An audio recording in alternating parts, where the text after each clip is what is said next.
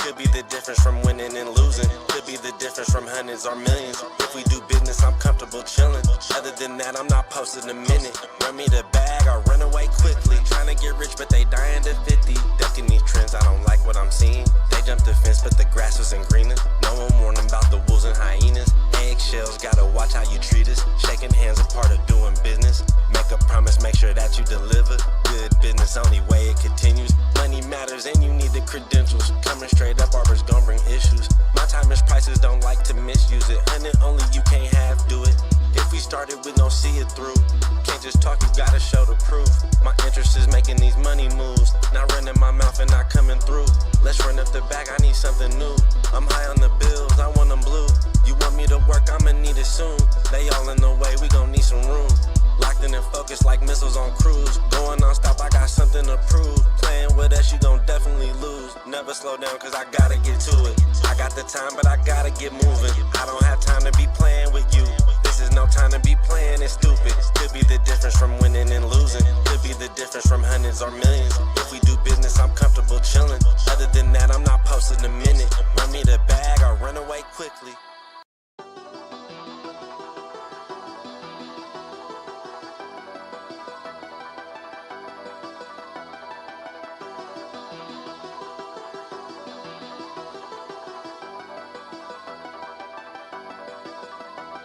I gotta get to it. I got the time, but I gotta get moving. I don't have time to be playing with you.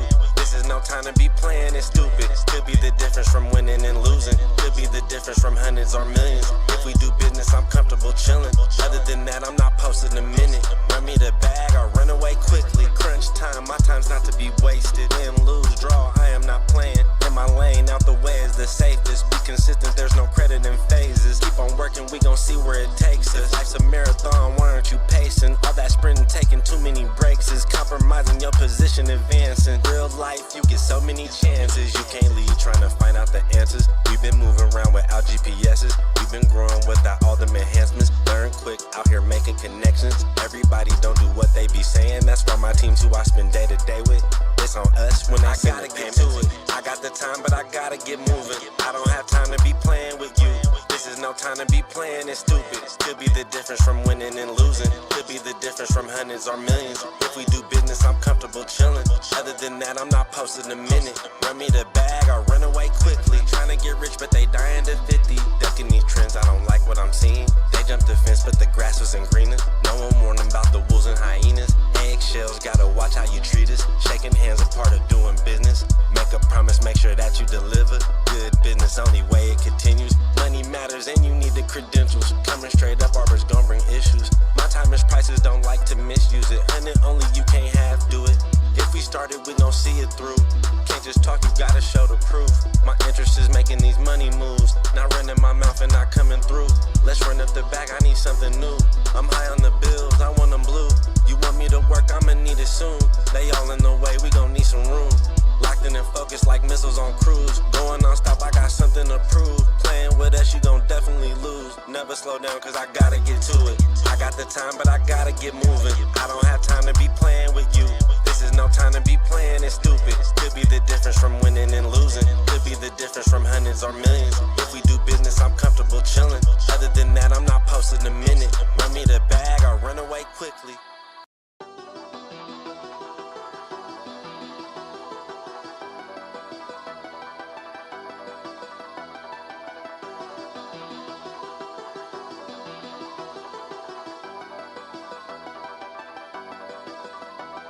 I gotta get to it. I got the time, but I gotta get moving. I don't have time to be playing with you. This is no time to be playing, it's stupid. Could be the difference from winning and losing. Could be the difference from hundreds or millions. If we do business, I'm comfortable chilling. Other than that, I'm not posting a minute. Run me the bag or run away quickly. Crunch time, my time's not to be wasted. Win, lose, draw, I am not playing. In my lane, out the way is the safest. Be consistent, there's no credit in phases. Keep on working, we gon' see where it takes us. Life's a marathon, why aren't you pacing? All that sprinting, taking too many breaks is compromising your position, advancing. Real life, you get so many chances. Do you know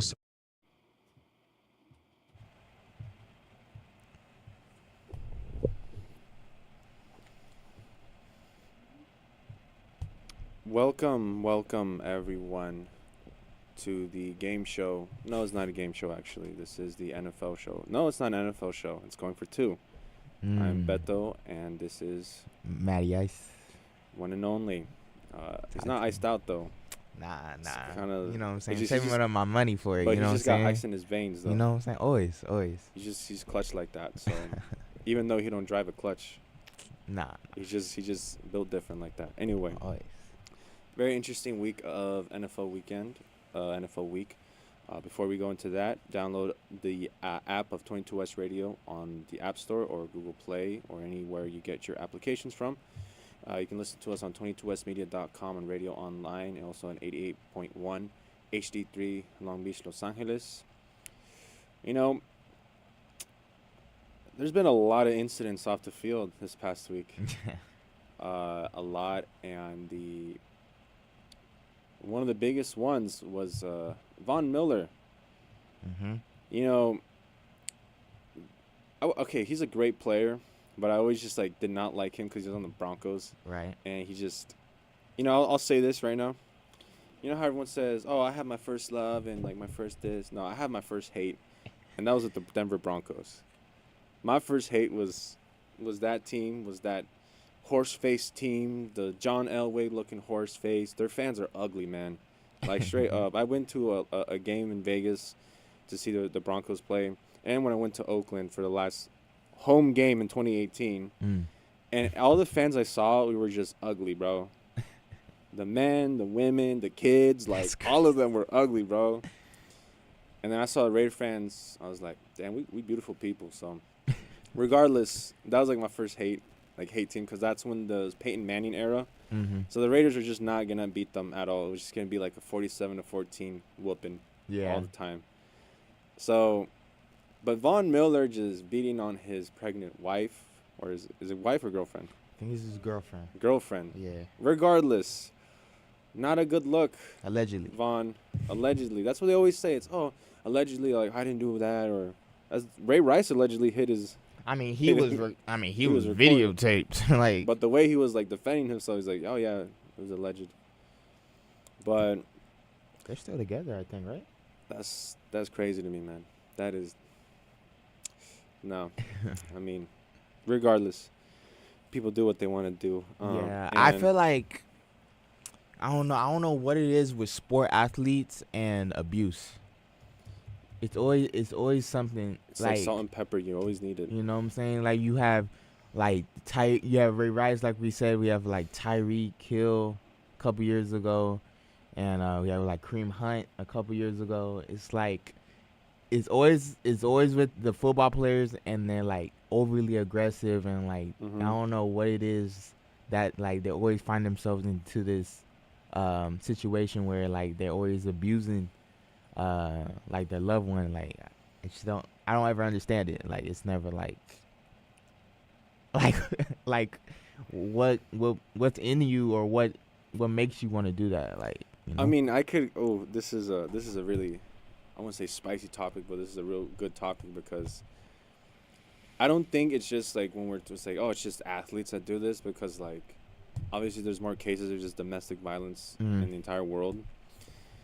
And damn, I could really go into the way our society is structured, the way how we even us as our society treat women, the way when there's issues about women that come up, and they're always put it to the side, or it's always oh, we have to find more evidence first, oh, we have to interview more first, or we have to see if it's she's actually telling the truth, because there's more cases. No, there's not. There's more cases where women are not speaking up. And anytime the NFL does something, it's usually the players don't really get that much of a big slap on the wrist. They always get a slap on the wrist. Tyreek Hill is still playing. Ray Rice obviously stopped playing after, because he got a 2-game suspension after that. But it was nah, you should have been suspended indefinitely until obviously the investigation is over. But even with Deshaun Watson, when it was 24 women were speaking out. Yeah. It's 24. It's not 1 or 2. Even regardless if it's 1 or 2, it's a very serious issue. But if it's 24, there's a saying that's fool me once, shame on you. Fool me twice, shame on me. And it's bro, there's 24 incidents. and it's not being taken seriously. Even with the Josh Giddey thing, it's like 2 weeks and they're barely mentioning that, and it's Bruh, like, really. and it just goes to more. Damn, I'm talking about society now, and it does go more to show that like a lot of the times that just women are not being heard, or specifically the people that are being hurt in this scenario are not being heard. Yeah. Because it's more about like Von Miller did this, not his girlfriend was hurt by Von Miller. Right. And it's not ever about her. It's always about him. Yeah. Yeah, the only reason I point the issue out about like, oh, it's always sports play, because that's all I see. Like all I see is sport players and people in this position with a lot of money. They're always abusing someone. Like, take Miles Bridges with the Hornets, and how he like there's pictures out of his girlfriend bruised up. Yeah. And they gave him a slap on the wrist. I don't even think they suspended him. But they look at another player like next to him, like Kai Jones, and he didn't abuse nobody, and he has a couple like Instagram live videos out, and it looks like he's like on drugs maybe, but they cut him. It's like, that makes no sense to me. There was no evidence that he was on drugs, but you also have like this person that has a hit, and he has a history of abuse on your team, and like you still supporting him. And it's like, as interesting enough, during this semester I took this or I'm taking this class called kinesiology, sports psychology, and just the way like athletes think, and it's kind of like the way what goes on through an athlete's head. And most of the time we've like found that's like, obviously athletes are just people, so I feel like regardless, someone like Von Miller already exists down your street, just because like they're athletes, just because they have money, just because they got all this fame doesn't, obviously, yeah, it changes them. I would say like, damn, if I got like $2 million today, I'll be like, you know what, guys, bye. Like I would change, right.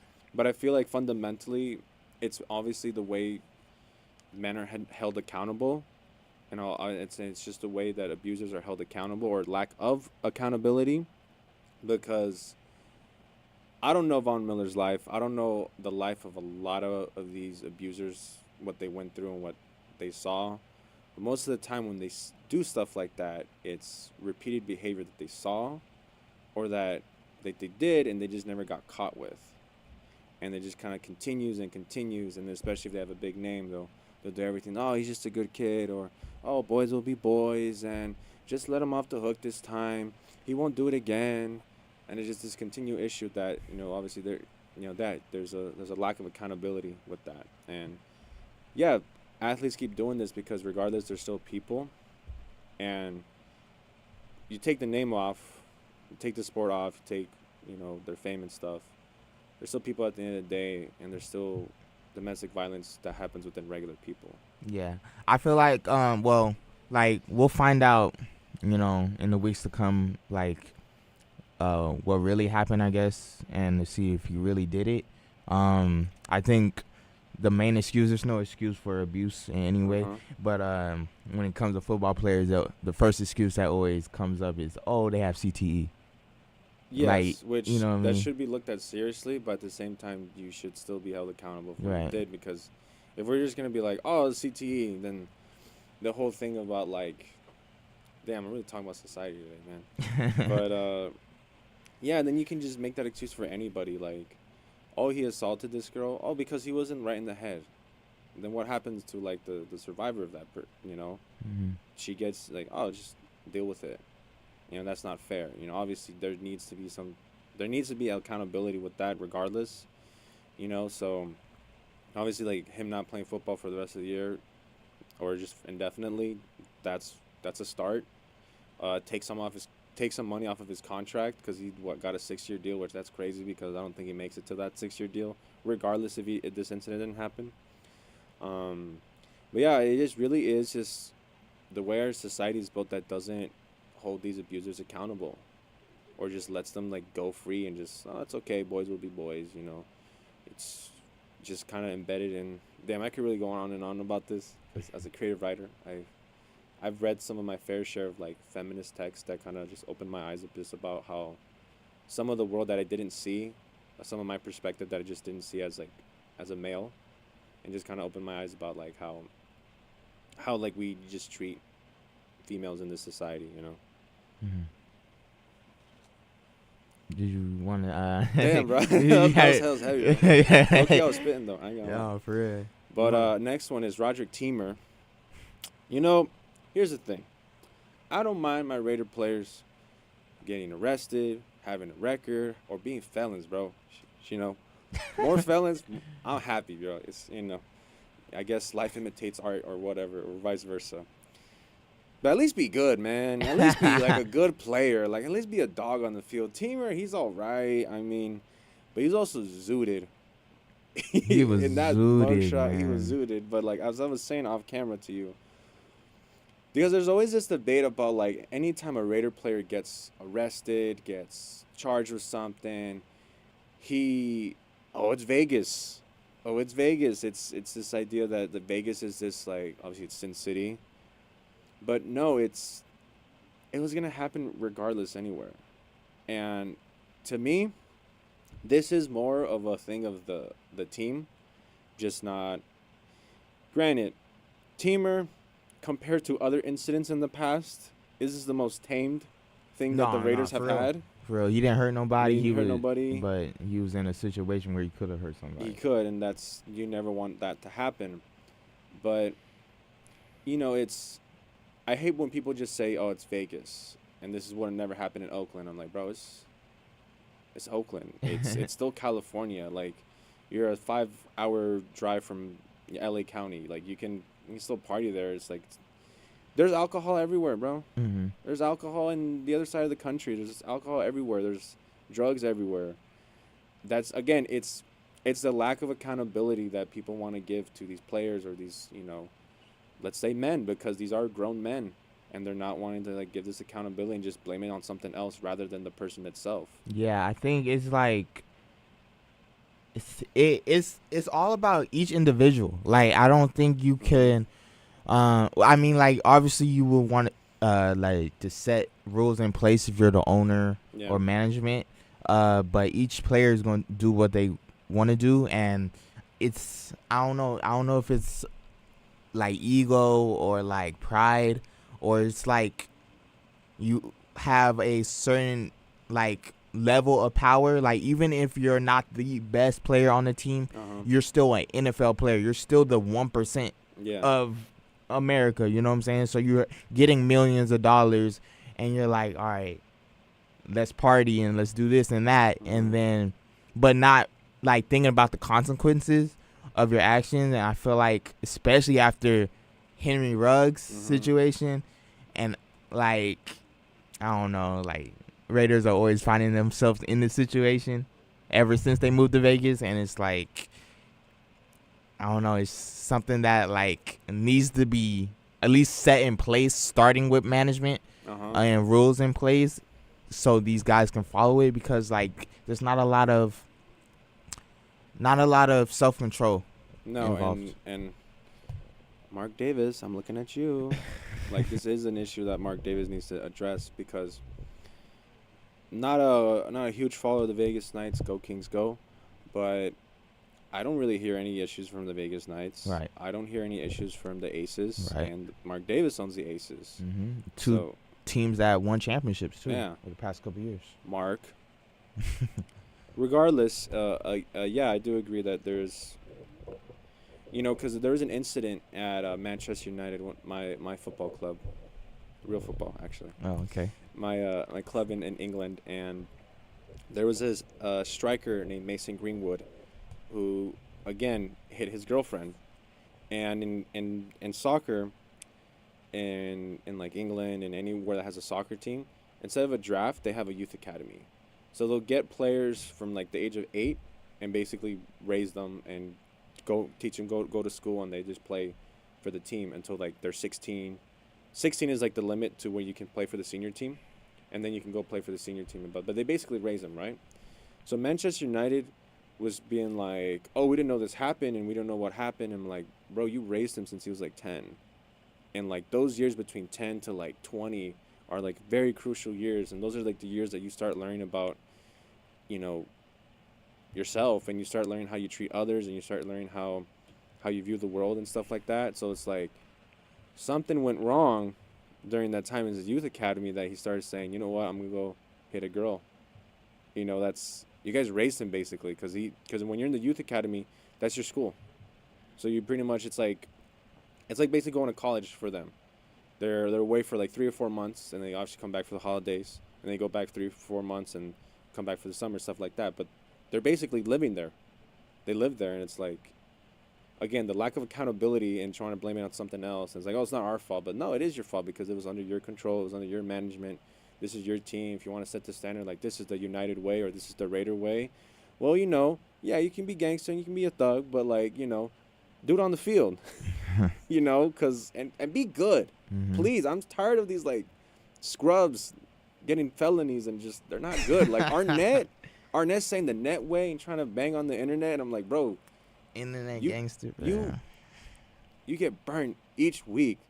You can't be talking all that when you get burnt each week. Like I can just show your highlights, bro, and that's it. Right. Or low lights, I should say. Low lights, not one highlight. He has one pass breakup in his entire like 2 years. That's it. Nah, bro. So you want to talk about something lighter? On a lighter front? Yeah, bro. I was kind of going in on this past 13 minutes. Look, we could talk about next. We could talk about the NFL awards, I guess, and how, or our top 5 awards, or who we think is gonna make it. I guess the first NFL award we could start off with is the MVP. We all know that is a quarterback-driven award. Let me look at the list that they have, because I want to see what they have at the moment. But yeah, It is a quarterback it is a quarterback-driven league. Yeah, That's what it is. Yeah, I got a couple people from the Vegas. I think the Vegas Insider. They had Jalen Hurts number 1 at the moment. Mahomes, Lamar Jackson, Tua Tagovailoa, Dak Prescott, Brock Purdy, and C.J. Stroud. I think right now, if I had to pick out of those guys, probably be Jalen Hurts. I think a dark horse in it is probably really like Tua. I think Tua's been playing very great. I don't think he gets a lot of credit because the team is built around him. And like a lot of people like to highlight Tyreek Hill and that. I think Jalen Hurts is number 1, but I like to see C.J. Stroud in there. You know, I learned something, I think yesterday, that the Raiders ex-GM Dave Ziegler said he wanted to trade up for C.J. Stroud, and that's something that I could have went to the grave not knowing. Because I wanted, like, that was the one person I wanted the Raiders to get, and the fact that they didn't get him and he's performing the way he is irritates my soul. He's from the IE, bro. I wanted me and my local boy, bro. You know, a SoCal, bro. I want it. You know what Dave so Ziegler is? Before because the second half is usually our tangents of the silver and black team, the pirate team. I'm just gonna call them the pirate team now. They don't deserve the colors anymore. Dave Ziegler is like a puppet. No, he really was. Somebody always got a hand up his. I'm not gonna finish that sentence. He really was, because there was so many moments where it's like, oh, we wanted to do this, but Josh McDaniels didn't want it, so I'm gonna sit here and not do my job and be the general manager. You're the general manager. You're supposed to overrule the head coach. What you mean? That's your job. And in the press conference, he's like, I remember, oh man, I hate this press conference looking back at it, because he was like, yeah, moving forward, I will take over the final decisions. I'm like, yeah, right. BS, all of that, man. And this is the same problem with the Gruden and Mayock era, because that was literally the John Gruden. They came in as you know, butt buddies, and Josh McDaniels and Dave Ziegler were butt buddies, but instead, in this relationship, Dave called Josh daddy. Because if you read that article from Hondo Carpenter, they didn't agree on most of the decisions besides the Chandler Jones decision Right. of signing him, and it's like, what? Right. Like, and even if you didn't agree, like, okay, like, Overrule it. You're right, the GM. you're the GM. You are in the position of power above the head coach. Uh-huh. Your decision making is team based, player based, Not coach constructing based. a team. Not coach Like, based. let Josh McDaniels coach the team and worry about the football aspect and the in between the lines. You're supposed to be outside the lines, management in that regard. Like, it's the second year in a row that we have a manager that's got a hand up his, up his bum. How about that? It's a nice. Who do you think is going to be the MVP this year, or who you think the front runner is? I want to say defensive player just because, like, I love defense. But it's not going to be it because, NFL says, you know what the MVP should be called? QVP. Actually, no. That's a mouthful. MQVP. Most valuable quarter. Actually, never mind. I can't spell today. I'm an English major. I don't know how to say it, but, like, regardless, like, we should just, like, change the MVP to something of a quarterback of the year. It's definitely. Because it really is just it's quarterback just of the year. I'd say Jalen Hurts to be honest, because just the way the Eagles have played, I think Jalen Hurts is the best one because he has given that team those 10 wins? 10 wins. 10 wins. He has given that team 10 wins. I would say Patrick Mahomes as well because he has kept his team, above 500 and, in the division still. I just think it is Jalen Hurts. I would love Tua to get the MVP because I love me a left-handed quarterback. There's not enough left-handed quarterbacks. There's barely any. Lefty gang. Yeah. And any good lefties. Just like how there's no good bald quarterbacks in the NFL. All right. But yeah, I'd say him. Then moving on to Defensive Player of the Year. You already know my answer. You know my answer too, though. Let's say it. 3, 2, 1. Max Crosby. Jinx, you owe me a pop. Under a roof, though. Look, I think it's Max Crosby. Yes. But, you look at the team, and they're below 500, and also you talk about the Raiders winning awards. They don't get that type of look. So I don't think he gets it, personally. It's probably going to be T.J. Watt again. I was thinking T.J. Watt is going to win it because... I wouldn't mind Myles Garrett because Myles Garrett has been really great this season. Yeah, just not the Bosa brother from the Niners. What's his name? Oh, no. Max Crosby. They have... Max Crosby has better stats than him. They had Nick, or Vegas Insider had Nick Bosa ahead of Max Crosby in, like, the odds. But Max Crosby... is a better statistically player. And on the field has been the better player outright. And the fact that Max Crosby plays like 99, 98% of the snaps and producing the way he produces. Also, I think Max Crosby should not play the rest of the season. That knee, bro. Oh, his knee? I don't want him hurt. I don't want him hurt where it's like it's a career-ending injury. I hear you. Just there's nothing to play for. I hear you. And let's see what you have from your Texas Tech Raider, and Tyree Wilson, who's he is not good. Oh yeah, we could talk about the defensive rookie of the year. He's not in there. Yeah, you know, and what? we know who's number one though. Jalen Carter. Jalen Carter is number one in the odds. It was probably going to be Jalen Carter or Christian Gonzalez if he didn't get injured. And I wanted Christian Gonzalez to have a Spanish last name and be like, it's not my last name, but I got it. I would have bought that jersey. That would have been clean. But no, yeah, it's probably Jalen Carter. I don't think there's another defensive rookie that's that good compared to him. Like, literally, game one. Wrecking the game, And, like...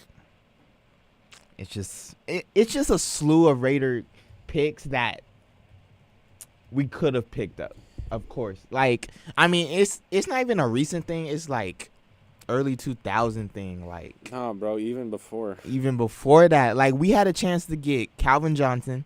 We had a chance to get Adrian Peterson. you know, and it's just like, and there's a whole bunch of other ones. Just You know like, what's the bro, one you that just hurts me always the miss. most? 2017. TJ Watt is on the board. You know who the Raiders pick? What was 2017? I'll give you a hint. It's the rival of the Michigan Wolverines. Ohio State. Yes. Who do we get? It's a defensive player from that team. Who do we get? Oh, is the cornerback Yes. Netway? No, not Netway. Not Netway. Netway. I hate Oh, I know who you talking about. Who? Gary Conley. Yes. I remember, bro. Hey, they picked Gary That's another Conley one, over bro. TJ Watt. That's another one, bro. Can you imagine TJ Watt and Khalil Mack on the same line that year? Oh. And you know what's another thing, Raiders? Stop drafting secondary that's under 5'11". Bro, if I'm taller than the secondary, that's a problem. You don't ever draft a cornerback that high unless they're like Sauce Gardner. Like, you know what I'm saying? Like someone that's guaranteed to produce. And especially from Ohio State, there's no good Ohio State cornerbacks. Only receivers. Right. There's now a good quarterback from Ohio State in CJ. Bro, I wanted him so bad, bro. Like, He's a local that really boy. irritates me. He would been I bet you he'd been in the press conference. Yeah, I grew up in SoCal and I love the Raiders. I bet you he would have said that. You know what I'm saying? And imagine this touchdown, CJ Stroud to Devontae Adams. Like that would have been just perfect. But you know what? Stop. You're hurting my soul. Just live in misery. Accept the misery. See, the NFL awards is very weird because they, outside of the defensive player of the year and the rookie of the year, they have NFL offensive player of the year. I think that's dumb. So like I guess we gotta talk about it. They have Tyreek Hill, Christian McCaffrey, AJ Brown, CD Lamb. I think it's Tyreek Hill too. I think he's on pace of getting 2,000 yards. A Dallas Cowboy. Yuck. No, I'm playing. I think CD Lamb has been playing great this year though. Credit to him. I'd say Hill and McCaffrey, one of those two. Yeah, 100%. Moving on to defensive rookie, we said Carter. Right. Offensive rookie, it's probably CJ Stroud. 100%. Jahmyr Gibbs too, man. Yeah, he ran all up on us. You know what? The Lions know how to draft running backs. Facts. You know, and they know how to use their running backs for sure, bro. Zamir White. That's all I have to say. And then comeback player of the year. I think that this is obvious, honestly, but DeMar Hamlin. Yeah, I think it's gonna be DeMar Hamlin. Even though the Bills have been. Even though he hasn't played half the games. Yeah. But he literally died on the field, so. Yeah. So you can't not give it to him. But they had Tua Tagovailoa also.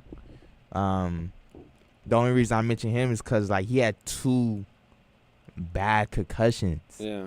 And the Miami training staff shouldn't have been playing because it was a Thursday night. Miami training staff literally didn't do their job and put him back out there. And I don't know, you see that image of him on on that field in Cincinnati also, DeMar Hamlin was. And every time you see an NFL player and they're stuck in one position on the floor, that always it hurts my soul, especially that situation of he shouldn't have been out there. No. He gets up when you're playing Buffalo and he's stumbling around. First and foremost, he should have been done for the game right there, but he continued playing that game. Yeah. So anyway, I think, coaches of the year. Sure. This final one to wrap this up. It's probably Dan Campbell.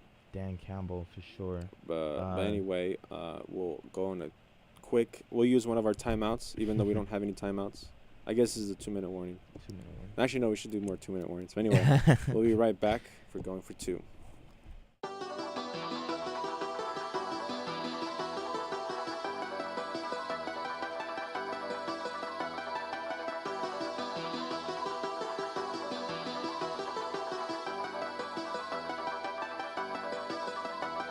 I gotta get to it. I got the time, but I gotta get moving. I don't have time to be playing with you. This This is no time to be playing it stupid. Could be the difference from winning and losing. Could be the difference from hundreds or millions. If we do business, I'm comfortable chilling. Other than that, I'm not posting a minute. Run me the bag or run away quickly. Crunch time, my time's not to be wasted. Win, lose, draw, I am not playing. In my lane, out the way is the safest. Be consistent, there's no credit in phases. Keep on working, we gon' see where it takes us. Life's a marathon, why aren't you pacing? All that sprinting, taking too many breaks is compromising your position, advancing. Real life, you get so many chances. You can't lead trying to find out the answers. We've been moving around without GPS's. We've been growing without all them enhancements. Learn quick, out here making connections. Everybody don't do what they be saying. That's why my team's who I spend day to day with. It's on us when I gotta get to it. I got the time, but I gotta get moving. I don't have time to be playing with you. This is no time to be playing it stupid. Could be the difference from winning and losing. Could be the difference from hundreds or millions. If we do business, I'm comfortable chilling. Other than that, I'm not posting a minute. Run me the bag or run away quickly. Trying to get rich, but they dying to 50. Ducking these trends, I don't like what I'm seeing. They jumped the fence, but the grass wasn't greener. No one warned them about the wolves and hyenas. Eggshells, gotta watch how you treat us. Shaking hands, a part of doing business. Make a promise, make sure that you deliver. Good business, only way it continues. Money matters and you need the credentials. Coming straight up, arbors gon' bring issues. My time is prices, don't like to misuse it. Hundred only, you can't half do it. If we started, we gon' see it through. Can't just talk, you gotta show the proof. My interest is making these money moves. Not running my mouth and not coming through. Let's run up the bag, I need something new. I'm high on the bills, I want them blue. You want me to work, I'ma need it soon. They all in the way, we gon' need some room. Locked in and focused like missiles on cruise. Going non-stop, I got something to prove. Playing with us, you gon' definitely lose. Never slow down, cause I gotta get to it. I got the time, but I gotta get moving. I don't have time to be playing with you. This is no time to be playing it stupid. Could be the difference from winning and losing. Could be the difference from hundreds or millions. If we do business, I'm comfortable chilling. Other than that, I'm not posting a minute. Run me the bag or run away quickly.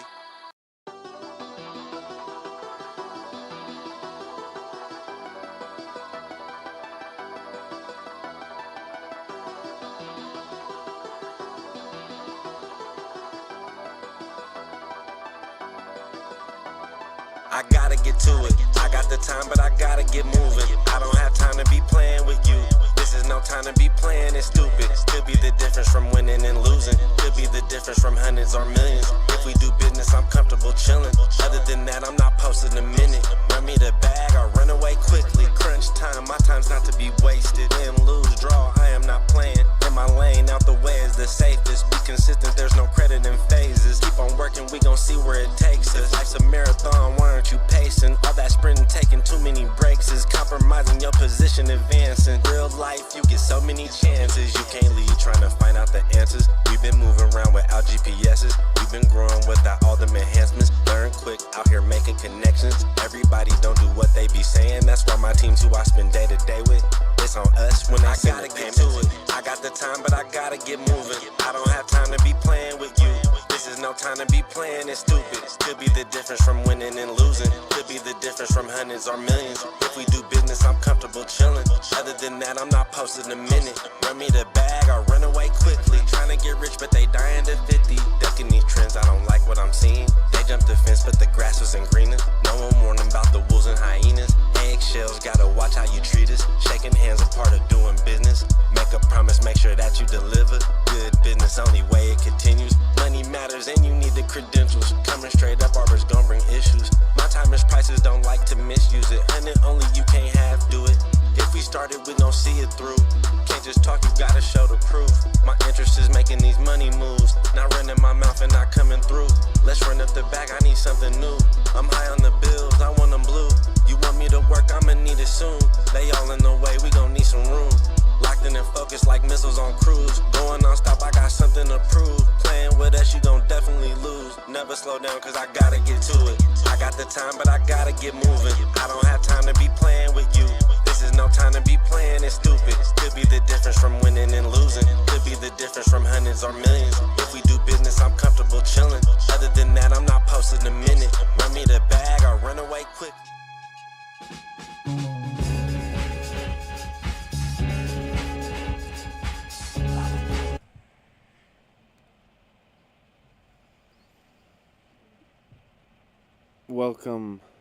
Welcome everyone This is Going for Two. I am Beto, and this is Matty Ice. Yes, and we are. Damn, what I always forget. we're going for two, You know what I'm saying? and we're technically not going for the 2-point conversion because if you go for 2-point conversion, that means you're already losing the game. Damn. But we always winning. You feel me? I went off the field, not on the field with my team. Regardless, we're gonna do top jersey kits and just best fits. First up is the Cincinnati Bengals all white. This is just clean. Like, you know, Absolutely. I would never own another NFL jersey besides the Raiders, as much as they annoy me. But nah, the all white from the Cincinnati Bengals is just clean. Yeah. They pulled these out last year. They did I think. with the white helmets. They had the jerseys already. Yeah, and they put out the white helmets, which makes it complete. I feel like, and Yeah, like, because like it did look weird with the orange helmet still, and I was like, I don't know. and I think they wore this jersey when they played Buffalo in the playoffs last year. I think they did when Buffalo In the got snow? bounced again. Yeah, in the snow, I think, Mm-hmm. and it looked. Also, It looks interesting amazing. fact: Josh Allen lost overtime, and he changed the overtime rules just for him to lose in overtime. Yeah, Again, he hasn't won in overtime since, I think. Yeah. overrated. Damn, this is in my throat. Ugh. Something like that. Not making the playoffs. Okay. So yeah, let's move on to the next one. The Kelly Green Eagles. Thank you, Tori. Shout out to Tori. real quick. Sorry in the chat. No, I'm playing. Yeah. So you can say hello, Tori. Okay. She a little shy today. I assume that was a hello. So Tori says hello. Yeah. So these Kelly Greens are really great. Obviously, they are the throwbacks of the 80s Eagles uniforms. Mm-hmm. Randall Cunningham. By the way, Randall Cunningham, only a NFL alumni from UNLV. Really? Yep. Shout Or out at to least the UNLV. most famous one. And I'm going to apply to grad school there, too. Okay. Shout out to Hey. my guy for real. No, You it's feel not because the Raiders are there. Everyone always asks me that. They have a really great program for what I'm looking for. For Really do like what UNLV sure. has to Look, but offer. you gonna go to the games though. Yeah. You gonna have to go Well, to the I'm games. not going to the games because just because I'm there, I'm going to still be a broke college student, bro. Okay, for sure. be You know, living sneak outstate. sneak your way in though, bro. Come I mean, never mind. on. They don't even know my plans, bro. Look, about these jerseys, I think these jerseys will make it so great is like how simplistic it is. Like Yes. there's not like nothing gory on it. And like they have the little like a old school Philadelphia patch, which Like, is on the really shoulders. nice on it. Like it's very simplistic and I like it. Like you don't always need to go over the top, but like very simplistic things are like very nice. I think that. And then for the next one that I have, it's the San Francisco Niners. It's not their color rush. It's their 1980s throwbacks. Is it the one they wore on Thanksgiving? The Yes. white with the red lettering, Yes. the bow red. I like that. Yeah, So if you yeah, that's nice too. Pull that up for us, Tori. Very Thank old you. school, very retro, like 90s. Yes. Like their Super Bowl eras and stuff like Yeah, that. that's, Um, just put like Absolutely. uniform. Um,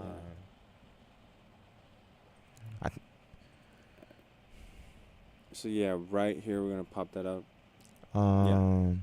yeah, So those that ones right there. Even is the red nice. one as well is really nice as well. I just like the way the letters are just shaped. It looks just better than the current one. Yeah, I honestly. think they should just stay with that, to be honest. Talk to me. But that's the only like Niners outfit I like. That's about it. Yeah.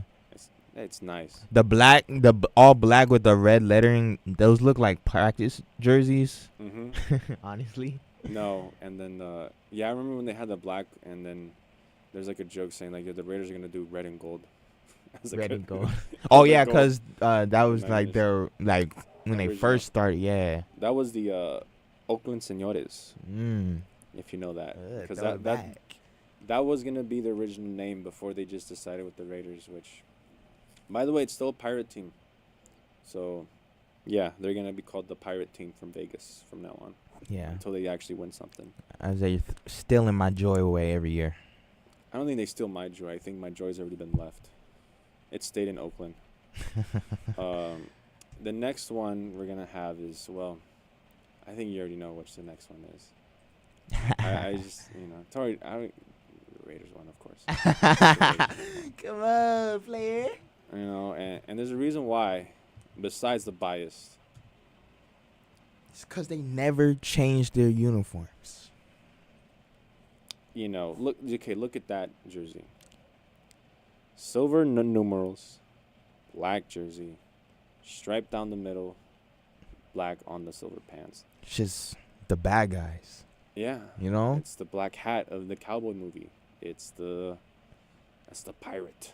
Right, you know what I'm saying? Like, you see those uniforms, you're supposed to think fear. Like, Yeah. I mean, that's what it was with Al Davis in the 70s. You know what I'm saying? Al Davis, and you know what I'm saying? You had the cornerbacks that would hit you real hard, you know what I'm saying? Like, that's like, we villains. We're supposed to be villains. Yes, and the reason why I say that, obviously, besides my bias, our bias, all three biases here, is that in sports, there's only one team in the entire, at least in this country, that you can identify just with their colors, and you already know who they're talking about. A silver and black. You can say red and gold, green and yellow, black and gold. They have an idea. When you say silver and black, You already know what it is, you know? It's the Raiders. Right. And it's a jersey that hasn't been changed since like 63. I think that's when they changed their uniforms. And that's when Al Davis came in as a head coach and had a good record as a head coach. By the way, for one of my communications classes in community college, I did a report on Al Davis. I actually did a speech on him, and it's on my YouTube channel. Just look up my name, my government name. Be sure. I guess for my list, I had with when I made my list, I went with like their base uniforms. Honestly, so at number 5, I had Pittsburgh. I think the black and gold is a great combination. I think, and I think it's also nostalgia and like the history built up. Also, like the Raiders, like when you think black and gold in the NFL, you think Pittsburgh. I think I think the rest of their uniforms, like they have the like Bumblebee uniforms. That's whack. Is very terrible, but I think their base ones are it's just very historic and very I think very nice. For 4, I think I have the Ravens. I think purple is very good color, and Yes. the way that the Ravens use the purple, I know they have an all purple uniform. That's their home uniforms.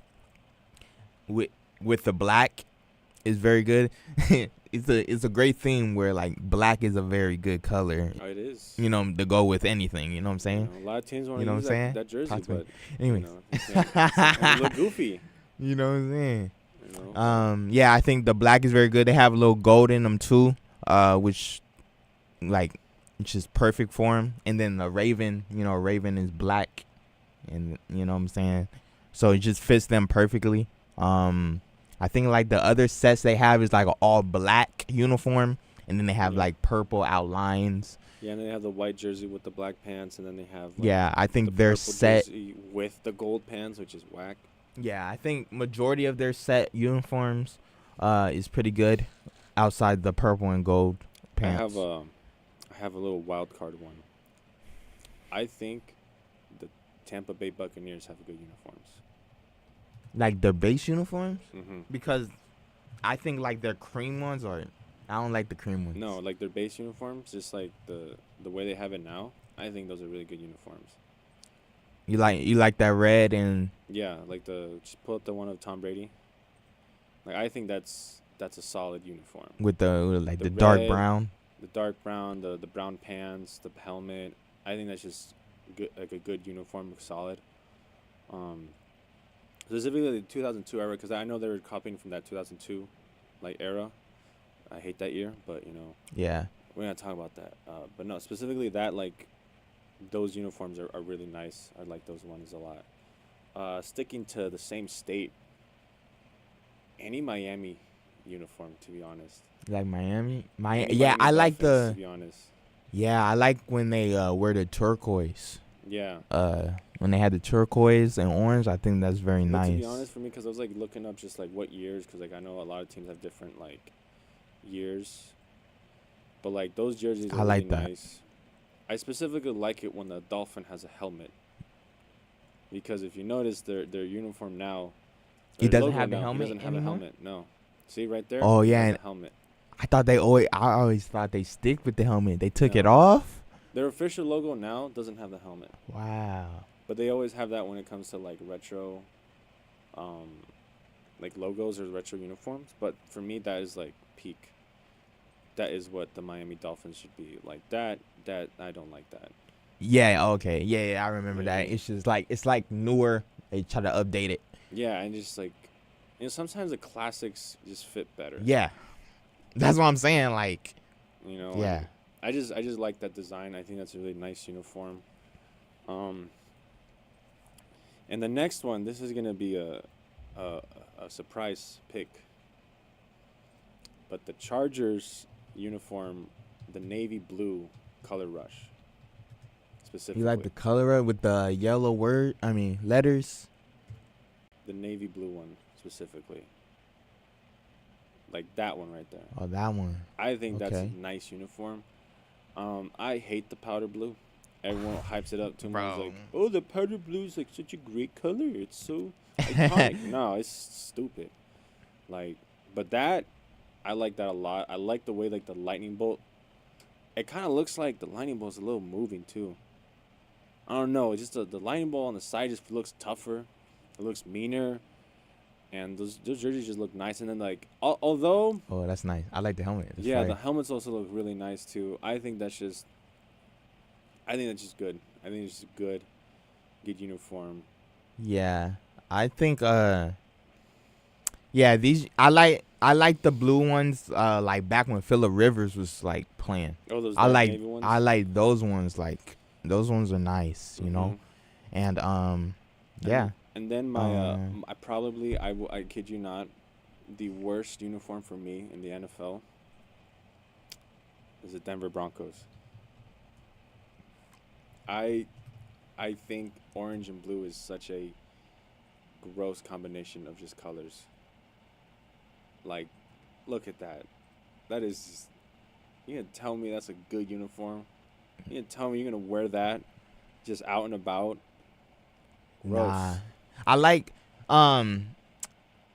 the if I did like one of these uniforms, I think I like the like when they go retro.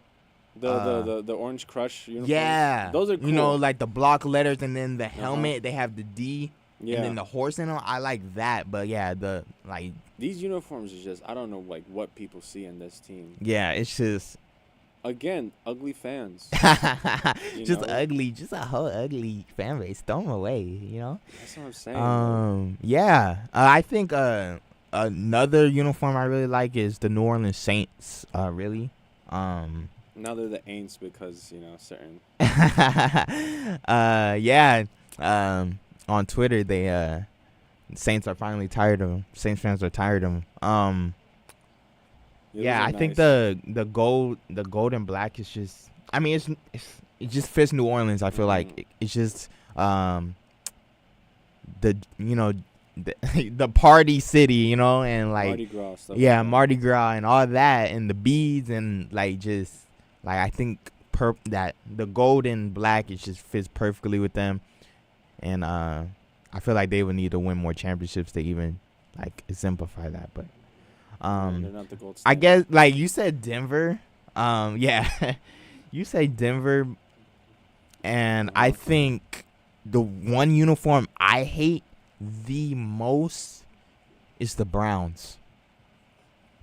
Really? The Browns, cause the reason I hate the Browns, cause their uniforms look like doo doo. You know what I'm saying?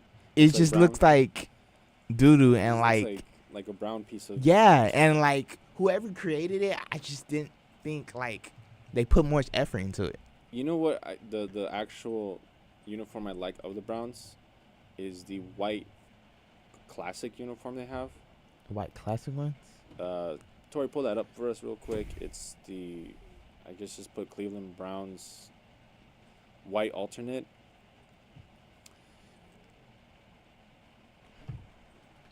Yeah, it's because it's, I don't know how to explain it because I just feel like I see that and I'm like, that's a good one. It's a white alternate. That one. Yes. Okay. I think that's like their best uniform.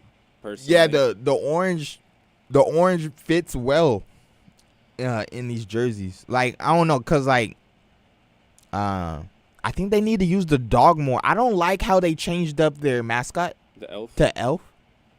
And like, why not just go with the dog? The dog pound. You have the dog pound. Like, Yeah, but they're not works. dogs though. Right? They're not.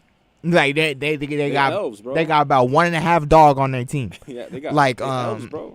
They sent a little help. Like, the elves make no sense. You should have went with the dogs and ran with it, and then you could have created a logo on your, you know what I'm saying? Like, Yeah. a logo on your helmet. Like, the fact that they don't even have a logo. Their logo is their helmet. You know what I'm saying? So like, if you think about it, the helmet has a logo within the helmet. It's terrible marketing, by the way. It's terrible. Yes, and I guess to wrap this up, we didn't go on a little tangent about the Raiders, but I'll say this: I think the hype for Antonio Pierce is over. I think it's done. And I remember last week, Tori was spitting about people gotta calm down and people gotta chill about him because this is only like one game. And yeah, she was right. I was right. And yes, as I like that they're competing now, I like that they're, more competitive, but at the same time, defensive coordinators are always going to be conservative. And Antonio Pierce, at the end of the day, is a defensive-minded guy. And the way he takes his timeouts, the way he challenges things, the way the game just kind of goes really conservative in the play calling. You can't just hire a new offensive coordinator and expect it to change because you still have the head coach making the decisions, and then, like, obviously the defense has been really good, but also Aiden O'Connell's not it. This past Chiefs game is the best you're going to get from him, and that's not really good. I think, like, I've always wanted Antonio Pierce to work out. I'm not like sold on like getting rid of him at all, but like, hey, if we end up getting a new coach, like, I'm not really opposed to it. Mm-hmm. I just really wanted it to work out because I have that like high school connection with him. But I think like it's also like the team that's constructed. It's not even his team. Like he wasn't able to construct this team, and like, yeah, with Aiden O'Connell, I think we will be in a position where we could draft a quarterback. Maybe not like, I don't think we'd be a number 1 pick, but like if we're in a top 10, top 12 pick, maybe we could get, you know what I'm saying? Trade up, because at this point it's like you can't make excuses. You can't wait for the next guy, or we're gonna wait for the next draft class. No, just do it now. What's the excuse? It's like, it's obviously my hope is that they hire GM first. I don't know if Champ Kelly's going to stay. I don't know if he's going to be on or whatever. But I feel like if Champ Kelly is going to stay, or whoever's a GM, I really want this to be the time that Mark Davis stays out of it. Because the last 2 times Mark Davis, put his nose in, you have John Gruden and, Josh McDaniels, who are fired first before the GM. And that's an issue because you have a power dynamic at that point. And again, with Dave Ziegler saying that, I have to listen to Daddy McDaniels, or then I had to listen to Daddy Gruden, and it's like, so you're not the GM, you're just a puppet. You just got to hand up your bum, So it's like, why do we need you? Right. And at the trade deadline, neither of those 2 GMs did anything to improve the team when they were there. Neither of them. Trade deadline happened, Dave Ziegler was quiet. Same with Mike Mayock. And I want a GM that's aggressive and I also want this Raiders to stop looking in the past. I was about to slip. Stop looking in the past, because the future of the Raiders is the greatness of the Raiders is in the future. Stop looking at the past. But anyway, let's end this here on this note. I've been Beto. And I'm Matty Ice. And you can listen to us on 22westmedia.com and our YouTube channel. And download the app. You won't regret it. And thank you, Tori.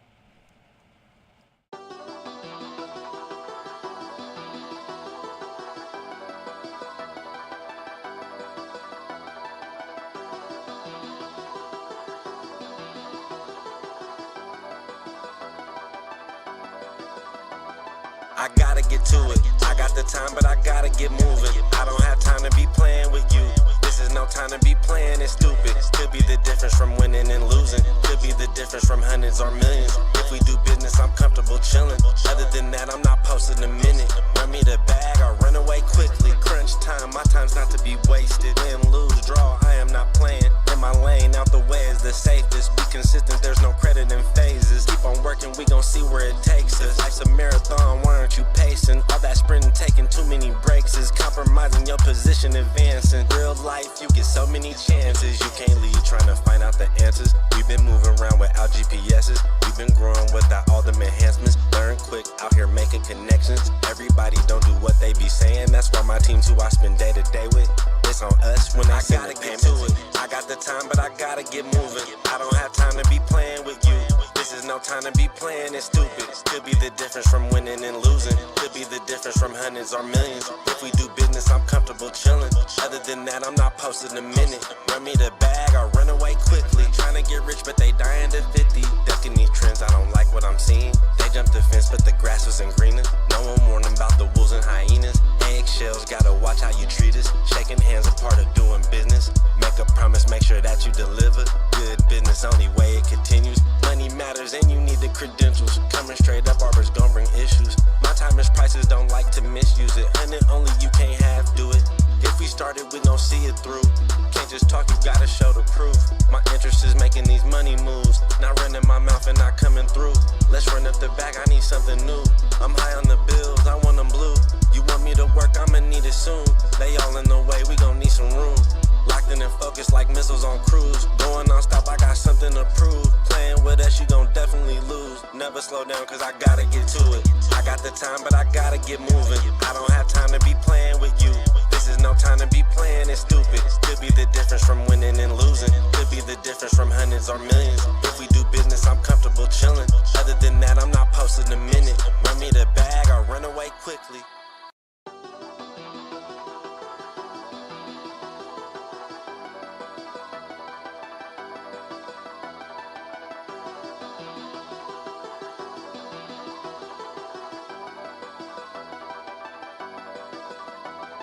I gotta get to it. I got the time, but I gotta get moving. I don't have time to be playing with you. This is no time to be playing it stupid. Could be the difference from winning and losing. Could be the difference from hundreds or millions. If we do business, I'm comfortable chilling. Other than that, I'm not posting a minute. Run me the bag or run away quickly. Crunch time, my time's not to be wasted. Win, lose, draw, I am not playing. In my lane, out the way is the safest. Be consistent, there's no credit in phases. Keep on working, we gon' see where it takes us. Life's a marathon, why aren't you pacing? All that sprinting, taking too many breaks is compromising your position, advancing. Real life, you get so many chances. You can't leave trying to find out the answers. We've been moving around without GPSs. We've been growing without all them enhancements. Learn quick, out here making connections. Everybody don't do what they be saying. That's why my team's who I spend day to day with. It's on us when I gotta get to it. I got the time, but I gotta get moving. I don't have time to be playing with you. This is no time to be playing it stupid. Could be the difference from winning and losing. Could be the difference from hundreds or millions. If we do business, I'm comfortable chilling. Other than that, I'm not posting a minute. Run me the bag or run away quickly. Trying to get rich, but they dying to 50. Ducking these trends, I don't like what I'm seeing. They jumped the fence, but the grass wasn't greener. No one warned them about the wolves and hyenas. Eggshells, gotta watch how you treat us. Shaking hands, a part of doing business. Make a promise, make sure that you deliver. Good business, only way it continues. Money matters and you need the credentials. Coming straight up, Arbor's gon' bring issues. My time is prices, don't like to misuse it. And it only you can't half do it. If we started, we gon' see it through. Can't just talk, you gotta show the proof. My interest is making these money moves, not running my mouth and not coming through. Let's run up the bag, I need something new. I'm high on the bills, I want them blue. You want me to work, I'ma need it soon. They all in the way, we gon' need some room. Locked in and focused like missiles on cruise. Going non-stop, I got something to prove. Playing with us, you gon' definitely lose. Never slow down, cause I gotta get to it. I got the time, but I gotta get moving. I don't have time to be playing with you.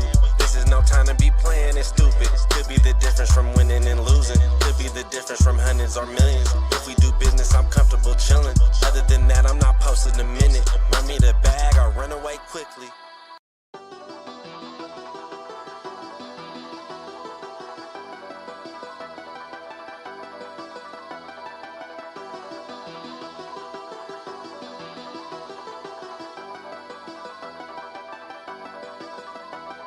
I gotta get to it. I got the time, but I gotta get moving. I don't have time to be playing with you. This is no time to be playing it stupid. Could be the difference from winning and losing. Could be the difference from hundreds or millions. If we do business, I'm comfortable chilling. Other than that, I'm not posting a minute. Run me the bag or run away quickly. Crunch time, my time's not to be wasted. Win, lose, draw, I am not playing. In my lane, out the way is the safest. Be consistent, there's no credit in phases. Keep on working, we gon' see where it takes us. Life's a marathon, why aren't you pacing? All that sprinting, taking too many breaks is compromising your position, advancing. Real life, you get so many chances. You can't leave trying to find out the answers. We've been moving around without GPSs. We've been growing without all them enhancements. Learn quick, out here making connections. Welcome back, everyone, to episode 7 of Footy Fridays. The host Zach Brown and Desi Lopez. It's been a while. A couple weeks. It's been a long 2 weeks. A lot has happened in the last 2 weeks. But let's get right into it. We got a lot to talk about today. We're going to start off with some Premier League action. Us Spurs fans are not too thrilled about what's been going down. Rough couple of games. Rough. That's what happens when injuries start to pile up. A new manager, pretty new team considering all the players coming in. But yeah, 3 straight losses to Chelsea, Wolves, and Aston Villa. And it's not going to get any easier there. The next 3 games are against Man City, West Ham, and Newcastle. How many points do you think realistically we expect to get out of this? I mean, you'd hope to get some points from City. Back. Well, you have to consider Man City are 0-5. That's true. Yeah. You have to beat Spurs in their home stadium. They're in pretty good form. Yeah. Without Kevin. Without Yeah, that's always going to happen. I'm not even worried about the season. What happened tonight was going to happen, but I think between West Ham and Newcastle, you got to get at 4 points. It's got to be 4 points. No, and their game against Villa was a good team. Yeah. So, like, you can't really be too disappointed with that. It's the Wolves loss. Yeah, it's just really sad this is another injury. Yeah, let's talk about Villa. They're right now. They're 4th place in the Premier League. I really like this squad. This squad's really good squad.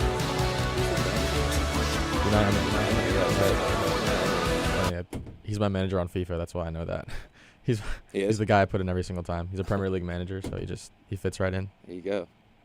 Yeah, they've been really fun to watch. Ollie Watkins has been exciting. I mean, ever since he kind of made a name for himself, was it 2 seasons ago? Yeah. Or a year ago that he kind of launched himself into the Premier League. Exactly. Upper echelon. I mean, he's made himself known as a goal scorer at such a young age. He's proven it this year too. Really impressive. Really, really solid.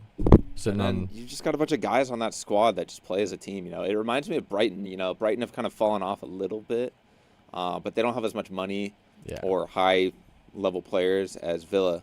Zaniolo, that's the guy I couldn't think of. There you go. He's been killing it for them. Yeah. You look at their acquisitions, too, like Moussa Diaby. Mm-hmm. He's been stellar for them, too. And they just have a really deep squad, as I already said. Like, they're really solid all around. They have a really, really, really nice attacking force, I think. Leon Bailey's one that I noticed has been... Yeah, they've got pace. They have pace up top.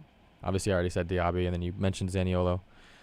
But I don't know. I really like their team, even though it was tough to watch Tottenham lose. Yeah, definitely. That was always going to be a interesting match. They were right next to each other. They kind of just swapped spots. When they played, Tottenham was in 4th, Villa was in 5th, and now they've flopped. But Villa, they're only 2 points behind Arsenal off the top of the league. And their next game is against Bournemouth, so that should be 3 points for them. So, yeah, things are getting interesting in the Premier League outside of Villa and the top teams. I mean, Liverpool is starting to heat up a little bit, looking like the Liverpool we're used to seeing. I know they've dealt with injuries up front with Jota, and but Luis Diaz, after everything he's gone through with he's using his that parents, he's using that as fuel. Yeah, fuel, exactly. He's fired up right now. He had 2 goals in the international break for Colombia, and then he scored against who'd they play yesterday? Last. I think they played last. Yeah, I think you're right. In the Europa League for Liverpool. But as far as the Premier League, Liverpool are starting to look like the Liverpool we're used to seeing. Yeah, and their next matchup is against Fulham. So when you think about their next few games, obviously they want some points in that game. I know it's still pretty early, but I mean we're still 13 games in. They're going to be playing 14 this weekend. But Arsenal, City, Liverpool, Villa, Spurs, Man United, Newcastle, Brighton. That's the top 8. Yeah. Realistically, Arsenal, City, Liverpool are the front runner. I mean, Villa up there, they're tied with points. And you look at United too. I mean, they're sitting 6th. They won their last 3 games. Mm-hmm. I mean, they've been doing some things well over there too. Yeah, they can do well in the domestic league. Exactly. Champions League, that's Champions another League level. We'll get to that in a bit. Struggle. But let me ask you this: between all these teams that are kind of clustered at the top, who do you think has a legitimate chance of not winning the title, but maintaining themselves in a position in the title race? I think Liverpool have shot themselves back into a really nice spot. I mean, they sit 3rd right now. Obviously, you said it's still early. We haven't hit the January transfer window, Mm-hmm. So I think they have a shot to contend. Obviously, you can't rule out Man City ever. No, they're just always there. They'll find a way. I mean, I can't say Arsenal. I just can't do it. I can't put them at at the top. As much as I don't want to. It just hurts me to do it, but I probably should. I think it's hard for us to give credit where credit's due, But especially when it's your rival. Yeah. But Mikel Arteta is doing something over there. Big time. Big time. For the Gooners. But I think they have to be considered in it. They blew it last year. They did. And I think this year that's only going to help them, knowing what they went through the season before and what they could have done differently, and having that on the back burner. Yeah. Going 100%. into the remainder of this season, I think is really going to help them. But I think it's between those top 3 teams, Arsenal, Man City, and Liverpool. As much as I want to say Tottenham are in it, right now their form has fallen off and we've got injuries. It's hard to say that they're going to recover from the poor form and the injuries when right now we just haven't seen it yet. You know what? I'm optimistic about it. I think once they get their top guys back, Mm-hmm. Van de Ven, Madison, Richarlison even, I think they have a chance. I mean, you saw how well they played with those guys at the beginning of this season before they got injured. They were top of the league. They weren't dropping points, but I don't want to rule them out. You can't rule them out, but once they get those players back, different story. And they are in the toughest part of their schedule right now. Exactly. A lot of people were saying they're unbeaten through 10 games because the only teams they played are Arsenal and Liverpool. Saying everyone else was just not quality enough, which I guess you could say because like we mentioned the stretch of fixtures for them over the last month, and it's definitely the tougher part of the schedule. But I agree. I think if they can get healthy, they're gonna keep themselves in the competition. Oh yeah, 100%. And then I just want to point out another Premier League thing. I'm rooting for Luton. I might be a Luton fan for the rest of the season. Hey man, Ever since Everton had that 10-point deduction, dropped they those points. shot ahead of them, and it makes me say I feel so bad for the Toffees. But Luton, they're 4 points clear of relegation right now. Wow. And I would like to keep it that way. Yeah, man, they won their last game right against Mm-hmm. I don't remember who they played, but they definitely picked up those points, which is good for them. Like you said, I feel bad for Everton, but Luton, man, they're on the come up. See if they can fight that relegation spot. And then one more thing in the Premier League I wanted to mention. I just think this is funny. So Burnley are playing Sheffield United this weekend. Man, they're struggling. Yeah, both of them are at the bottom of the league. Literally, Burnley, Everton's in 19th. Burnley's in 20th. Sheffield's in 18th. The game will be at Turf Moor in Burnley. Burnley have yet to win a home game. Sheffield United have yet to win a road game. Wow. Something's got to give. I mean, obviously this could be a 0-0 draw, but I feel like one of them is going to break the unstoppable trend. Force means an immovable object. Exactly. That's wild. So I think Burnley have the advantage because they're at home. They just lost their last 5 games too, and they're sitting at the very bottom. 1 win on the season. Yeah. I mean, I don't know. It's so tough. I don't even know who. It's a coin flip. I just said that Burnley have the home field advantage, but they haven't won at home all season. Exactly. But I think Turf Moor, people know, Premier League fans know Turf Moor is not an easy place to play. Definitely not. But that's more of a weather thing. It's just always raining up there. Yeah. But That'll be fun to Company, I watch. think Company will get the job done. He'll get his first home win of the season for the boys. Okay. Good call right there. Yeah, but that'll lots going on in the Premier League, but even more in the Champions League. Crazy fixtures. We talked about Man United. Let's just go right into them. Well, you saw their result against Galatasaray Mhm. this last Wednesday, I believe. Yeah. I mean, what did you see? Is there anything they can do to? I mean, are they still in it, right? They still have They still are a in shot to make it out of that group. They need a win against Bayern Munich, and they need a draw between Copenhagen and Galatasaray, and that's the only way. That's crazy. So you gotta beat Bayern That's Munich. That's a insane. task of its own. I don't know what is it about the Champions League? What is it that just? I don't know. We need Maher in here. Yeah, we need do. Maher in here to tell us a Yeah, bit about man. it. But I'll tell you what I've seen. I've seen a lot of the same things that we saw earlier in the group stage. When they had a 3-1 lead against Galatasaray the first time and blew it, and then they lost 4-3 to Copenhagen after being up 3-1 in that game. And once again, they're up 3-1 against Galatasaray in a must-win game, and they draw 3-3. And I mean, I'm just like, you can't blame. They have nobody else to blame but themselves, That's because true. now they're in a position where they're fighting for their lives, not just for Champions League. If But they finish fourth, they're not- out. They yep. don't even go down to the Europa League. they would be gutted after that if they And don't even I make think it. yeah, It's realistic. it's it's realistic, realistic. and I'm looking at it right now. Just the way we see Champions League football go, season in, season out. How heartbreaking would it be for Man United to take down Bayern Munich at home on that Tuesday night next week? But Galatasaray take down Copenhagen, and And then they would- Galatasaray yep, they go would go through. because That they would be need a so draw in sad. the other game. They Yeah. need the other team to So draw. they neither of them can win, or else they go through, right? Because they're a point Yeah. behind both of them. They're a point Copenhagen and behind Galatasaray both just need a win. Right. If they win, they're in. Right. So that might be the most entertaining game I agree. of the I agree. remainder of the Champions League. I was just looking at their last game versus Galatasaray, and Onana, the goalkeeper, Oh, that was a howler. you're looking at the points right here. He put up 4.8 points on FOTMob. Obviously, this is what we use for our starting 11 as well. Yeah. But I mean, that's at this been the point, blunders, yeah. at this point, like, what can you say about Onana? I mean, again, we need Maher in here. We need some Beto in here, but Yeah. Well, I think for him, it could be a confidence thing where, you're playing for one of the – you just transferred and signed for one of the biggest clubs in the true. world. You're thrown into a situation that has all these other external factors, whether or not it's the battle between the owners and the Glazers and the fan base. yeah, Or Jadon Sancho and whether he's the scapegoat for everything that's going wrong with Ten Hag's tactics and just the way their Premier League season's gone. There's just so many different storylines within Manchester United right now. It's hard for a new goalkeeper who's struggling to turn it around. I agree. With everything else going on around him. So Well, let me I ask just you I this feel then. for him. Yeah, let me ask you this then. Have you seen the quality that you think he can improve? Or do you think, like, is it just a mental thing that he just has to come out of? I think Like, it's is a the mental quality thing. there? Is the quality No, there? there I is think quality it is. in I it. think No, it I is. agree. There is quality. I mean, he was in the Champions League final last year for Inter Milan. Exactly. And He before was going that, off when he for was that. playing at Ajax, he was a big reason that Ajax went to the Champions League semifinals against Tottenham in 2019. 100%. It's a shame that his career kind of got sidetracked by he had to sit out for 12 months That's right. for the doping case. Mhm.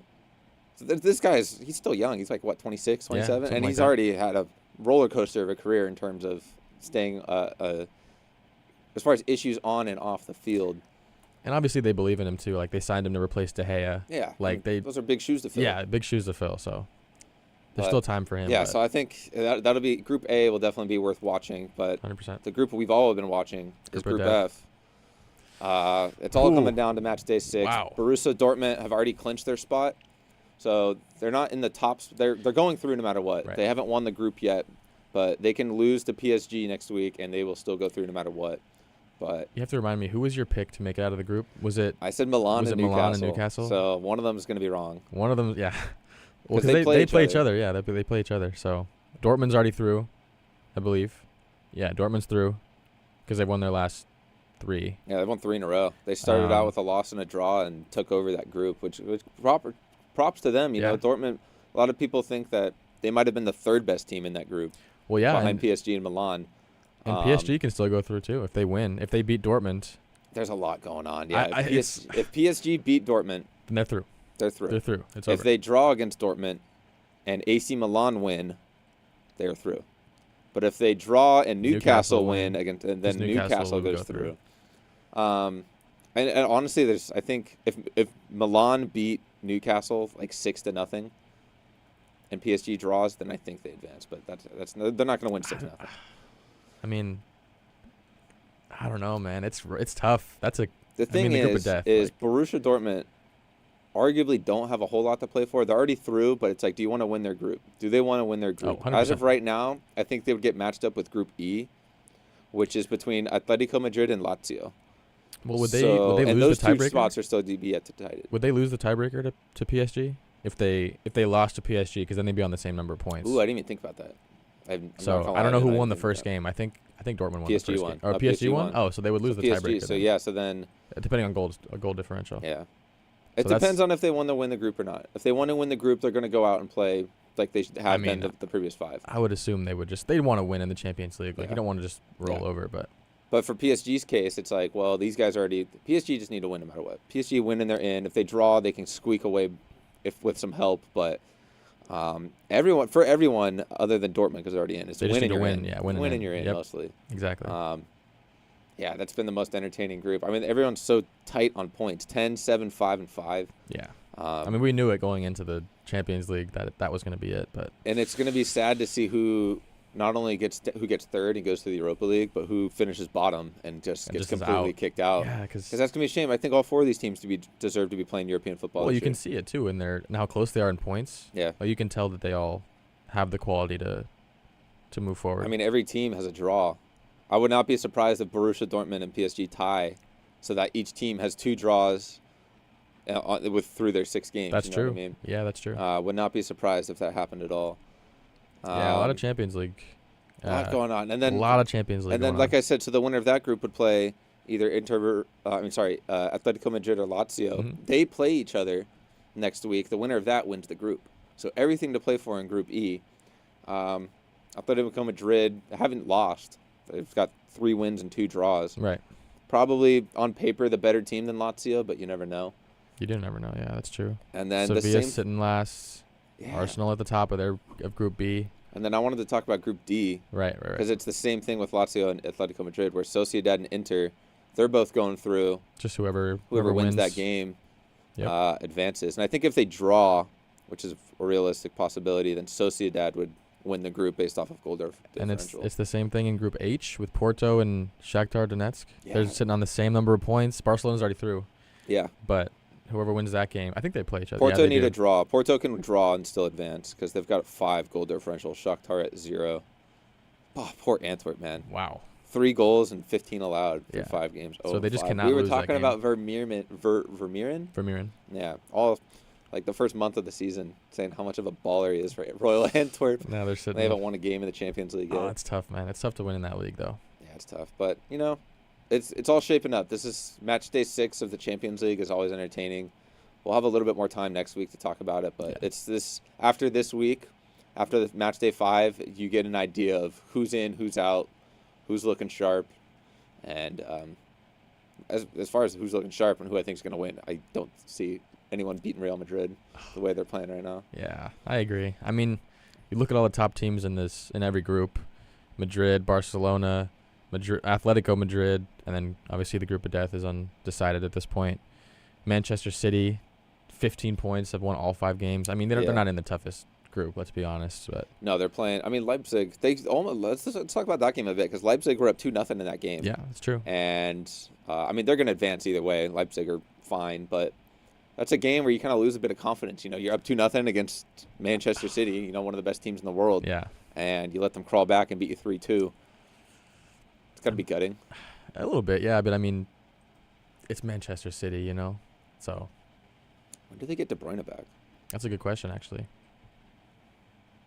But they pulled out the win. They did. So at the end of the day, that was the same week that Newcastle and PSG, I believe, drew their game, which was a big result for them, for both those teams.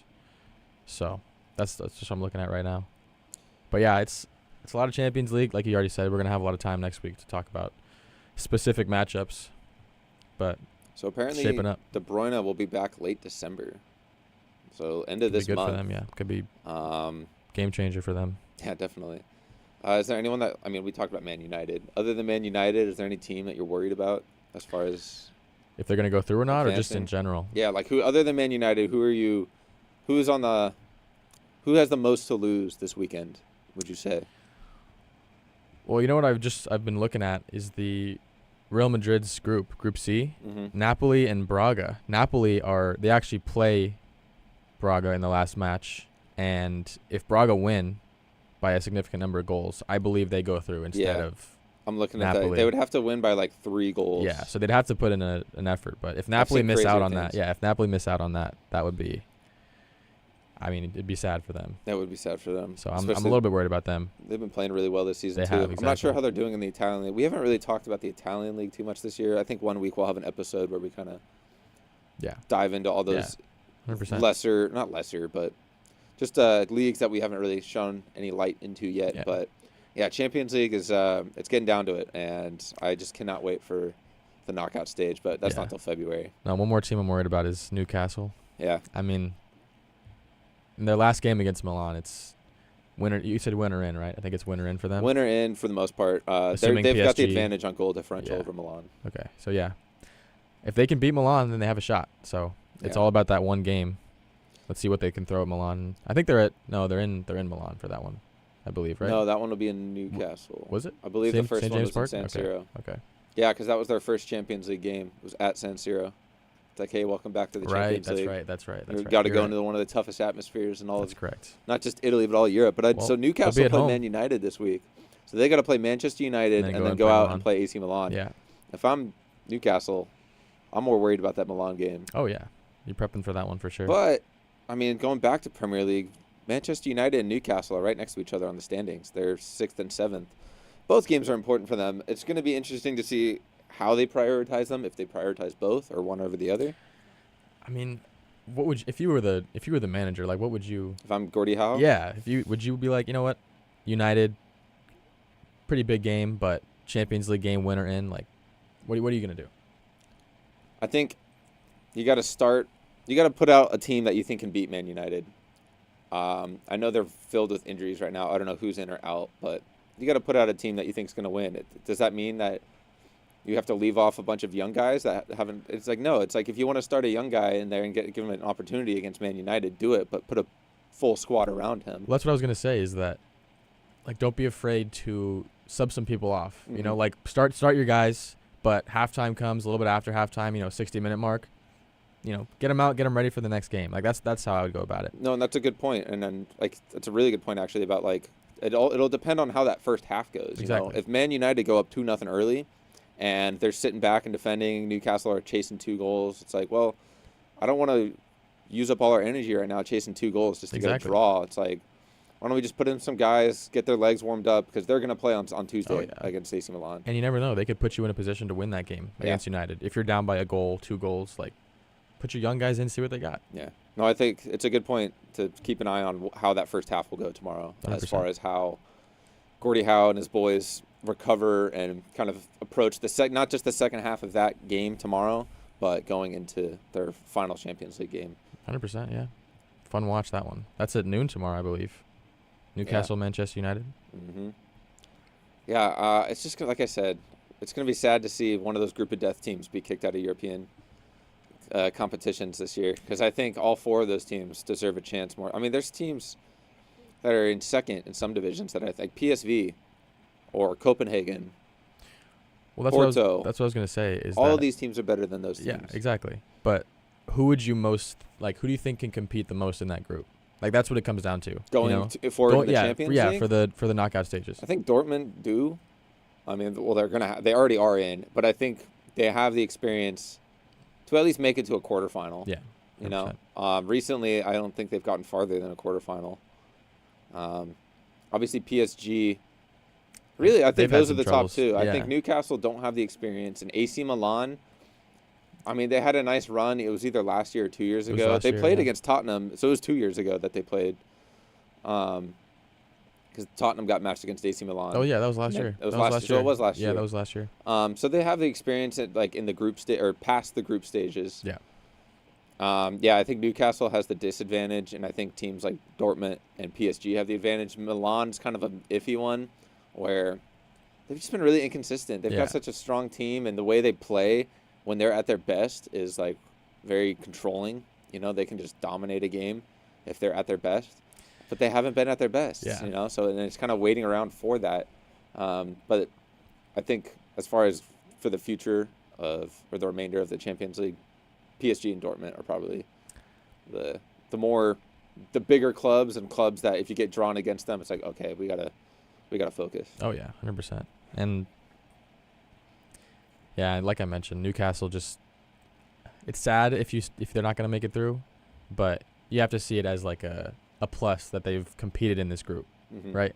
Like look at all these teams that they're playing. PSG, Dortmund, we've already mentioned, Milan. Like those are top teams in Europe, and they're like going toe to toe with them. You know, like they're in contention to make it out of that group. And you know, I just thought of this. You know, that last game against PSG, they were up 1-0. Yeah, exactly. And it was a Kylian Mbappe 94th minute. Penalty kick, right? Yeah, tied the game. Kick. So if Newcastle win that game, they're flipped with PSG right now. They're ahead of them. I guess they wouldn't be flipped. They'd be tied. Because they drew that game, right? They drew. So I'm trying to think how the points would work. So PSG would have 6. They'd be tied at 6 points. Yeah. But Newcastle would have the tiebreaker over them because they would have beaten them twice. Yeah. So that penalty right there is the difference between change Newcastle being 1 foot in the knockout stage. Yeah. So that's what you got to learn. You know, they're new to this level of competition in Europe, and it's those type of fine margins that can differentiate a season for you. And this is going to be a learning moment for them. I think they're going to be around in European competition for the future, and whether they make it out of this group alive in the Champions League, in the Europa League, or completely out, they're going to learn from it and they're going to improve on it in the future. 100%, I agree. And they're in good form in the Premier League too, so it's not like they're going to be, one and done in the Champions League. Like, right. They'll be back, if they can make top 4 this year. But no, I like Newcastle a lot. I think they got a lot to play for still. Like, they're not completely out. Yeah. So it's fun to watch them for sure. Well, I say we transition into MLS because we've got some conference finals coming up. Western Conference Finals will be Houston Dynamo and LAFC. The Eastern Conference will be Cincinnati and Columbus Crew. You're the MLS guy. I think I know. I'm gonna guess who I think you're gonna predict in here. I'm gonna go LAFC and Cincinnati. I was gonna, yeah. You know me too well. Yeah. That would be my pick. That's just based off of what I've heard you talk about MLS this year. I think those are the top 2 teams based off of what you've told me. And we've talked about LAFC a lot. We didn't expect them to be here necessarily, but like they have so much quality that we hoped that they would be in this position to make it into the MLS Cup playoffs final. But Dynamo, Houston Dynamo, I was about who's to ask. their opponent. I mean, that's got to be a big surprise, yeah, right? how about that for a story? So how would you compare that to like a Premier League team? Like take a Premier League, like, you know what I mean? Like there's the top teams in the MLS, top teams in the Premier League, and then there's a team that squeaks into the semifinals. Yeah, if you had to make a comparison. When you think about Dynamo, like they finished 4th in their conference this year. Okay. So they weren't at the bottom of their table. Like they were contending. I think they went 14 wins this year. Mm-hmm. They had 9 draws, 11 losses. So they were contenders. They were really solid. They were only 1 spot behind LAFC, honestly. LAFC finished 3rd and Houston Dynamo finished 4th. But I don't know. I've never thought of this matchup as like this is a conference final. So like I'm really excited for Houston Dynamo, to be honest. Like nothing against LAFC, but I'm just excited to see what they can do in a conference final. Yeah. And in that big of a spot. And it's only 1 game. If LAFC slip up another 1 game, it's like this is why we play the game. 100%. I've actually been to that stadium in Houston. Yeah. I haven't been to a game there, but it's very close to Minute Maid Park in downtown Houston. Yeah. And when I was a kid, I would go to Asterix games with my grandparents because they live out there in East Texas. Yeah. And walking to Minute Maid Park, depending on where you park in the city, you walk right past BMO. That's what it's called, right? BMO Stadium or something else? I think it might be it. I'm not sure. I'm not. Be something. We'll have Carlos fact check that we'll get for us. Carlos on that. Appreciate you, Carlos, always. It's something, but I've seen it, and it's a cool stadium. I love 100%. I love cool looking soccer stadiums. I know that has nothing to do with how they play or who's on that team right now, but it's always a fun topic. Shell Energy Stadium. There you go. So Shell obviously bought the rights to that. I don't think it was named that like 10 years ago. I feel like they change a lot of their names. They always change it. They always change their sponsors. Crypto.com arena. Oh man, I hate that. Why'd they do that? that's so bad. Why that's did they so do bad. that? But anyways, we're yeah, getting back distracted. to But yeah, back to let's go MLS. to the East Coast. Cincinnati and Columbus. I mean, we've been talking about Cincinnati since the our show started a few weeks ago, but they took care of Philadelphia, pretty easily, to be honest. Not easily. Sorry, I won't say easily, but they took care of them. They took care of New York Red Bulls. So they play Columbus now. Do you think they have the momentum to get them into the final? I do, and I'm looking at their standings and kind of just how much farther ahead they finished ahead of Columbus. But Columbus, they're a top-scoring team. They are. 67 goals in 34 games. They concede a little bit more. Obviously, if they're going to score more, they're going to concede more. But, Columbus, I don't know when it was, but there was a whole controversy about Columbus Crew moving. Like somebody was going to move the club. They were going to buy it and move them from Columbus because nobody thought Columbus should have a professional team. You know what? That's interesting to me. Can you look that up, Carlos? Yeah. Just look up controversy around Columbus Crew moving, because that's when I started to pay attention to them. I barely even knew about them. I mean, but I knew that they had a really sick MLS fan base and atmosphere at all their home games, and they were threatening. Some owner was threatening to move them, and the fan base had to protest against it. There was some boycott. Jeez. I don't know all the full details or even when, how long ago it was. Yeah. But ever since then, I've been rooting for Columbus Crew. Well, they're in the position now that they gotta be a top team in the MLS. So I think they can. I mean, we mentioned about the West Coast, the Western Conference. Exactly. It comes down to one game. Exactly. And MLS, from the MLS that I've seen a lot of mistakes be made in big moments. I think, what was that one playoff game? It was between LAFC and Vancouver, right? And Vancouver needed a goal, and they were pushing down, and they pulled their goalie all the way up. Oh yeah. And then LAFC just ran the ball all the way down. That. So I'm like, you can't do that in that situation. You know what I mean?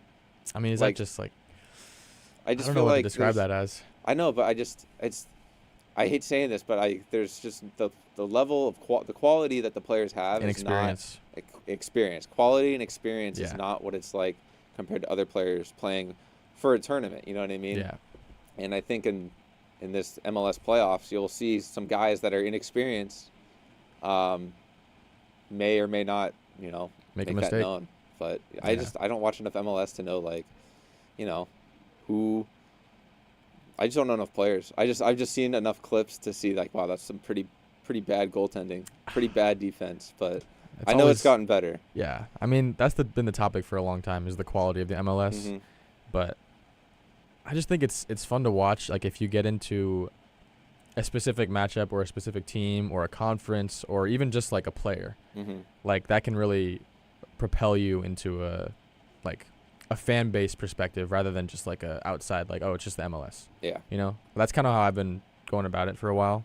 So yeah, I've never, because my freshman year of college at University of Oregon, my roommate was a diehard Portland Timbers fan. I think we talked about this, and I never understood it, but he legitimately thought he was part of the team, and he would go to the games, he would sit in the ultra section, and that became part of his identity. Yeah. You know what I mean? So I get it, and it hasn't happened to me because I have never attached myself. I mean, I love sports, and I love my Spurs and my Angels, my Chargers, but for MLS, there's no connection that I have with a team yet. I'll root for LAFC, I'll root for LA Galaxy just because they're local, but if they win or lose, it's not gonna break my heart. It's not a game changer. I just want to see some entertaining soccer 100%. At the end of the day. Yeah. But I think it will happen one day where I, become passionate about it. I think once you see Lionel Messi's first full season in the MLS, it might. Is he gonna stay for the MLS next year? Hey man, we're hoping. I don't want to bandwagon Miami though. Oh man. I don't want to bandwagon anything. I don't think it's a bandwagon if Messi's on the team. That's I just fair. think That's it's fair. just how can you not support him? You know, that's true. Not even just for the team, but as a So, fan. Let's say our predictions are right, and the final match is between Cincinnati and LAFC. Who do you like between those two? I mean, I've liked Cincinnati since we started talking about them. Yeah. So I mean, you gonna ride with them? Nothing against LAFC, like I've been saying, but I'm gonna ride with Cincinnati till the end. Yeah, I mean, just looking at the statistics, Luciano Acosta's my guy. 57 goals in 34 games. LAFC 51. I'm sorry, 54. Oh, they both have 54 goals. Mhm.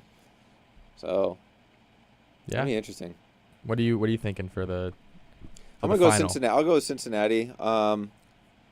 Just because I know you've been talking about some of the players on their team. Beto's holding a Chivas banner in front of me. Get into some Liga MX in a Yeah, second. we're coming here. up, Beto. Don't go anywhere. We'll talk your Chivas. But yeah, I got to go with Cincinnati. You've been talking about him a lot. I know Acosta plays for FC. Oh, Acosta, he plays Yeah. for Cincinnati. And yeah, I've heard you talking about him all season long, and Yeah, they just seem like a deeper squad. More players on that team that have been playing consistently throughout the season. 100%. I agree. You like LAFC going into the final? I'm gonna be rooting Past for Houston him. Dynamo. I'll be rooting for LAFC. Yeah, we'll keep that in for starting 11. I was about to give a little spoiler. There you go. but, Before you guys move on, I just found out where Columbus Crew was going to move. They were actually going to move to Austin, Texas. Yes. They Wow. didn't stay in Really? Columbus, Yeah. Ohio, but they made it work after all. Wow, that's no, crazy. that's right. No, because Austin eventually got their team, Yeah. but it was going to be the Columbus Crew that moves to Austin, and whether they become the Austin Crew or Austin rebrand like they did, Columbus would have been out of team. Wow. So they were just like, well, let's just add an expansion team. Why move a team?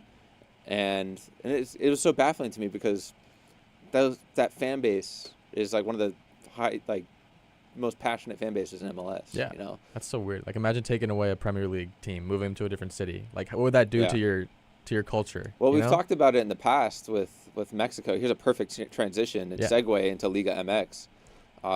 Morelia Monarcas were bought by some owner from a different state, and he moved the team to Mazatlan, and that's now Mazatlan. Mhm. And then the state of Morelia was like, oh, well, we miss our Monarcas. We want our team back. So they funded a new team and renamed it the original name, Monarcas. So I get what you're saying. That's basically the MLS version of that. Yeah, it's crazy. It's like, I don't know. I just feel like the fan base is what makes the team. Yeah. You know, like You that's don't what wanna you don't move want to take that away from a city, or just from a culture. But yeah, like you said, perfect segue into little Liga MX before we take a break. Are we taking a little break today, or are we? Yeah, we'll moving take right a break. through? Let's take a quick break before we jump into some Liga MX playoffs as the quarterfinals are underway. But don't go anywhere. We are going to finish out episode 7 of Footy Fridays up next.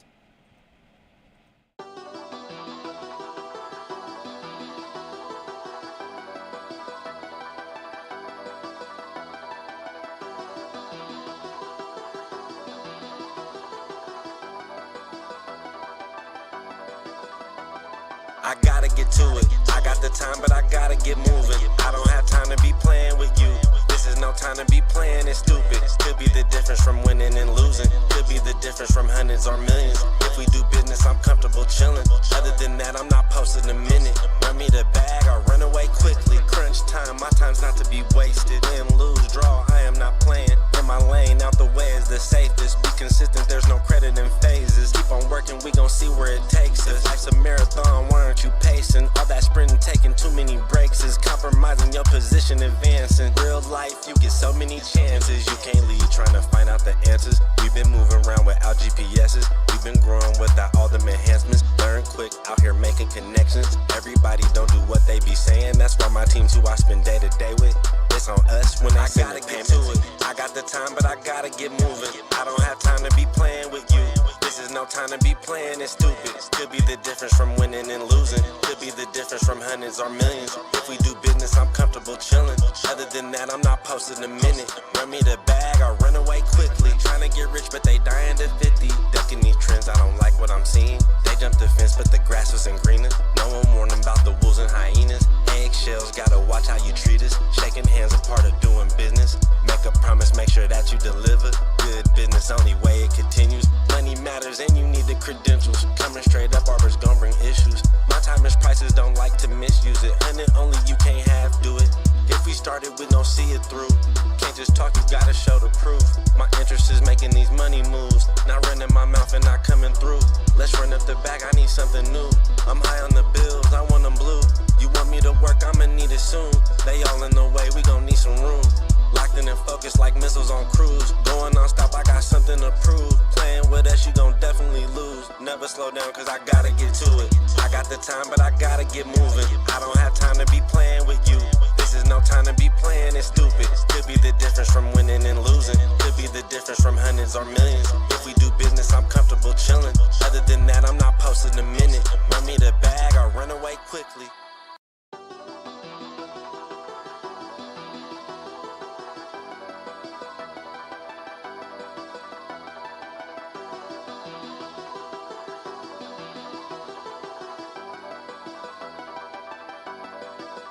And welcome back to Footy Fridays. Let's just jump right into it. We're going to the quarterfinals of the Mexican playoffs. And last night we saw Chivas, Beto's Chivas, Pumas take down Pumas. took care of them. Yeah. I mean, That was a 1-0. good win. That was a good win. It was a good win. Tigres 2, Puebla 2. That was kind of surprising. I thought Tigres would have gotten the job done there. Yeah. But they still have to play each other again that'll be this Sunday. Yeah. This Sunday will be leg 2 of both of those games. But tomorrow we got America versus León and Monterrey versus Atletico de San Luis. I think Monterrey should handle business there. Yeah. America, they've been handling business all year long. Man. Really, the matchup I was most intrigued by is Chivas versus Pumas. Those have been like two very similar teams all year. And Chivas getting the job done. I believe I was texting Beto about this last night. It was Beltran. I was like, I promise we'll get Beltran in a starting 11 one week because he scored the goal for them. Ooh, there you go. But You like them going into their second game versus Pumas? I Chivas? do. I mean, Because I think it's the same as like European football where it's goals, like the number of goals you score, if you draw the game, right? Is that how it works in the Mexican league? They don't do home and away. Or I know it's home and away, but do they not count away goals? That's what I was gonna say. I don't know if it's like They by don't goal use away goals, differential. no. So if like Pumas scored, 3 goals and won the game, they'd win just because they They'd have win, the goals. Yeah.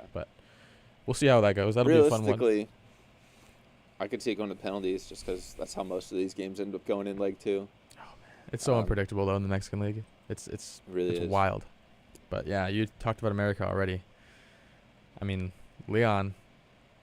Let's go. Let's get something Do you together. think they have a legitimate chance though? Man, I mean, Or are you just rooting for them to root for them? I'll say they have a legitimate chance to contend and to like try for that win. But I mean, I don't know how to root against America at this point. Yeah. Like I don't know what else I can say about them. But I think they can do it. I'll just say that. I think they can pull out a surprise win.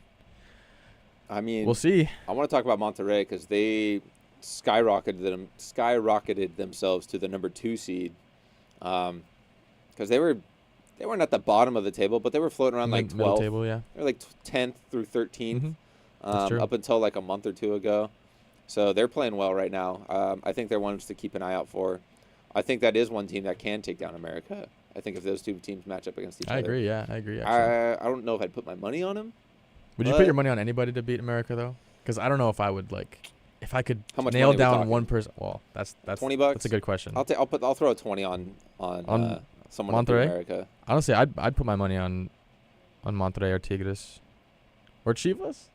I don't know. I don't know. I've talked I to don't know. Beto about it all season long. So have you. Yeah. Ever since that controversial weekend party Yeah. with little Vega issue. and everyone, they've been playing great. They've gotten the bad seeds They use that as out fuel. of the garden, and man. they are flourishing. That's crazy. You know? Yeah, that's good for them, man. Good for them.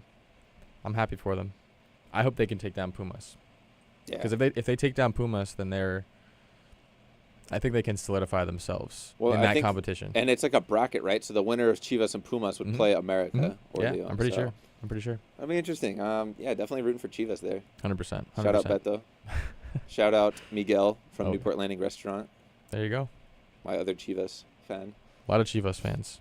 Got to make them proud. But yeah, let's talk about the rest of the world a little bit. Some big games not internationally, just around Europe. Barcelona, Atletico Madrid. Who do you like in that one? I like Barcelona a lot. I mean, I feel like those two teams are always competitive against each other. Yeah, it's gonna be a dogfight. I can see a lot of yellow cards, maybe a red card. It just feels like a 2-2 draw. I can see that, yeah. I think Barcelona are in better form though, and Atletico Madrid seems like they're more focused on their next game against Lazio for the Champions League. If I'm Atletico Madrid, obviously I'm not, but I would rather prioritize. Champions obviously, you want to League. beat Barcelona, but I would rather prioritize winning my group in the Champions League than beating Barcelona once in a season because you I still agree. got to play them again. You I know, agree. It's fair enough. I think they can. I think they both have a chance to, like, be competitive in that game against each other. But I Yeah. do agree it might be a 2-2 draw, Feels 2-2 like draw, it. 1-1 draw, maybe even Something. a 3-3 or like that goal City, scoring phenomenon. or like that City and Chelsea game, or it just goes Exactly, 4-4, yeah. Who knows? Who knows? And then Napoli and Inter Milan, I think that's an exciting one. We talked about Napoli, how they're still probably going to advance, but as far as the Champions League, They still got some work to do though. still got work to do. But I just want to take a quick peek where they are in the Italian standings. I know Napoli Pretty have sure been they're killing it this year, Yeah. but no, Juventus are at the top now. Wow.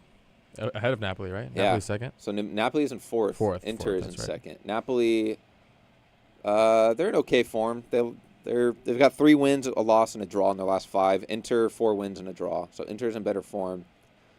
Up until today, Juventus were not in the lead all season long, but they're up 2-1 against Monza right now, and that's putting them over Inter. Wow. But I think I'm going to go with Inter Milan in that. I like that pick too. I'd pick them as well. I think they're just the better squad. Well rounded too. Well rounded. They play their style and they play it well. I think Napoli. They haven't been consistent enough in the Italian league for me to feel confident in them taking down. And Inter Milan Inter have Milan. been consistent, I Yeah. feel like. So And it's a good then pick for them. In the Bundesliga, Leverkusen and Dortmund. And Leverkusen. That's an exciting one. We said we were going to talk about them for a bit. I guess this is our time to do it. Yeah, that's true. I mean, what do you like about them? I mean, we talked about it a little bit before, but Xabi Alonso has got There you that go. squad firing. I mean, it's the same thing with Ange. New coach making signings of players that he wants, and we talked about how he locked up all those guys that he wants on that squad. Yeah. Sapi, Frimpong. They went out and got Xhaka and Palacios at midfielder. exactly. They got Boniface, who's second in the Bundesliga goals behind. I'm sorry, Guirassy. I'm sorry, it is Boniface that It they is have. Boniface, yeah. Who's in top 5 of the Bundesliga goals. So it's all clicking for them. They've got 11 wins and 1 draw through 12 games. I'm gonna have to stick with Leverkusen on this one. I like over that. I mean, Dortmund. they got a tough matchup against Dortmund, Yeah. but I agree. They have been in great form. They've been playing well. Nice culture there. Xabi Alonso's done a great job. So Mhm. yeah, Yeah. I completely agree. Dortmund they're kind of in the midst of a tough schedule of fixtures. Yeah. You know, whether it's Champions League or some of the top teams in the Bundesliga. So they're kind of in the middle of all that. 100%. And before we move on to segments, I just want to talk about Lyon a little bit because we think of them as one of the top teams in Europe, year in, year out. They're always in the Champions League, the Europa League. They've got world-class players, but right now they're at the bottom of the French league with 7 points through 12 matches. They are in serious relegation trouble. That's really, really sad for them. Yeah. I don't know what's going on with them. I'm not too familiar with them and how they contend in the French league. I know they've been competitive for a long time, but Well, I know the Ultras. There was a video I saw on Instagram of the Ultras kind of getting together, and they had a microphone, and the team was all lined up at the behind the goal, facing the crowd, and it was in French, but you know, the subcaptions were just like, you know, this is not the team. You wear our jersey, and you're not fit to wear that badge. Basically, yeah, I feel like that's been a they're theme fed for up. us. They're fed up with Yeah. the performances, and that's Can't blame 'em. It's different over there. Yeah, That's all I it can is. say. It is 100%.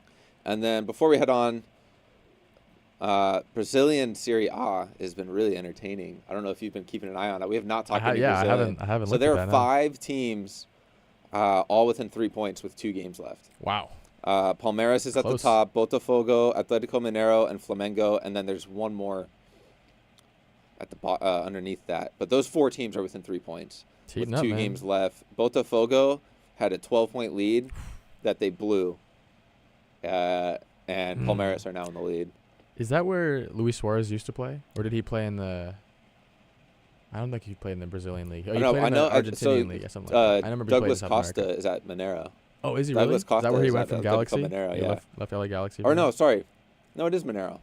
Maybe it's Botafogo. He's on one of Botafogo and Mineiro are both white and black teams as far as their jerseys. It's one of them. I'm not too in tune with Brazilian Yeah. soccer, but I saw this and I was like, all those teams just crammed up at the Yeah. top.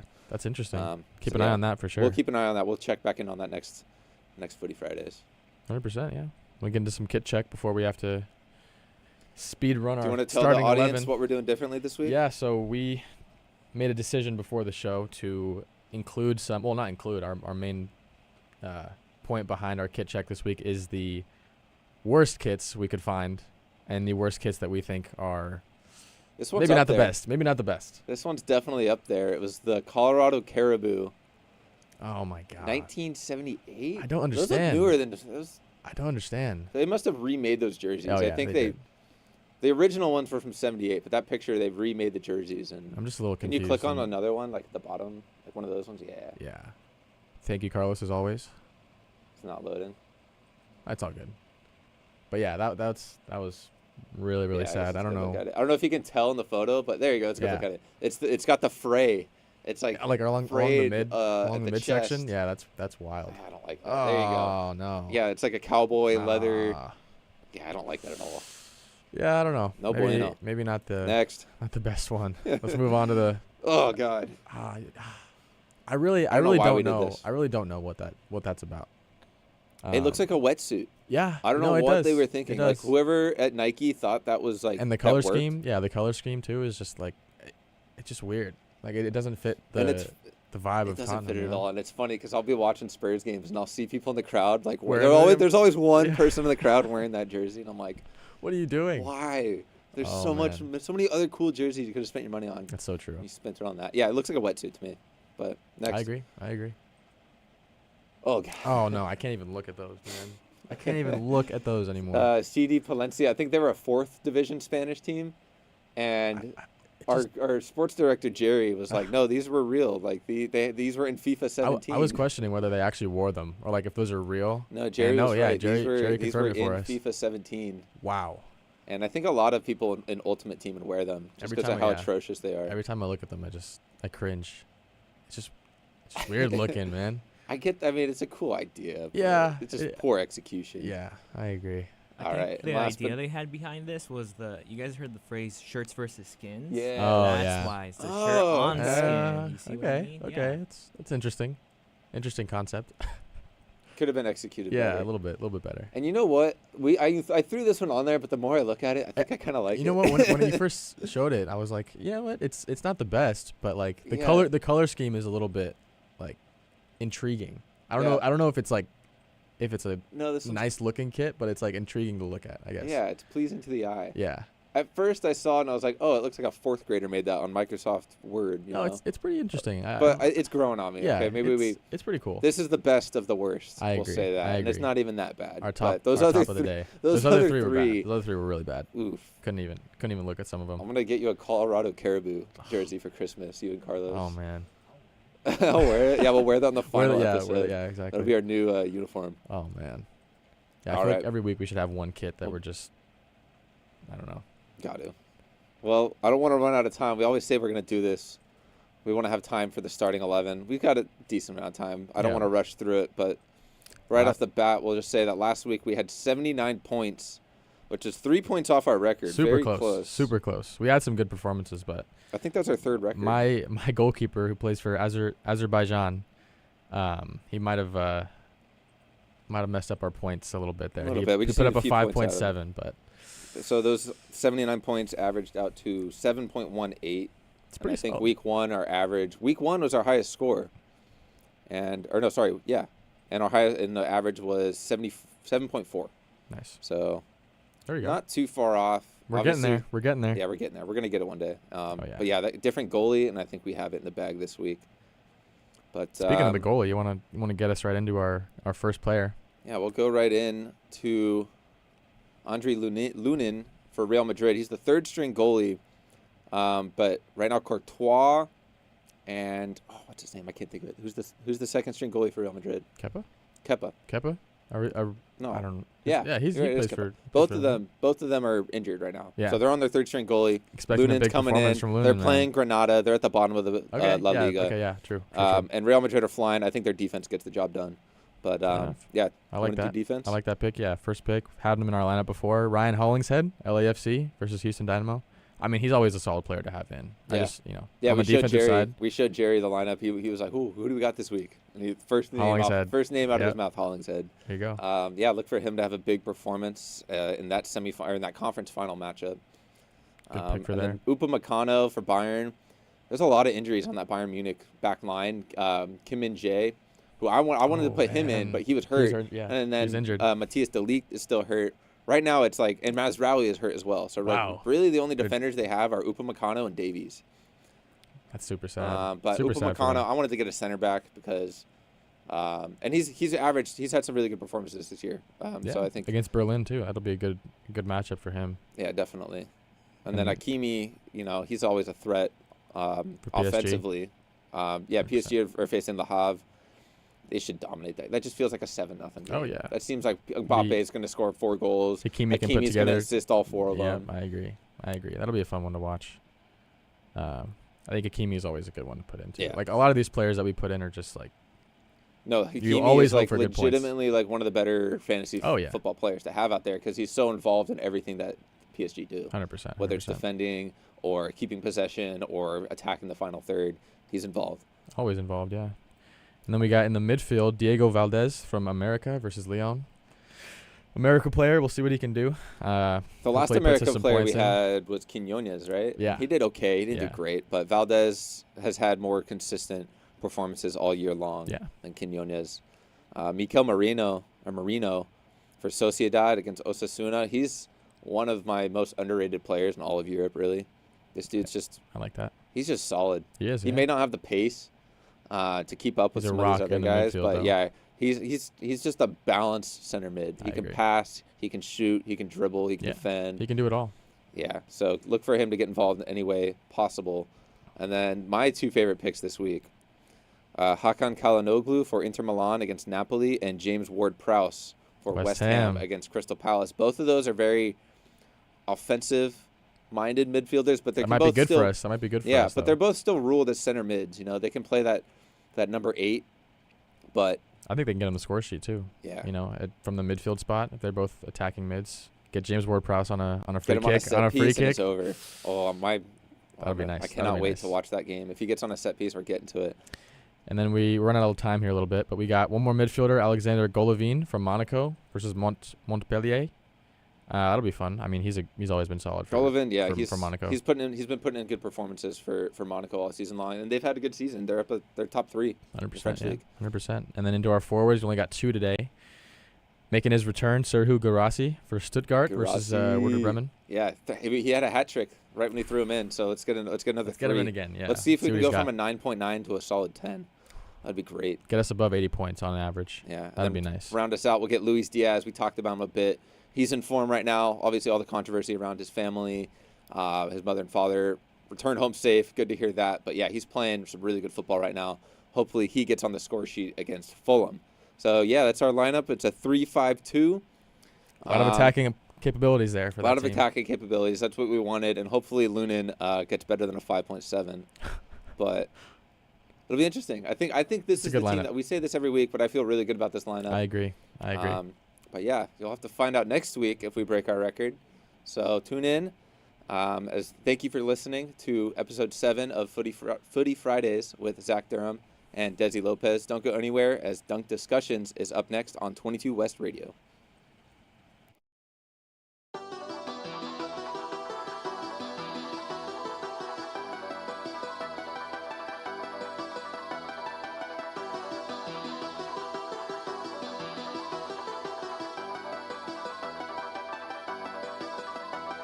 I gotta get to it. I got the time, but I gotta get moving. I don't have time to be playing with you. This is no time to be playing it stupid. Could be the difference from winning and losing. Could be the difference from hundreds or millions. If we do business, I'm comfortable chilling. Other than that, I'm not posting a minute. Run me the bag, I run away quickly. Crunch time, my time's not to be wasted. Win, lose, draw, I am not playing. In my lane, out the way is the safest. Be consistent, there's no credit in phases. Keep on working, we gon' see where it takes us. Life's a marathon, why aren't you pacing? All that sprinting, taking too many breaks is compromising your position, advancing. Real life, you get so many chances. You can't leave trying to find out the answers. We've been moving around without GPSs. We've been growing without all them enhancements. Learn quick, out here making connections. Everybody don't do what they be saying. That's why my team's who I spend day to day with. It's on us when they send the payment to it. I got the time, but I gotta get moving. I don't have time to be playing with you. This This is no time to be playing it stupid. Could be the difference from winning and losing. Could be the difference from hundreds or millions. If we do business, I'm comfortable chilling.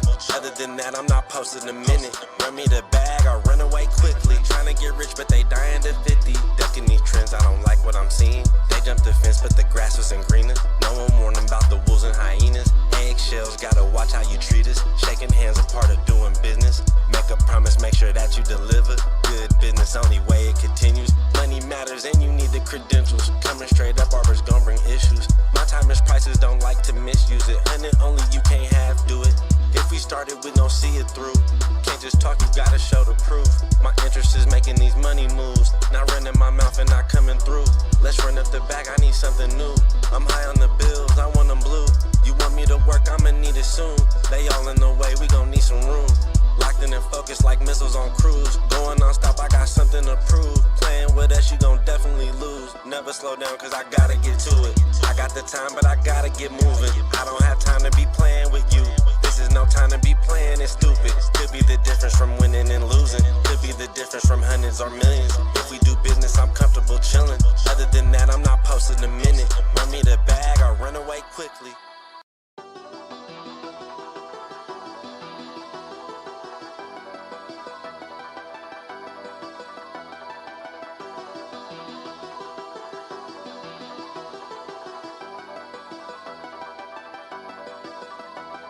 I gotta get to it. I got the time, but I gotta get moving. I don't have time to be playing with you. This is no time to be playing it stupid. Could be the difference from winning and losing. Could be the difference from hundreds or millions. If we do business, I'm comfortable chilling.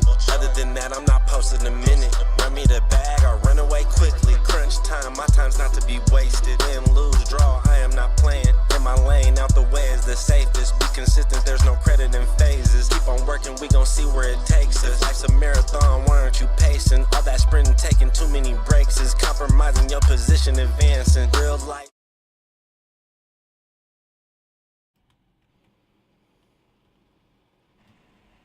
All right.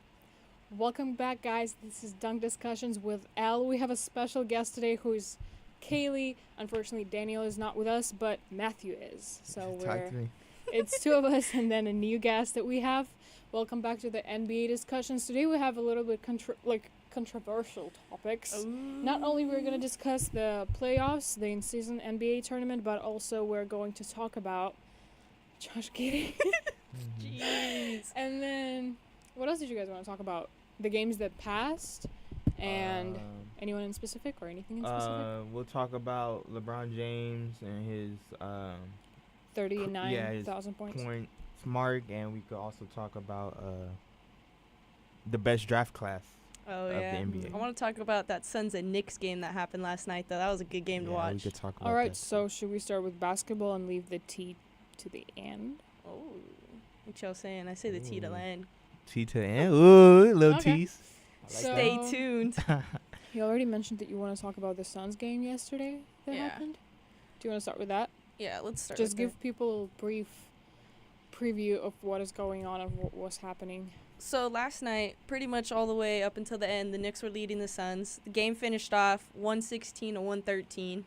D Booker came in with that clutch three-pointer.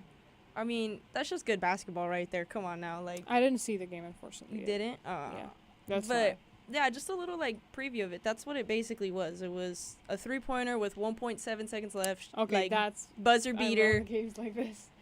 And Booker went off. I'm trying to remember exactly what he did, but I think had like 28 points that game. Like, it was probably one of his better games this season so far. And so I was like, dude, what was going on? Like, yeah, I remember in the beginning of the season we were talking about him being on the bench, no? Yeah, because injuries, and Daniel had a whole controversial controversy about the Bermuda injuries Triangle. and stuff like that. yeah. And the past I think 6 games, 6-7 games Phoenix Suns have been on. I think they won.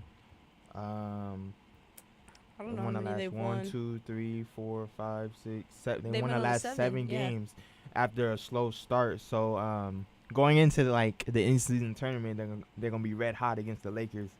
So yeah, Phoenix 'cause Suns been on it. Lakers have been lacking. a Yeah, little. I've been 100%. like, I haven't been necessarily watching every single game, but I do have this one of my favorite apps on my phone, which is called Flash Score. So I get notification about every single. It's college basketball, every kind of sport, any kind of sport, Formula One, basketball, everything in there. So I've been getting notifications of the scores, and I'm like, a loss, and then another game, a loss, and then another one, a loss, and I'm like, What's when am I gonna happening? win? Like, what is going on? So who were you saying? What is the matchup? Lakers and And Suns. yeah. When is it gonna happen? Starts Tuesday. December 4th. So That's December 5th. December. They're Happy gonna play. first day of winter, everyone. Oh yeah. That's ridiculous. I was going by my day, and then I look at my phone, and I'm like, it's the first. I'm like, Right? I was like, there's dude. no way. But yeah. I don't know. I mean, the Lakers have beaten the Suns twice so far that they've matched up with them. I And the mean- Suns are dealing with injuries. Yeah. Lakers too, I would say. A lot of people Oh, are yeah. asking for the Lakers to like make a trade, and like this always happens with the Lakers when the Lakers are not playing good. They're always looking for the next person to trade for. Is it Zach LaVine, Alex Caruso, and things like that. But I just don't think we need to trade anybody. After like we're looking at a team that's not even 100% healthy. I would like to see Yeah. this team at 100% health, and I think they'll play a lot better. Cause this team, like with the Lakers, is like they don't shoot the ball well. So like every time like you see them play, it's like they struggle on the offensive end. They play better when they're on the when they play good defense and they're in transition. So like when you get Jared Vanderbilt back and you get Cam Reddish back and Rui Hachimura, those are your like defensive guys. Like I think you'll see a better team. Yeah. Do you want to talk about the NBA and season tournament? Because Yeah. the playoff is going to start. And then I would just love to discuss some matchups that are there. Yeah. Because Matt, so you far wanna pull in up the season bracket? tournament, okay, the big topic of what we what we talked about before was the courts. Horrible. Like, if you Makes give no my sense. 5-year-old brother a marker and a pen, he will draw one better. In my opinion. I don't know. Maybe I'm wrong. But this is what we have so far. I think it's Lakers. It's Lakers, Suns, Kings, Pelicans in the Western Conference, and then Eastern, it's Bucks, Knicks, Pacers, Celtics. This is what I'm looking at.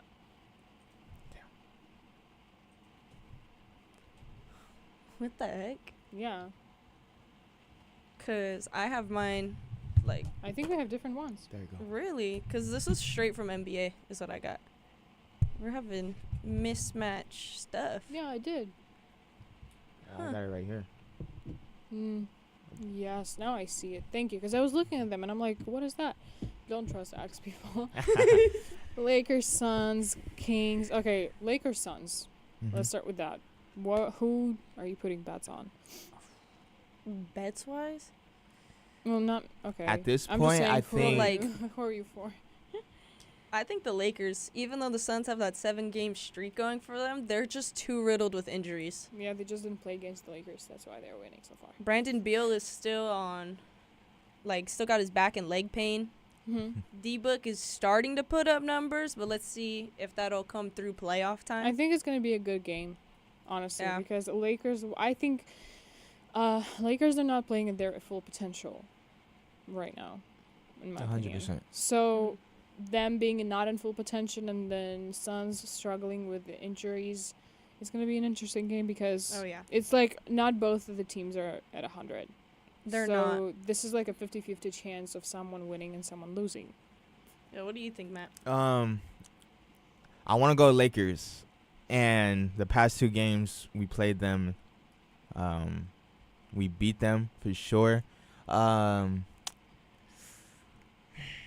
If we have the team that we put out yesterday without Cam Reddish and Rui Hachimura, then we lose. I think we need to be able to get somebody back before this game.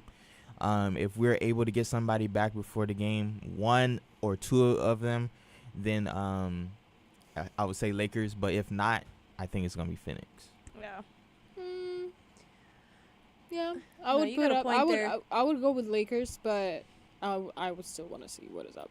I'll still take Lakers. So I feel like they're less injured riddled than the Suns. Like the Suns have like basically all their key components Mhm. just down and out, whereas the Lakers, they still got some of their key starters and missing just a couple of key other pieces. But I think the Lakers Yep. should be fine regardless. Then we have Kings. Kings versus the Pelicans. Yeah. Mhm. Who is that one for you, Kaylee? Which one? That's a hard one. Really? I think it's the Kings. I'm gonna Yeah, have to say that's the what- Kings too. Just like looking at it, because I mean, Pelicans beat the Kings twice. You think it's Yeah. gonna be third time's charm? The for first all of them? time was, yeah, because they beat them 36 and then 5 like 2 nights later. But I think there's one thing that every sport has, and it's called like comebacks, Yeah. basically. And Kings their had one couple rage that days they're ago. holding for getting whooped twice, they're gonna use that to fuel it. So I would go with the Kings. But yeah, I don't have much to say about Pelicans because I don't think, even though they did win twice, I'm going with the Kings. These two teams, I would say, have been like they showed that they're very good, and they also had bad games. Like, I would say all 3 games the Kings played against the Warriors were like the Warriors had their number all 3 games. I know that the last game against the Warriors, Kings came back like 24 points down. Yeah. I just think I believe in Darren Fox and Sabonis more than I do Zion and Brandon Ingram. I agree. Yeah, they're kind of shaky, Zion and Ingram. I mean, combined score of like, honestly, I think it was like 104 of their 246 team points is what they're doing. Would you say that there is any team that you're surprised not to see in the playoffs? Not On the in-season tournament? Yeah. really. You think that was like your prediction from the very beginning? Or you Yeah, didn't really watch the in-season tournament? I was watching it. I kept up with it a little bit. Not like I was watching every game. Like, okay, like, me neither. I mean, I pay attention to power rankings. I can't watch the courts, so I was just like, things like that. But I mean, everybody here is like not shocking compared to where they're ranked. mm I'm surprised Like- the Timberwolves and That no, Timberwolves? you know what? You're right. That was a shock. because like they're the number 2 seed, right? That's in the West, and like that's a you know what? You're I guess right. they That's what I didn't wanted to perform hear well when in I the asked in-season No. tournament. Timberwolves aren't the 2 seed in the West. The Kings are. Kings are okay. But okay. Timberwolves are 2 in power rankings wise. What about Milwaukee Bucks and sorry, I have very bad eyesight. Oh, and the The Knicks. Knicks, Knicks. yeah. I mean, it's the Bucks. Yeah, You I you think got Damian Lillard. yeah, I yeah. think Giannis All is gonna Giannis dominate. too. I don't think there's nobody on the Knicks that's gonna stop Giannis. Do you think their defense changed? Do you think they're still like ranked last I think it's gotten better, but from the beginning of the season? Yeah, I think I think the Bucks been playing better, Mm-hmm. but I think they're still one of the worst teams defensively. Bucks. Yeah. Yeah. So I mean, I think they still win this game and move on. Okay. And yeah, What about the last matchup? sure. The Indiana Pacers Celtics and the s- Celtics. Pacers. Mhm. I mean, What if I'm gonna be a little controversial and go with Pacers? Honestly, I kind of want to say the Pacers too. I want an upset. Sorry, Daniel. No honestly, Boston for you. Celtics are like the best team offensively Mhm. speaking, but I think like the dark horse of this tournament, I would say, is the Pelicans because of Tyrese Halliburton. I think Tyrese Halliburton is just, when it comes to just he's just playing at an all-star level, and Yeah. like he's averaging double-double, I think, or like he's averaging 30 points, and like the way he's playing, he's just putting the Pacers in the position to win every game. So I think they could surprise they'll be the surprise team that could make it. Would you say that the in-season tournament is a little bit, like, to me it seems like so much more relaxed than the NBA? Or is it just me? I think it's more competitive than anything. Me and Matt were talking about it earlier. This tournament brought in viewership and higher competitiveness. I mean, Think so? I've seen more buzzer beaters in this tournament than I've seen in a regular NBA season. Like, Facts. this is crazy. Yeah, I think the competitiveness has went up and the viewership also went up. We mentioned that last time of like it went up like 55%. And Jeez.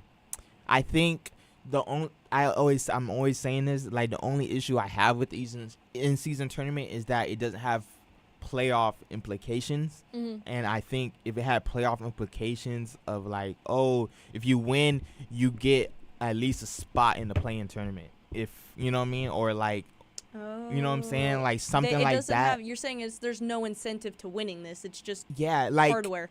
Yeah, like it's money. Like okay, majority of the players are going to like that's- money, but like That's real though. like give me basketball implications. Like let me get that Sport incentive. is money. Right. Like, any kind of sport is money. Well, obviously. If we talk about that, look at Formula 1.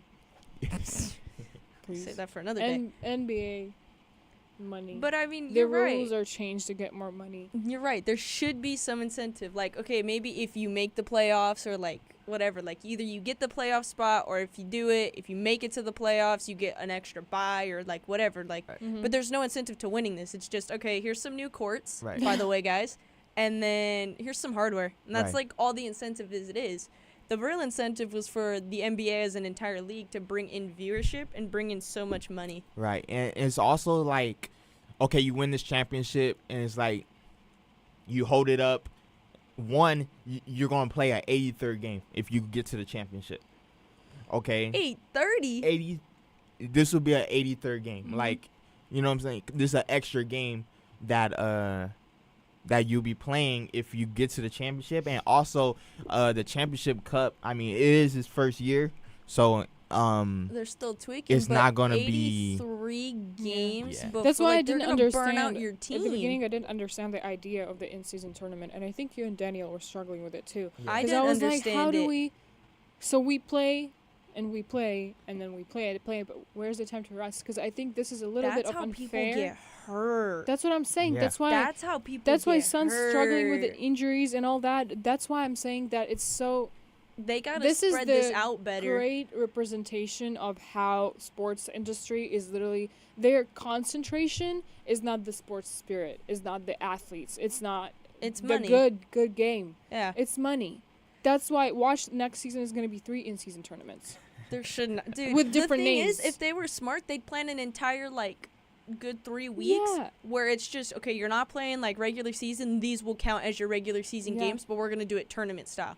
Then they take their break, No. get their rest, whatever, and then they take like maybe like 4 days off, whatever, just as a Yeah. break, and then boom, then you come Back later and then on. you Yeah. play regular season. But Yeah. no, we have in-season tournament going at the same time as an NBA regular tournament, and it's just like, so I don't approve of that.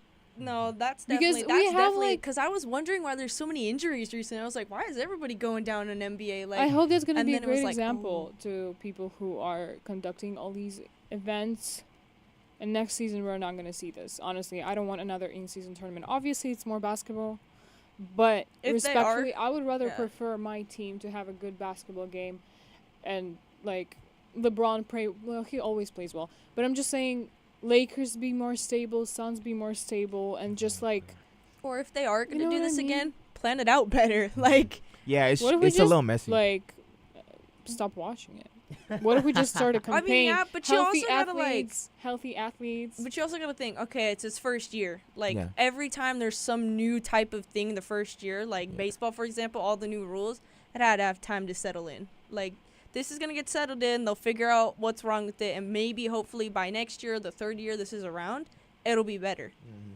But right now, How- it's a mess. How do you think it's gonna be fixed? Well, Like, I don't just know. I change hope the there's more. timeline and Like, people maybe are the gonna have- timeline, that would be probably the smartest thing to do. Give them some more rest than anything. maybe set up, like I said, a 3-week schedule. Just like these count as your regular season games, and we're not going to make you play tonight and then you got to play again But what's later. the point of an in-season tournament if you're gonna count them as regular season? Well, it'd just be like tournament style, and you could name it the in-season tournament because it's technically still in season.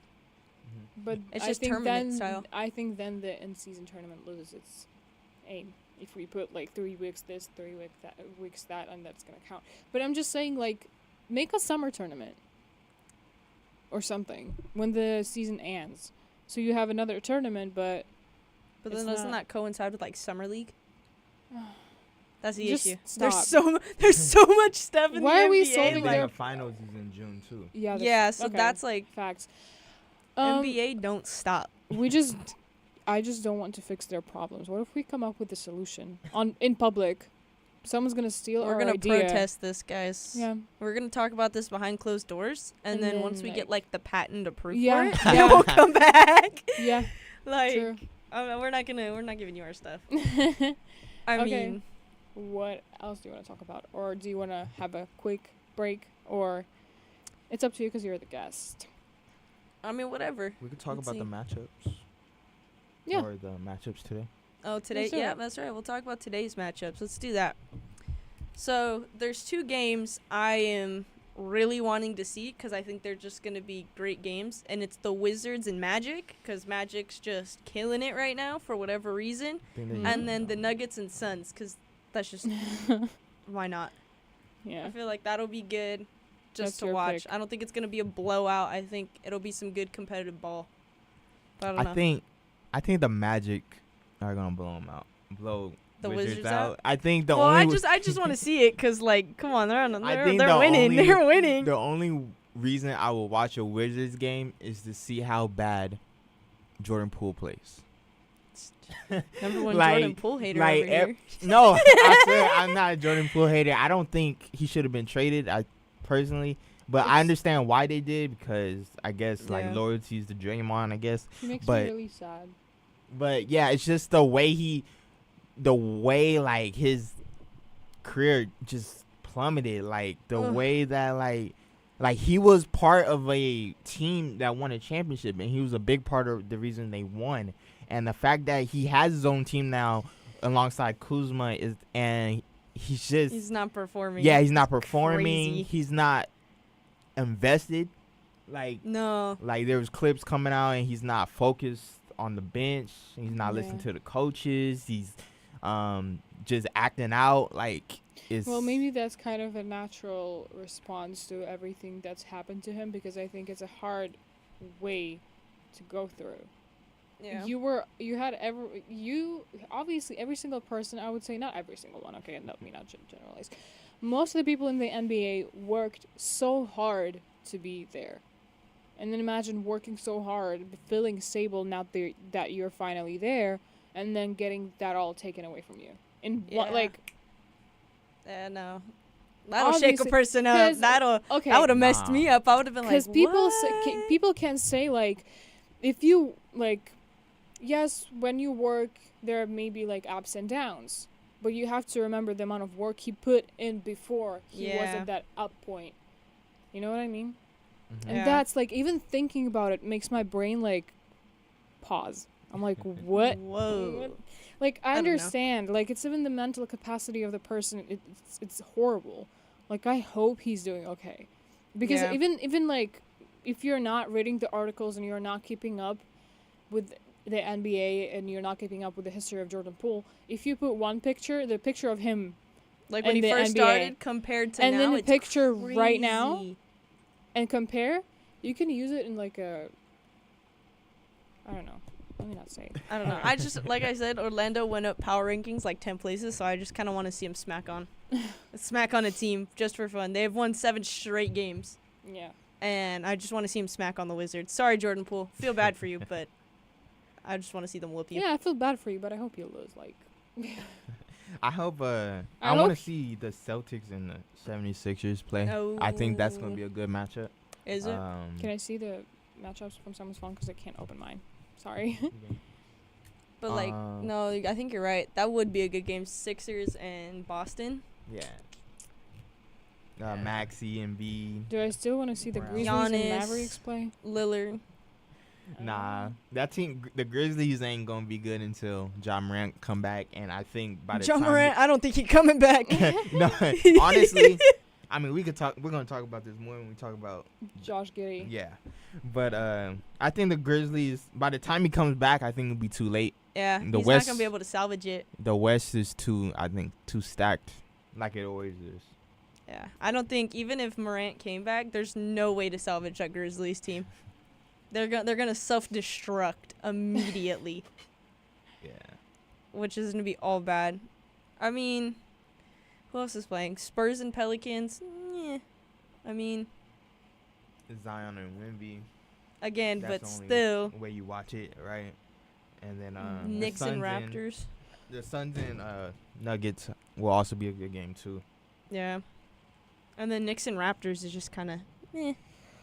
You remember the player that we've talked about a lot in the beginning of the season? Not necessarily in the beginning of the season, but was it Kai Jones? Have you seen his dunk on Wemby? I know did we talk in about the it? summer league. Yeah. He dunked This on is Wemby in the so- summer league. I saw that. That So made me he's laugh. dunkable. Yeah, Wemby has gotten crossed up. He got dunked on a couple times. Wemby got put on a poster. That's all I'm a gonna couple say. times too. Yeah, Wemby's Like if it went me. been exposed a little bit. Huh? As he's been exposed a little bit. Wemby got made a that happens. fool When me and of. Daniel were discussing whether it's like Wemby or Chat, he was like, "Oh, I'm picking Chat because me and you picked Wemby." And then the first game started like going around, and then did he say something? Or was it me? I don't remember. I think Daniel was like, "Look, Chat." Like, yeah, and we were like, "Look, Wemby." Like, all right, Daniel. bro. Yeah. Daniel. I think Rookie of the Year is a two horse race. Like it's only between two persons. I don't like the idea of, I don't know how you guys feel, but I don't like the idea that the NBA always does like a second year player being called a rookie. I don't like that when at all. they- No other sporting when league they that I know don't- does that. Right, when they don't play the first year because they're injured. I don't like that because like a lot of people missed out on, like people Like, have how missed long out are you on gonna Rookie of the be- Year. How long are you gonna be a rookie for? Yeah, I'm a 5-year rookie. Shit. Like Tell in Stenson Bennett that We before were he rookies went when to we were that. freshmen. Tell him before he Now- went to the Rams. Like, bro was, I'm a college student. How long you been in college LeBron's student a for? rookie. Like 10 years. 10 Like, years, LeBron's a rookie too. right? Like, Like don't lose LeBron's the on his meaning. what? Fucking 15th rookie season. 15th rookie season. No, I'm just saying don't lose the meaning of the word. That's that. Yeah, I think, like I said, it's one and done. Like if you get injured, all right, you got injured it's your your- rookie and then campaign. your That's second it. year. Then is you're your now a second year. sophomore. Like you don't get to be held back. This 'Cause- ain't Yeah. school no more. Your 'Cause grades I- ain't bad. I don't like that because like it's just I feel like it's an excuse for the NBA to just give out awards to players that they want awards to, because they did it for Blake Griffin. They did it for Ben Simmons. That's right. Ben Simmons won Rookie of the Year when Donovan Mitchell should have won Rookie of the Year. They did it for Embiid. And now they're doing it for Chet. NBA is just like creating rules and then walking around them because it's like imagine playing like hide and seek with someone. Yeah, and then no, they're no, like, no, no, I no, see the it. rule was I've seen this. No, it's not. It's Like, we Uno. just That's go- Uno. Yeah, yeah. That's straight up Uno. The NBA's playing Uno. It's like when you play, you're like, all right, what rules do you play by? And they're Right, Like, you well, no, literally I gotta play figure jump it in and out. stack, and you're like, wait, no, you play with sevens and zeros. Like, And then they change the rules when someone else like gets. it's marketability. It's who they want to market. They want No, to They market have to literally, do that's Ben why- Simmons. They wanted to Good for market them. Griffin. That's literally why I think Wemby's going to win Rookie of the Year. Like, no matter what Chet does, no matter if Chet is playing Imagine if playing Chet- better. Chet could be Or, playing LeBron level status, right, I and think they'll they be like, still nah, give it to Wemby. He's Exactly. tall. That's all they can say. And if that is true, NBA, listen to me. Pull it together. We cannot have Wemby win over Chet. That is ridiculous. That's a Not snub. if Chet is playing better. Not if Chet's playing better. If But- Wemby's playing better, all right, I'll be like, you know what? I apologize for my outburst. Wemby's But just tall. That's all he has. Wemby's got height. He got crossed up Yeah. and put on a poster. He's a very good That's player it. for what He he got is. crossed up and put on a poster. What? Okay, Let's I see think about it's time for us to go on a little bit of a break. Commercial break, guys. We're going to be back in 2 minutes.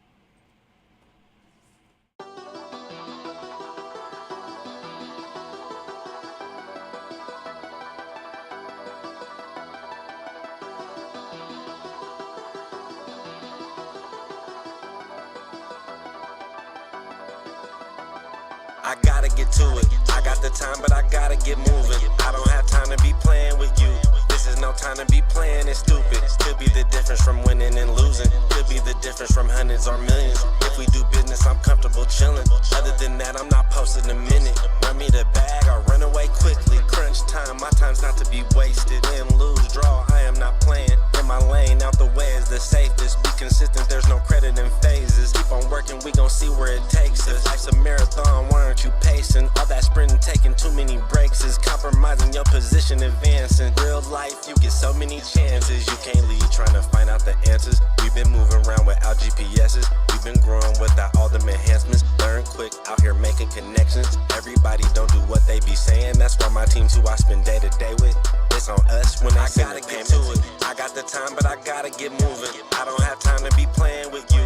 This is no time to be playing it stupid. Could be the difference from winning and losing. Could be the difference from hundreds or millions. If we do business, I'm comfortable chilling. Other than that, I'm not posting a minute. Run me the bag or run away quickly. Trying to get rich, but they dying to 50. Ducking these trends, I don't like what I'm seeing. They jumped the fence, but the grass wasn't greener. No one warned them about the wolves and hyenas. Eggshells, gotta watch how you treat us. Shaking hands, a part of doing business. Make a promise, make sure that you deliver. Good business, only way it continues. Money matters and you need the credentials. Coming straight up, barbers gon' bring issues. My time is prices, don't like to misuse it. And only you can't have, do it. If we started, we gon' see it through. Can't just talk, you gotta show the proof. My interest is making these money moves. Not running my mouth and not coming through. Let's run up the back, I need something new. I'm high on the bills, I want them blue.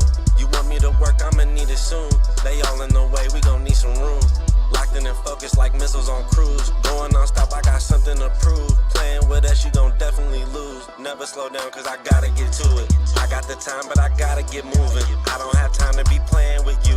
This is no time to be playing it stupid. Could be the difference from winning and losing. Could be the difference from hundreds or millions. If we do business, I'm comfortable chilling. Other than that, I'm not posting a minute. Run me the bag or run away quickly.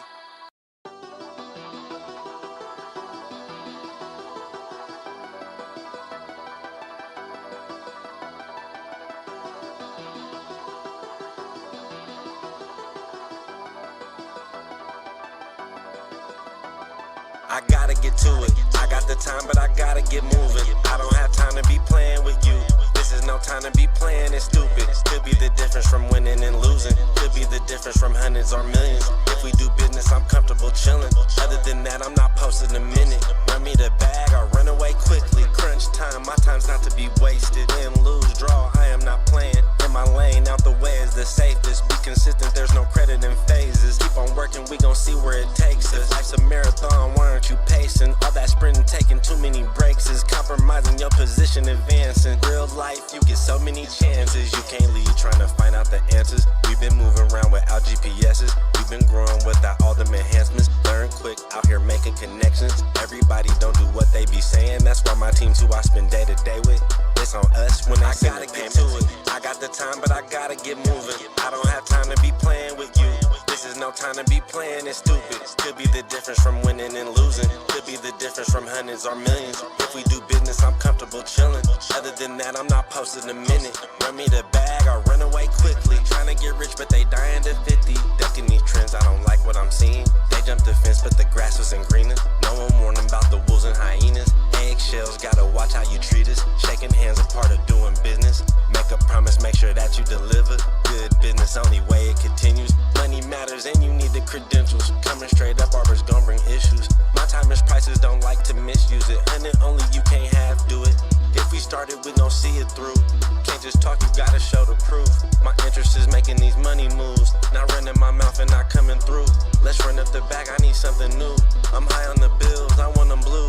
You want me to work, I'ma need it soon. They all in the way, we gon' need some room. Locked in and focused like missiles on cruise. Going non-stop, I got something to prove. Playing with us, you gon' definitely lose. Never slow down, cause I gotta get to it. I got the time, but I gotta get moving. I don't have time to be playing with you. This is no time to be playing it stupid. Could be the difference from winning and losing. Could be the difference from hundreds or millions. If we do business, I'm comfortable chilling. Other than that, I'm not posting a minute. Run me the bag or run away quickly.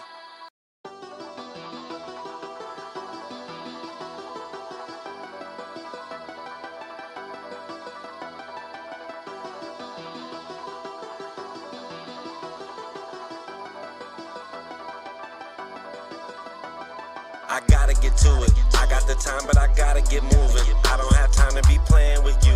This is no time to be playing it stupid. Could be the difference from winning and losing. Could be the difference from hundreds or millions. If we do business, I'm comfortable chilling.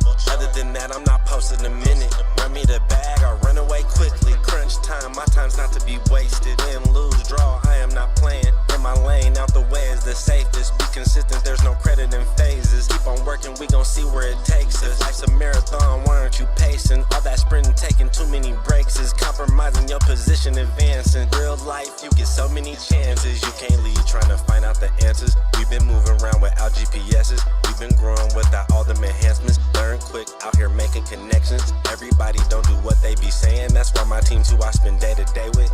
It's on us when I gotta get to it. I got the time, but I gotta get moving. I don't have time to be playing with you. This is no time to be playing it stupid. Could be the difference from winning and losing. Could be the difference from hundreds or millions. If we do business, I'm comfortable chilling. Other than that, I'm not posting a minute. Run me the bag, I'll run away quickly. Trying to get rich, but they dying to 50. Ducking these trends, I don't like what I'm seeing. They jumped the fence, but the grass wasn't greener. No one warned about the wolves and hyenas. Eggshells, gotta watch how you treat us. Shaking hands a part of doing business. Make a promise, make sure that you deliver. Good business, only way it continues. Money matters and you need the credentials. Coming straight up, Arbor's gon' bring issues. My time is prices, don't like to misuse it. And it only you can't have, do it. If we started, we gon' see it through. Can't just talk, you gotta show the proof. My interest is making these money moves. Not running my mouth and not coming through. Let's run up the bag, I need something new. Hi guys, we're welcome back with Dunk Discussions. Kaylee's here, Matthew's here. Welcome back. What's up? Now we're going to talk about something that all of us wanted to talk about because it's a little bit of a controversial topic. Guys, it's we tea time. left it for the dessert of the show. Josh Giddey. The Australian himself. Just for people who don't know, this man has been accused for having a relationship with a minor. There are some things that we're gonna say about it, not necessarily only about it, but he plays for who now? OKC. Right, Thunder. Oklahoma. Correct. The age of consent Okay. in Oklahoma is 16. But This man is Australian, right? So do you want He to is say the Australian. background story of what? yeah, so happened? Josh Giddey is Giddey. third year? Giddey, whatever. I'm sorry. I can't pronounce his name. I'm assuming it's Giddey. Giddey. But he's from Australia. I believe this is the third season in the NBA, and he is rumored to have a relationship with a 15-year-old named Livy Cook from Newport Beach. Is it 15 or 16? She's 15 is what's being reported around. I've seen 15 more than 16. Okay. She's supposedly a sophomore. So sophomore age is about 15, 16, give or take. I mean, it's just a really messy situation. Yes. I guess what the story It was like was, the Snapchat pictures. there was Snapchat pictures that surfaced. Something along the lines of she just did the devil's tango with Josh Giddey. Obviously, that's not verbatim. I can't say the other word because we're weren't live they on air. dating? Supposedly they're dating, but from those Just snaps, for reference, Josh Giddey is 21, right? yeah, Josh Yeah. Giddey's 21 And she's 16. and she's 15, 16, 16. 15, yeah. We can't So- rely on anything. So everything that we're going to say is going to be from sources. We're not standing there with them. I'm just trying to give Whatever you it was. what we know as of now. Everything Yeah. is, again, rumored. Rumored and to be true. There is an investigation pending And no one wants to talk about it. with the Newport PD out Yeah. here near us. The story goes, the rumor goes, Josh met her in a club. She had a fake ID apparently, claimed to be of age, which in California the consent is 18 years old to consent to do the devil's tango. Sexual intercourse work. Yeah, well, Yeah. devil tango sounds more fun. But apparently she lied to him, Yeah. told him she was 21, she was good to go basically, and there was Snapchat pictures that surfaced saying that she had just had sex with Josh Giddey, and everybody was like, what's going on there, Josh? And Josh has not released a comment. With the fake ID brought up into question, her family and her are now refusing to talk to authorities. They're not cooperating, as what is being reported as of yesterday. Yeah. They're not reporting. So that's really sketchy to me. I'm not going to lie. Opinion based, if you're genuinely, like, I don't even know what to say. Just, like, it doesn't make sense. Like, as parents, wouldn't you want to cooperate on this because your daughter got taken advantage of? Mm-hmm. But then there's, the fact if that the she narrative is correct that she lied about her age, then she took advantage of him. And it's just this. It's not even the fact. It would have not started if her parents raised her right and she was not in a club when she's 16 with a fake ID. That's a valid point as well. I mean, if she wasn't up in that club, this guy would not be dealing with any of this. I mean, he's refused to comment. The OKC organization has refused to comment. But what's crazy to me, Matt was talking about earlier, if you want to chime in on this part, they haven't suspended him.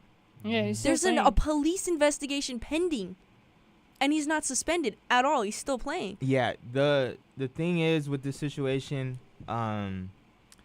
like first, like if it was a one night stand, I could get on board of like, okay, maybe he didn't know. Everybody makes mistakes. Yeah, This is not an everybody makes mistakes. maybe he asked how old she was and she said 21. She showed him ID, but the fact like there's multiple pictures of them, and like it looks like they're in a relationship. So it's like no way you didn't know, but also in that case of a suspension, NBA like suspension policy is terrible and They're like slacking. It's very selective in the way they do things. You see, like Kyrie Irving, he had dropped a link to like someone who was like anti-Semitic, and suspended. Right, and they forced him to do an apology, and obviously he didn't want to, and whatever.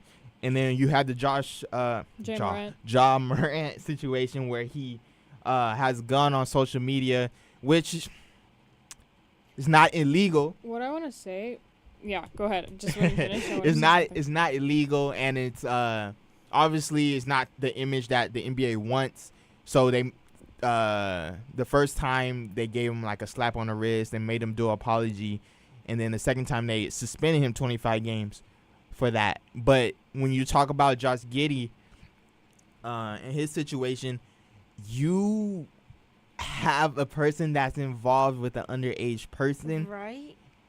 This is something you have to take just as serious or even more than what you did with Ja Morant and Kyrie Irving. But I would say that the situation with Josh Giddey is not the first occurrence with a NBA player and a underage person. You have Karl Malone that you still praise, that you still invite to these NBA All-Star events and things like that. He was judging the dunk. What? Yeah, he was. Right. Yeah.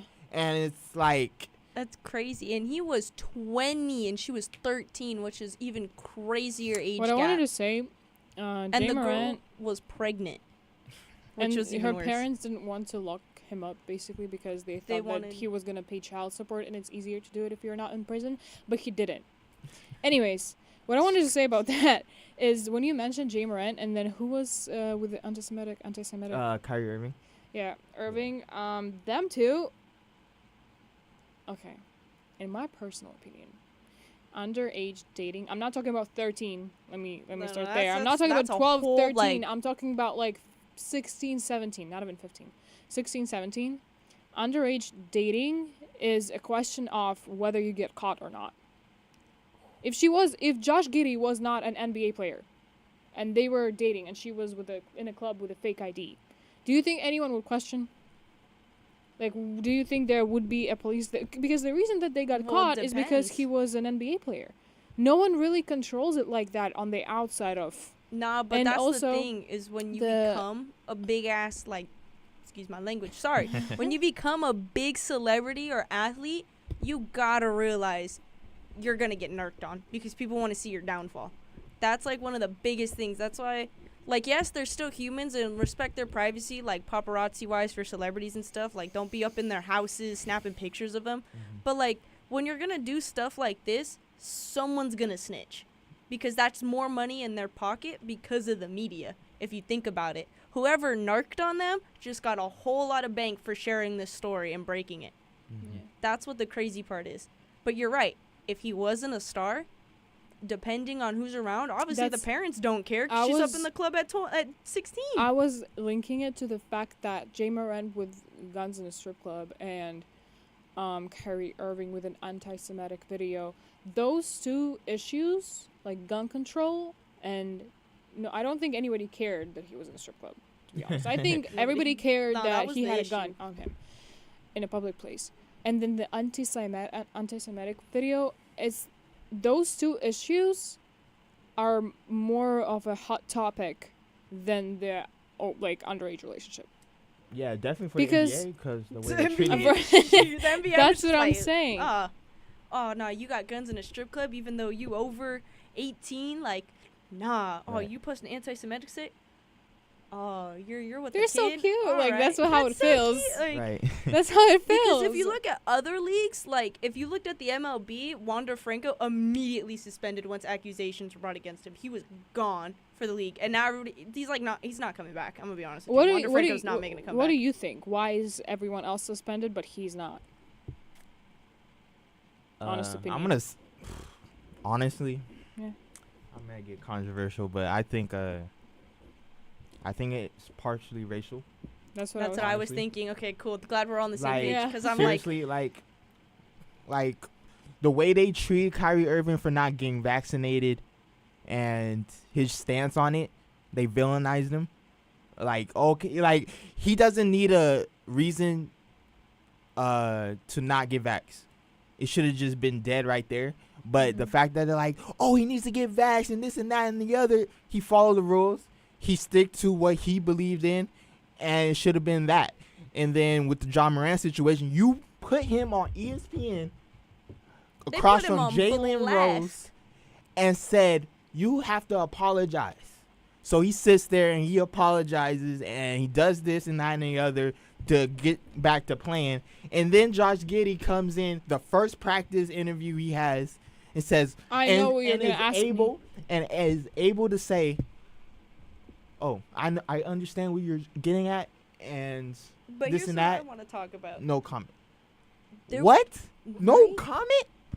You're involved with an underage person. Okay, but It's not this as brings up crazy, a to be great. honest. This brings up so much because nobody was there in support of Ja or Irving. Nobody was there in their defense. But you have Andrew Bogut who comes out and goes, from what I understand, is the girl in question lied about her age, like all on his yeah, there's defense. so many And excuses. I'm like, whoa, like why is everybody jumping to his defense immediately? right. Like, there should be no sides because everything's rumored. Like, you know what? I gotta give it to Giddey and OKC. They're smart. No comment. Because what's there to comment about at this time? Like, everything's just breaking. He's gonna go through the police investigation. Like, don't open your mouth. But like, with Ja and Kyrie, nobody was behind him. Like saying, oh no, like they don't need to share their reasons. Like he's good. Like he's an adult. Right. It's like, oh, you should have known that. Oh, you're like one of the stars of the league. You need to be aware. Like, And that's what this is another great point. It's part racial and part they're great players. Okay, Josh Giddey, let's be honest, he's all right. He's not like Josh Giddey is like averaging 12 point. well, he's pretty bad right now. yeah, he's Yeah. probably like the third, 12 fourth points best or player on something. the team. I've read But about Like, he's sorry, not sorry. like. But that's why they're not caring as much. It's because he's not some big star. If this was LeBron who did this stuff, which obviously we know LeBron ain't that type, hopefully. But if LeBron did this, Knock on wood. like, gone. Like, immediately, like, he'd be suspended. They would have had articles. Like, they would have tore him down in L.A. Like, all of it would have been gone. His legacy destroyed. just for the allegations. Just for the an allegations. allegation. What I also wanted to say is the topic of underage dating is so controversial And it because shouldn't be, though. why? Controversial, like, Yeah. underage dating, it shouldn't be. It should just be straight out, like, no. If you're at a certain age, don't touch the kids. Like, right. don't Literally. leave the kids. Like, Literally leave the literally. kids No, alone. no. Okay, you remember what I said? I said I understand. I'm not when I say underage, I'm thinking like 16, 17 because they're Like, still under 18. underage. Under 18. If you're Okay, not, but for me the part of from like okay, not even 16, and then under 16, absolutely Stay away. not. Stay home. What are you doing in a club? Don't go out. And then from 16, 17, and 18, and then up, that's where I'm like, because I'm I've just seen saying- people date since they were 14 and they're happily married now. I've seen people never date me. And they're not. No, they are. Shit. Anyways, what I'm saying is people, it's just, I lost the idea of what I want to say. Remember how I said, remember yourself at 16? I And look at was not 16-year-old nice. now. Like a 16-year-old girl. Yeah, now. it's crazy. Like a 16-year-old girl now looks like she's 22, Complete dude. When I was different 16, from- I looked like I was 12. All right, I had a like, bob cut when oh my god. well, I was 16 and like, why do I look like I'm 12? And these girls are over here like 16. I'm doing my eyebrows, my lashes. Which no, hey, you know what? Do you like if that's Yeah, what makes you feel obviously. beautiful? Do it, girl. Like full support. But damn, some of y'all look like 23-year-olds up in here, and I'm like, you're 16. I'm like, And you making me look I'm like saying I'm bringing that 11. all up not because I'm trying to defend Josh Giddey. Absolutely not. But it's a I'm point. bringing It's it up easier to because it's take advantage of okay. people. Can we? I don't want to like men hate right now. It's- Men have a very different vision from us. It's easier to trick them than a woman. So, in my opinion, if you put up a 16-year-old girl, full face of makeup, dressed specifically, she don't she look is gonna look 16, like she's overage. they're not gonna question it. And the setting too. A club, And let's be honest. everyone assumes. What that if he was everyone's drinking 20. too? Like, you got to bring up the point. What if he was intoxicated? He's not gonna be thinking like the double check. He's just gonna be like, dude, she's up in here, 21. Like, Yeah. not trying to defend him, but honestly, like, you gotta. There's so many variables into this stuff That's that what you I'm saying. gotta take an account for. Like, okay, she Yeah. lied about her age. Wrong on her. Wrong on Josh too. Like, come on. If you are in a relationship with her and you knew, that's messed up. If it was a one night stand, all right, some leeway, but still weird. Weird.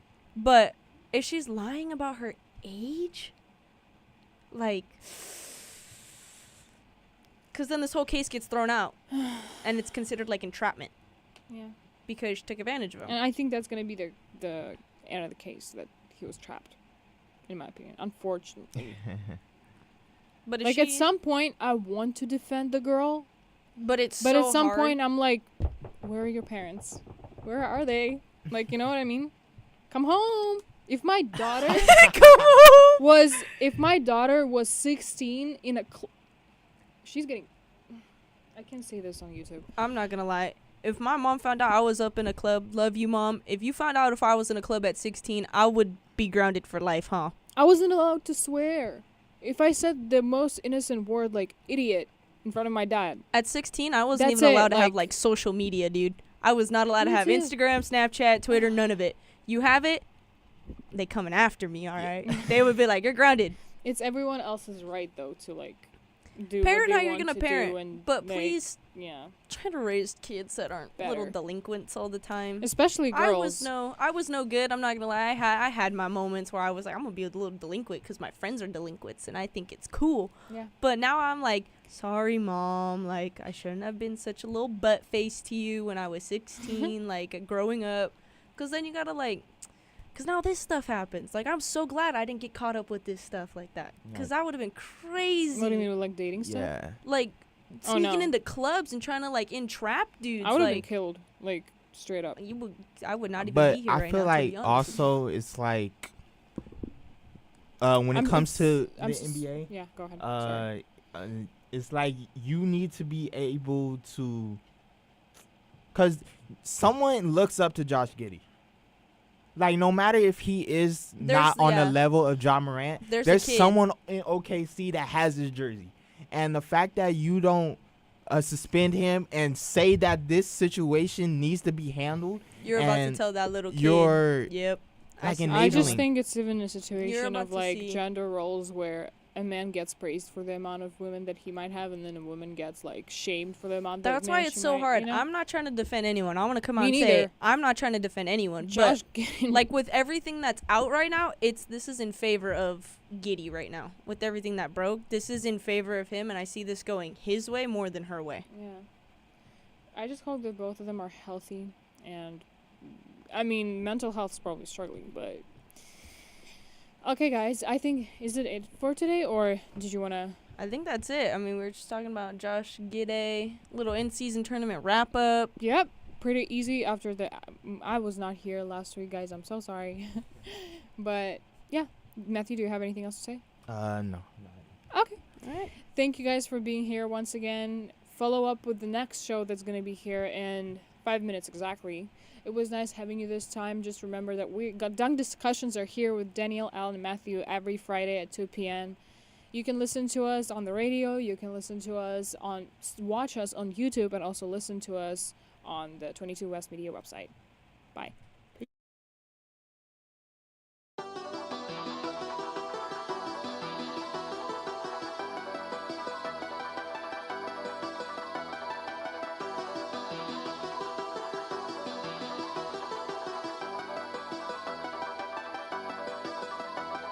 I gotta get to it. I got the time, but I gotta get moving. I don't have time to be playing with you.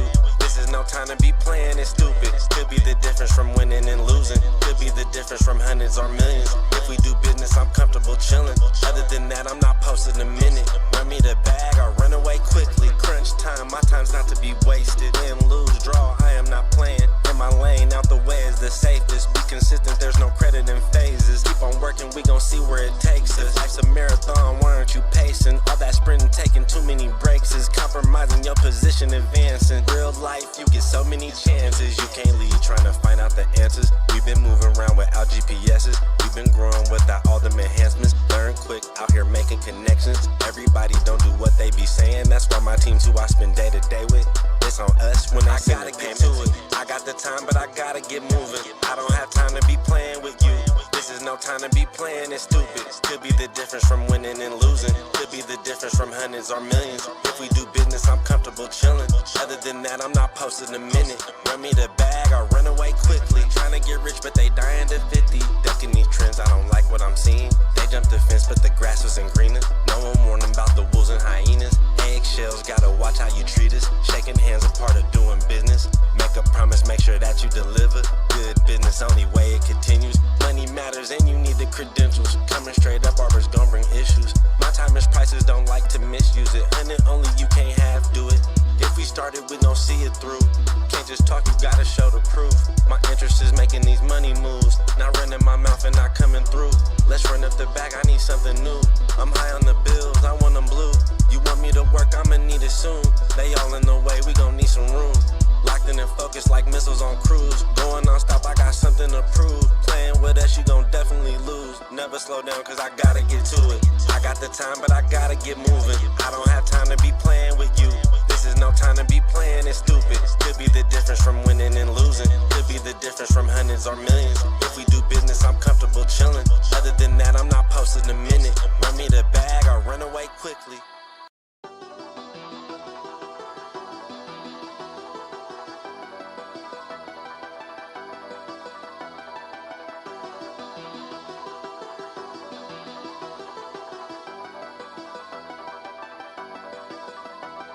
I gotta get to it. I got the time, but I gotta get moving. I don't have time to be playing with you.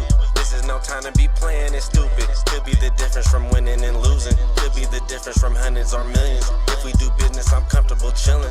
Other than that, I'm not posting a minute. Run me the bag or run away quickly. Crunch time, my time's not to be wasted. Win, lose, draw, I am not playing. In my lane, out the way is the safest. Be consistent, there's no credit in phases. Keep on working, we gon' see where it takes us. Life's a marathon, why aren't you pacing? All that sprinting, taking too many breaks is compromising your position, advancing. Real life, you get so many chances. You can't lead trying to find out the answers. We've been moving around without GPSs. We've been growing without all them enhancements. Learn quick, out here making connections. Everybody don't do what they be saying. That's why my team's who I spend day to day with. It's on us when I gotta get to it. I got the time, but I gotta get moving. I don't have time to be playing with you.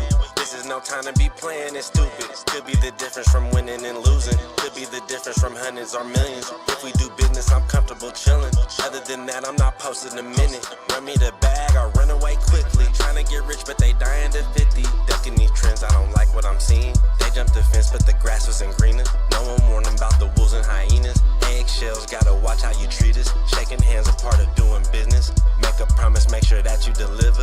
Good business, only way it continues. Money matters and you need the credentials. Coming straight up, Arbor's gon' bring issues.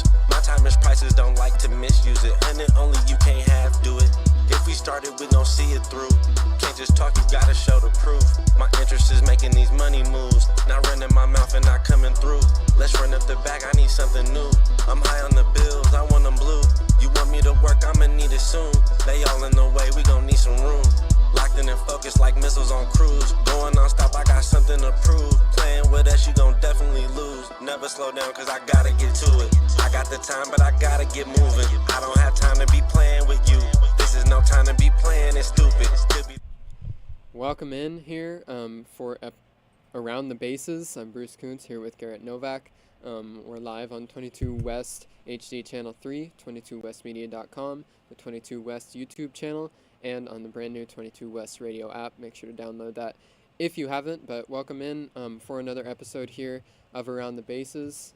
We have a lot to talk about. Free agency's getting underway. There's been some movement here in the last few days. We haven't been on the air since before Thanksgiving, so we're going to be able to cover everything that's happened in that time frame, and then we'll go over all the latest rumors of the top free agents that are still out there and all the trades that are being talked about. Got a lot to cover today. How are we doing, Garrett?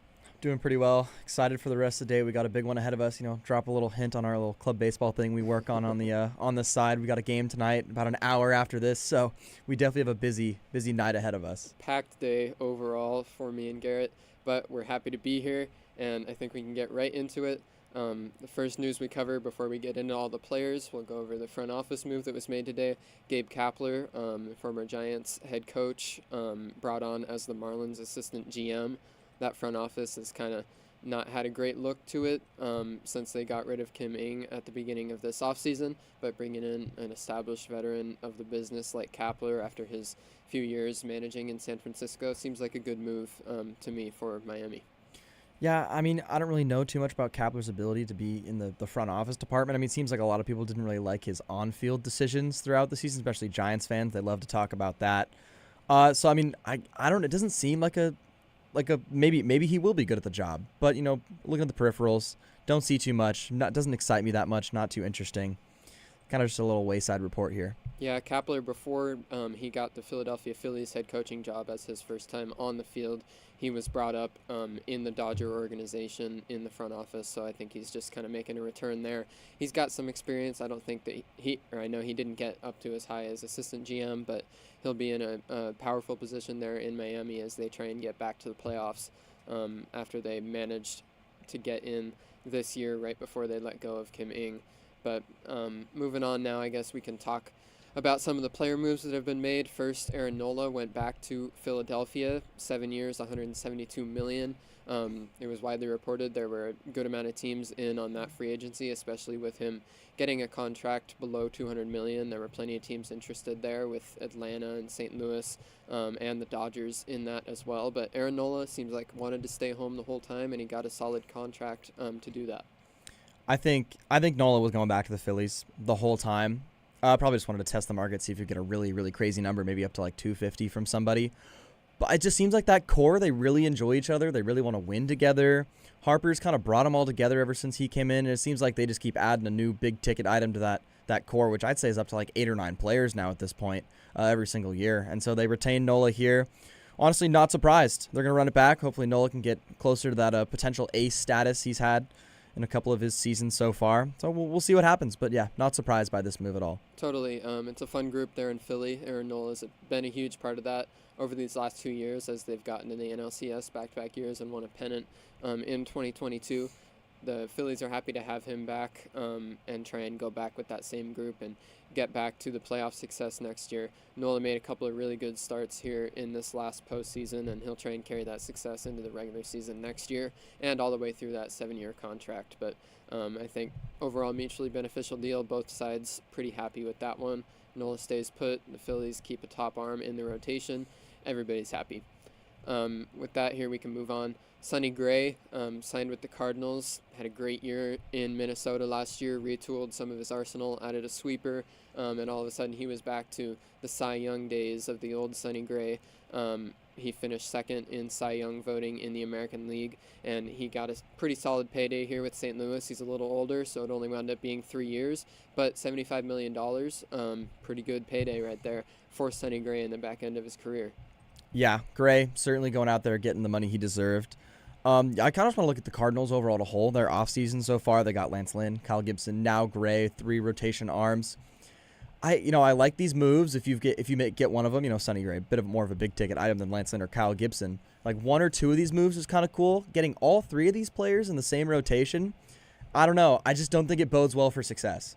Honestly, I like it. I think when the first 2 moves were Gibson and Lynn, in that order, then I think a lot of people, including me, were pretty hesitant on like what the Cardinals' plan was. Last year, their starting rotation was just a train wreck, and heading into the offseason here with Miles Michaelis as their ace, you can't do that and expect to get back to the playoffs. So Sonny Gray was the big ticket item they certainly needed, but all the way through that rotation, it was just so weak last year. I don't mind picking up a couple of veterans in Lynn and Gibson. They should be able to eat innings in the back end of that rotation, and the Cardinals can bank on a return to form for either one or both of those guys, get back to being the solid pitchers that they've been for many years. And overall, just a 1-year deal. They both got pretty good money, with I believe Lynn getting $13 million, Gibson $12 million. So it's a solid chunk of change, but just for 1 year, that mitigates a lot of the risk. And I think overall, St. Louis just needed some arms that they could hope to depend on down the stretch, because they were just completely missing that here in 2023, and that was a big part of why the Cardinals disappointed as much as they did.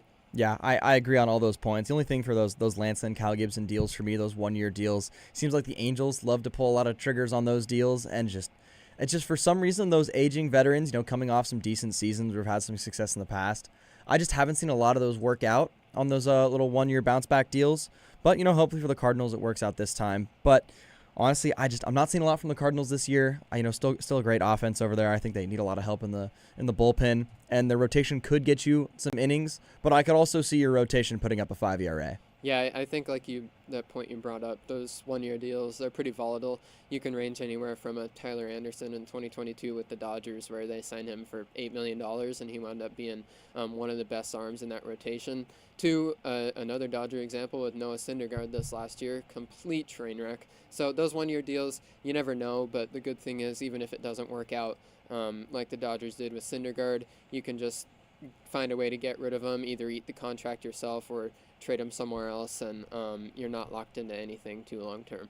One interesting part here with the Cardinals and these deals that they've made that I wanted to highlight here, Sonny Gray, that 3-year $75 million deal. You'd think that means that it'll be $25 million distributed evenly across the contract, but actually this first year, Sonny Gray will only make $10 million, and then it's a heavily backloaded contract, so he'll make that full 75 over the last 2 years of the contract. But to me, when I see that, only $10 million in this first year with the Cardinals negotiating that into the deal, that signifies to me that the Cardinals are not done.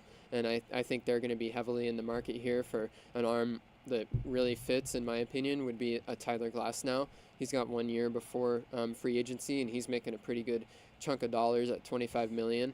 And I think this could be a perfect fit now with a little bit of extra payroll freed up with the way that they maneuvered this Sonny Gray contract to go get another big fish in that rotation. Because like you said, right now looking at the Cardinals roster, even with that Gray addition, I don't see a lot of success in this current form. The lineup's okay, but just that pitching staff outside of Gray is really questionable, and they definitely need to go get another established top of the rotation type of arm if they want to do anything in that NL Central next year. Yeah, actually, I really like that point you make there, Bruce. You get someone like Tyler Glasnow, one of those names that's on the trade market. That could really make this team look a lot better on paper. For me, I look at the Cardinals and I see this like $10 million a year backload deal for Gray. It gives them the option to make another move like that. Even so, I'm not seeing the timeline with this team as a whole. I mean, with baseball, it's up and down every single year. Anything can happen. We see it all the time. Team loses 100 games. Next year, they win 100. It happens. But I'm just not seeing a bit of a rebuild or retool timeline for this team. Seems like a lot of these guys are just going to get another year older. Your corner infielders are going to get another year older with Arenado and Goldschmidt. I'm not seeing the timeline. And for me, this Gray deal, especially with the backload, that's $65 million 2 years from now that you're going to have to be paying especially when all your stars are going to be 2 years older from now, and I don't see them producing at the rate they are these last few seasons. So it's confusing. I wouldn't want to tie up all that money 2-3 years from now. I think, like you said, with the corner infield there in St. Louis right now, looking at that team, it obviously revolves around Paul Goldschmidt and Nolan Arenado. But moving into the future, I think this is a big season for some of their prospects and some of their younger guys. Lars Nootbaar would need to take a big step forward this year and try and take over one of those outfield roles and really establish himself as one of the quality outfielders in the major leagues. And then I look at other guys like Jordan Walker, kind of struggled out of the gates as a rookie last year after being one of the top prospects in baseball. Mason Wynn should be getting brought up and into that shortstop position there. I think he's a little better than Tommy Edman, so I'd expect Wynn to get a pretty good look in this 2024 season. And like you said, looking at the future for the Cardinals, it'll be interesting to see how they maneuver that money in those back 2 years. I think Paul Goldschmidt, he's getting older. I wouldn't be totally surprised if getting into this 24 season, if the Cardinals aren't winning by the trade deadline, I wouldn't be surprised to see Goldschmidt get flipped, possibly even Arenado if he doesn't really bounce back with a vengeance and show that he's got a lot of years left as a star. They might want to move on there, dump some payroll, and maybe get back some decent prospects and try and enter a full kind of retool. But, I mean, overall, the Cardinals, they're not too far out from being a consistent playoff every year type of organization, and last year they just fell on their face, and I think that they're going into this offseason with the approach of we're just going to completely disregard what happened last year. That was not us, and we're just going to move forward with the roster that we have and assume that it'll go better. You never know, but I guess we'll just have to wait and see with them. With that here, we can move down the list. Kenta Maeda stayed in the AL Central, signing with Detroit, 2 years, $24 million. I really like that deal. Detroit finished second in that division last year. They were below 500, but that's just kind of a constant over the last decade or so that the AL Central is going to be weak, and I think the Tigers see an opportunity there of Spencer Torkelson's really starting to figure it out. They've got some other bats there. And then with Kenta Maeda added to that rotation, the Tigers, are going to do everything they can to try and find a way to win that division next year. Yeah, I think this is a great 5-starter deal for the Tigers, only $12 million a year at AAV. That's really nice. It really solidifies the back end of that rotation with a quality innings eater who could give you some 2-3 starter outings here and there. I mean, you've got a lot of young guys. You're kind of just banking on health for the Tigers. If those young guys stay healthy, you got Maeda on the back end. I could see a really, really productive rotation that could be top 6, top 7, maybe even top 5 in the American League this year. And, remains to be seen what we'll get from the bats. Hopefully a little more improvement. Maybe they pick up a couple bats in free agency. But on the pitching side of things, I really like what the Tigers are putting together. Yeah, I like the outlook as well. Tariq Skubal at the top of that rotation. I'm a big fan of his. If they don't wind up moving him in the trade market, if they did, that would get back a pretty big return. But I think the best move there would be to hold on to him going to next year with him as the ace. And then on the offensive side of the ball, Torkelson really started to show some things, why he was drafted first overall a couple of years back. In this past season, Riley Green had a better year, and I think those two guys are going to need to step up and establish that that's their team, become the leaders.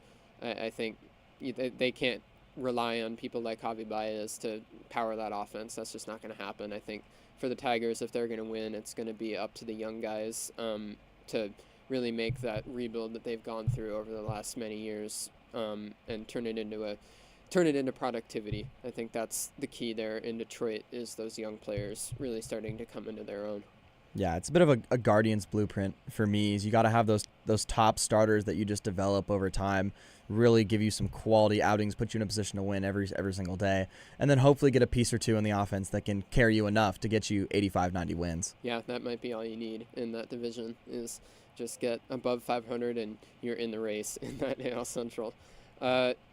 Next here, we've got Emilio Pagan and Nick Martinez, two relief pitchers, both signing with the Reds. Martinez might get some spot starts here and there. He did in San Diego over the last few years. But Pagan getting 2 years, $16 million, and Martinez 2 years, $26 million with an opt-out after the first year, player option. Two solid moves. I don't think there's too much to say here, but it's always good to bolster that bullpen with some extra arms, some veterans there in both those guys, and high ceiling moves here for the Reds as they try and get back into a full-blown contending role in the NL Central. Yeah, I think these two moves are really, really sneaky. I mean, two pretty quality arms you can put in the mid to back end of your bullpen. If someone gets hurt in the rotation, Nick Martinez can fill in, get some starts.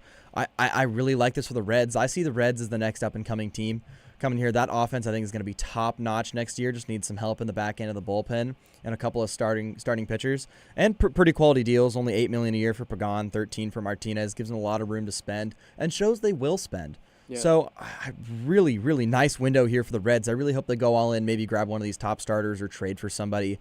But I like the start to their offseason so far. Yeah, I would agree. I think that it's a nice little approach as everybody else is focused on the real big fish in the free agent pool. The Reds went out, snagged a couple of the best relief pitchers on the market. And yeah, that's just an important thing. Get out of the way now, and now they can kind of shift their sights to go get a top starter or somebody to add to that pitching staff to really solidify themselves as a contender in the National League. With that here, we've got Joey Wendell going to the Mets. He had a really tough year with the Marlins last year, but he gets 1 year, $2 million. Basically no risk in this contract, but a nice little veteran depth piece. He can play all over the diamond. It's a solid move here for the Mets. Also to the Mets is Luis Severino. He struggled really, really bad with the Yankees last year. Severino, a few years back, seemed like he was one of the budding top starters in all of baseball.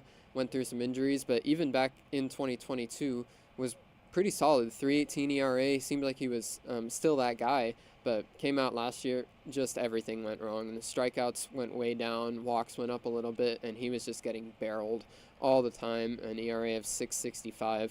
So I guess the Mets here, 1 year, $13 million. They're banking on, at the very least, Severino will give them innings in the back end of the rotation, and at best, he could go out, refine that form that he had in 2022 and years prior if he can stay healthy. And at that point, if he can really turn it around, Luis Severino's an ace. So there's a lot of volatility here in this signing, but I like it overall for the Mets to go at least get some guaranteed innings. I think these are two solid, sneaky little deals. I mean, they're trade chips to me. They're absolute trade chips. I mean, Wendell, a little bit of a return to form near that 750 OPS we know we can hit at. If he hits that by the time the trade deadline comes around, a lot of teams are going to be calling for his name, and you might get a decent little prospect for him because he can play all around the field, great defender, decent little bat.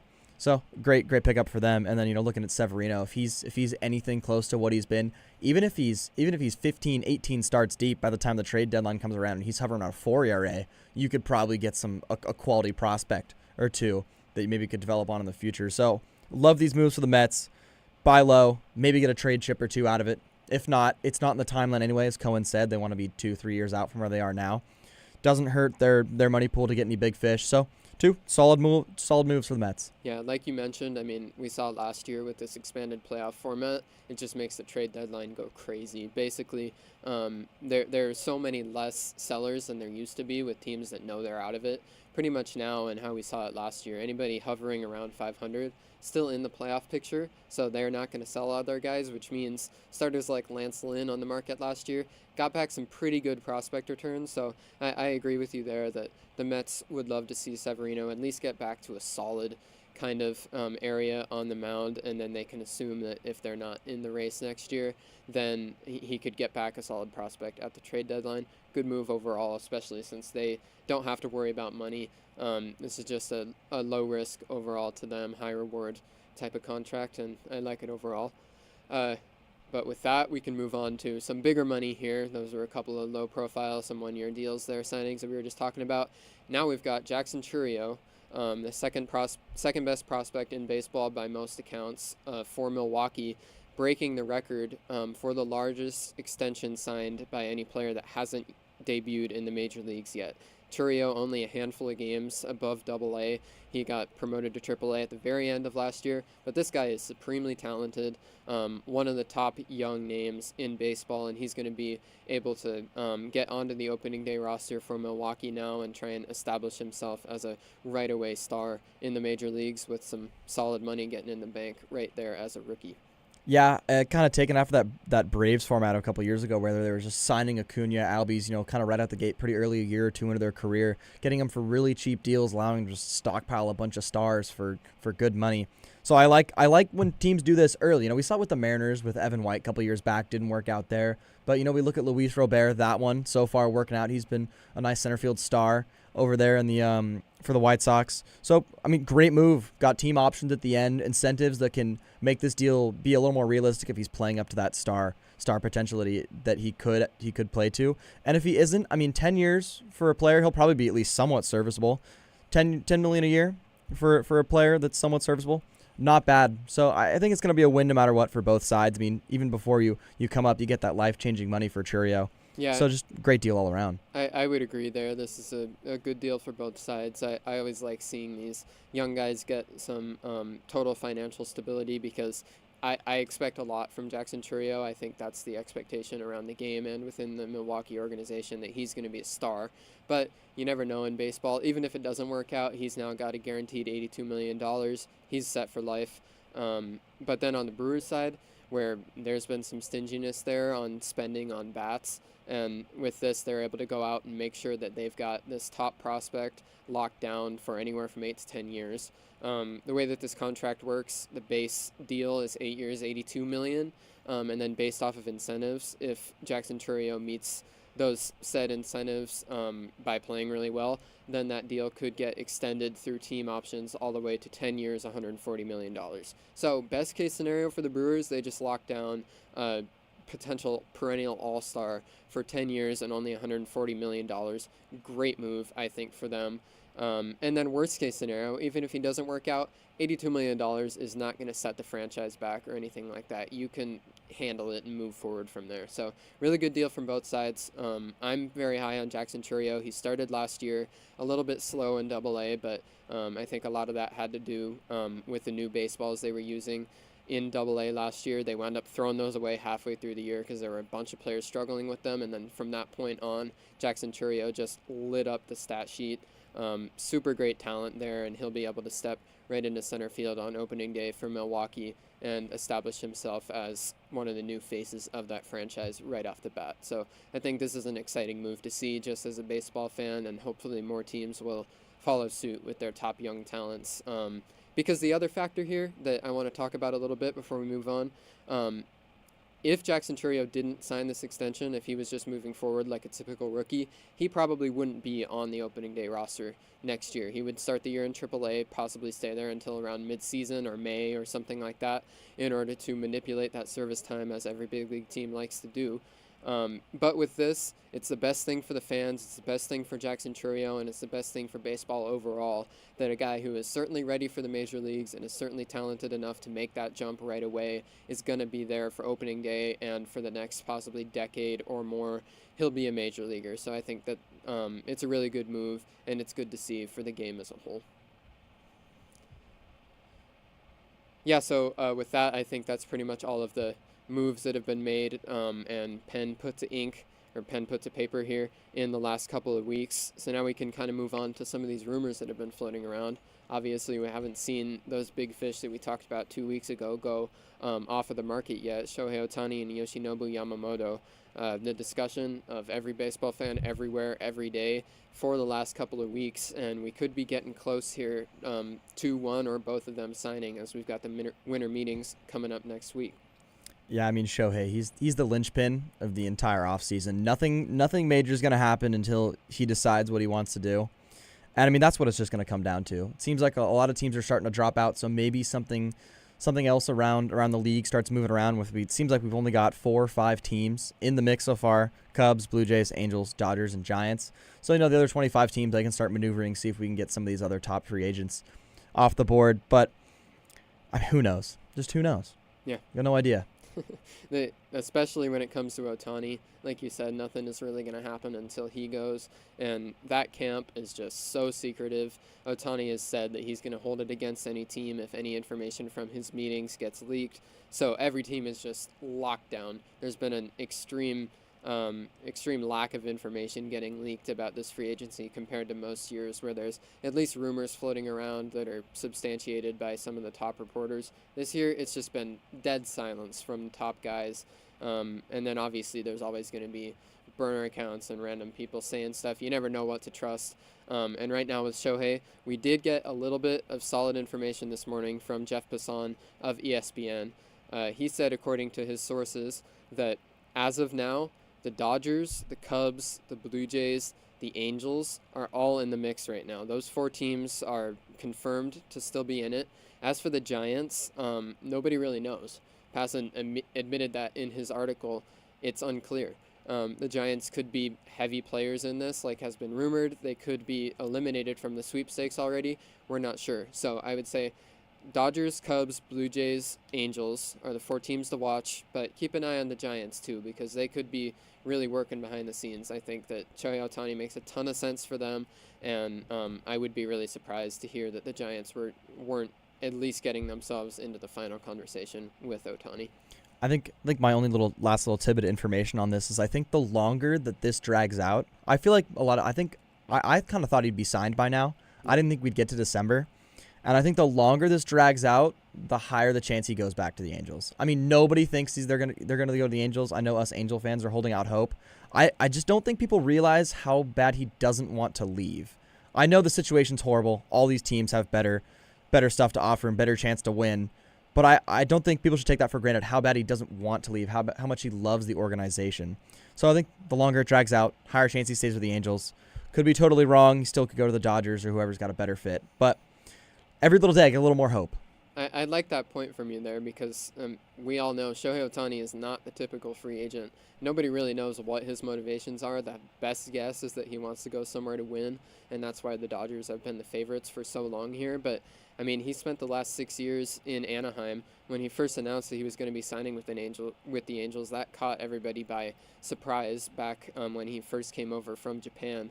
So Shohei Ohtani is certainly capable of surprising everybody and returning to the Angels. And to hear that the Angels are one of these 4 teams here as we get down to it, and he could be signing within the next week, to hear that the Angels are still talking to him and one of the finalists, I would agree with you that I wouldn't count them out at all as a possible team here, especially like compared to the Blue Jays or the Cubs or the Giants. I would say all those teams are not really set to say we're definitely going to be winning as soon as we sign Shohei Ohtani, especially when it comes to the Blue Jays. I don't know if you saw this rumor yesterday that I believe was reported by John Heyman, that if the Blue Jays do sign Ohtani, they'll pivot to look to trade Vladimir Guerrero Jr. and Bo Bichette, which just makes no sense to me. And if they do or don't sign him. If they do, which doesn't make a lot of sense, but I would say familiarity, if that's a big thing to Shohei Ohtani, the Angels could make some sense to return there. Even if I know it's been speculated a little bit that Shohei might prefer to take a shorter deal, something with some opt-outs, reset his market after he's back healthy and doing the two-way thing full-blown again. Maybe he decides that he just wants to take a deal with the Angels with an opt-out after 2 or 3 years, rehab with the group of guys there in Anaheim that he's used to. He's already gone through a full elbow surgery and rehab as an Angel, so he could say let's stay with the familiar people, make sure he gets back to full health, and then reset his market in a couple of years once he's fully healthy, and then he could get the big contract from somewhere else. Yeah, I totally forgot to bring that up as well. I mean, I personally think, as I was saying, as this drags on, I see a high chance for Ohtani signing a 1-year deal with the Angels. I don't think it'll be a 2 or 3 with opt-outs. I think it'll be a 1 year, heals the elbow, he goes back into free agency next year with his full arsenal, he gets his huge deal. He's only 1 year older, which is not that much, no extra mileage on the elbow. And, I mean, he's just going to be DHing. He's not going to play the outfield or anything. I mean, absolute worst case scenario, playing baseball, you have a Gavin Lux situation where you tear your ACL on the base paths. Extremely unlikely. And even if that were to happen, I mean, baseball players, they can always come back from that. It's not how it is in basketball or football where they need those legs and that cutting motion. I mean, they can still swing the bat. Yeah. So I see there's no risk. And I could see a disconnect between these teams that want Ohtani and the elbow being an issue. And I could see it be very plausible. He just goes 1 year. What that number could be, no idea. But 1 year rehab, or maybe he decides to go with one of these teams and have a 1 year rehab deal. I see that as a very likely option rather than the mega deal everyone thinks going to happen. Very interesting. There's just a lot of ways that this could go. Like you said, I think maybe the way that this is dragged on all the way into December is a little bit longer than people were expecting. That could be an indicator that Shohei isn't getting the kind of interest and the kind of contracts that he was expecting to get, and that might increase that likelihood of taking something safe, easy, short, just get 1 year, get rehabbed, and then head back into the market next year where nobody's going to have to worry about paying Shohei $65 million or something like that for a year that he's just DHing. So that could be an option. I guess we'll just have to see, but I would expect that we'll have more information if he hasn't signed by next week when we're back on the air. We'll at least have some extra information to talk about of what's going on there. But I would guess personally, probably more likely than not, he'll have a new team by next week, and we'll give that full rundown back here next week. I think with that, we're going to head to the break real quick. When we return, we'll talk about Yoshinobu Yamamoto. We'll go through all the trade rumors with guys like Juan Soto and Dylan Cease. There's still a lot to talk about, so stick with us. We'll be back in 5 minutes.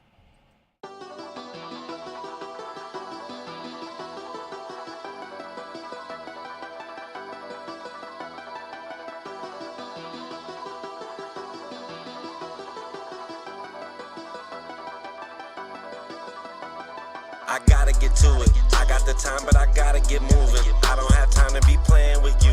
This is no time to be playing it stupid. Could be the difference from winning and losing. Could be the difference from hundreds or millions. If we do business, I'm comfortable chilling. Other than that, I'm not posting a minute. Run me the bag or run away quickly. Crunch time, my time's not to be wasted. Win, lose, draw, I am not playing. In my lane, out the way is the safest. Be consistent, there's no credit in phases. Keep on working, we gon' see where it takes us. Life's a marathon, why aren't you pacing? All that sprinting, taking too many breaks is compromising your position, advancing. Real life, you get so many chances. You can't leave trying to find out the answers. We've been moving around without GPSs. We've been growing without all them enhancements. Learn quick, out here making connections. Everybody don't do what they be saying. That's why my team's who I spend day to day with. It's on us when I gotta get to it. I got the time, but I gotta get moving. I don't have time to be playing with you. This is no time to be playing it stupid. Could be the difference from winning and losing. Could be the difference from hundreds or millions. If we do business, I'm comfortable chilling. Other than that, I'm not posting a minute. Run me the bag or run away quickly. Trying to get rich, but they dying to 50. Ducking these trends, I don't like what I'm seeing. They jumped the fence, but the grass wasn't greener. No one warned them about the wolves and hyenas. Eggshells, gotta watch how you treat us. Shaking hands, a part of doing business. Make a promise, make sure that you deliver. Good business, only way it continues. Money matters and you need the credentials. Coming straight up, Arbor's gon' bring issues. My time is prices, don't like to misuse it. And only you can't half do it. If we started, we gon' see it through. Can't just talk, you gotta show the proof. My interest is making these money moves. Not running my mouth and not coming through. Let's run up the back, I need something new. I'm high on the bills, I want them blue. You want me to work, I'ma need it soon. They all in the way, we gon' need some room. Locked in and focused like missiles on cruise. Going non-stop, I got something to prove. Playing with us, you gon' definitely lose. Never slow down, cause I gotta get to it. I got the time, but I gotta get moving. I don't have time to be playing with you. This is no time to be playing it stupid. Could be the difference from winning and losing. Could be the difference from hundreds or millions. If we do business, I'm comfortable chilling. Other than that, I'm not posting a minute. Run me the bag or run away quickly.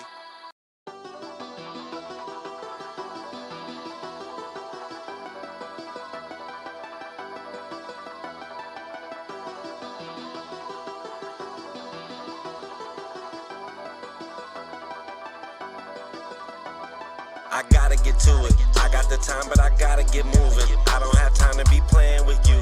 This is no time to be playing it stupid. Could be the difference from winning and losing. Could be the difference from hundreds or millions. If we do business, I'm comfortable chilling. Other than that, I'm not posting a minute. Run me the bag or run away quickly. Crunch time, my time's not to be wasted. Win, lose, draw, I am not playing. In my lane, out the way is the safest. Be consistent, there's no credit in phases. Keep on working, we gon' see where it takes us. Life's a marathon, why aren't you pacing? All that sprinting, taking too many breaks is compromising your position, advancing. Real life, you get so many chances. You can't leave trying to find out the answers. We've been moving around around without GPSs. We've been growing without all them enhancements. Learn quick, out here making connections. Everybody don't do what they be saying. That's why my team's who I spend day to day with.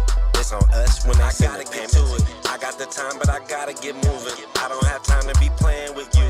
This is no time to be playing it stupid. Could be the difference from winning and losing. Could be the difference from hundreds or millions. If we do business, I'm comfortable chilling. Other than that, I'm not posting a minute. Run me the bag, I run away quickly. Trying to get rich, but they dying to 50. Ducking these trends, I don't like what I'm seeing. They jumped the fence, but the grass wasn't greener. No one warned them about the wolves and hyenas.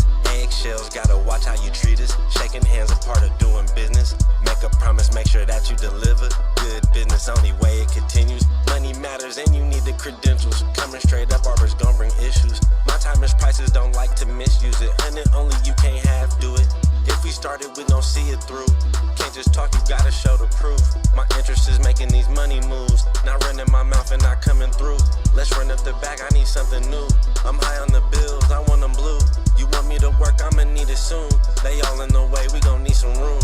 Locked in and focused like missiles on cruise. Going non-stop, I got something to prove. Playing with us, you gon' definitely lose. Never slow down, cause I gotta get to it. I got the time, but I gotta get moving. I don't have time to be playing with you. This is no time to be playing it stupid. Could be the difference from winning and losing. Could be the difference from hundreds or millions. If we do business, I'm comfortable chilling. Other than that, I'm not posting a minute. Run me the bag, I'll run away quickly.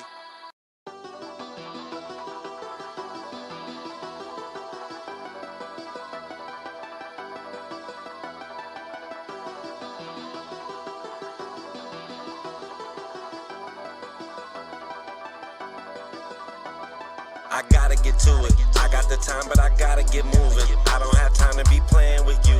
This is no time to be playing it stupid. Could be the difference from winning and losing. Could be the difference from hundreds or millions. If we do business, I'm comfortable chilling. Other than that, I'm not posting a minute. Run me the bag, I'll run away. Welcome back in here for the second hour of Around the Bases.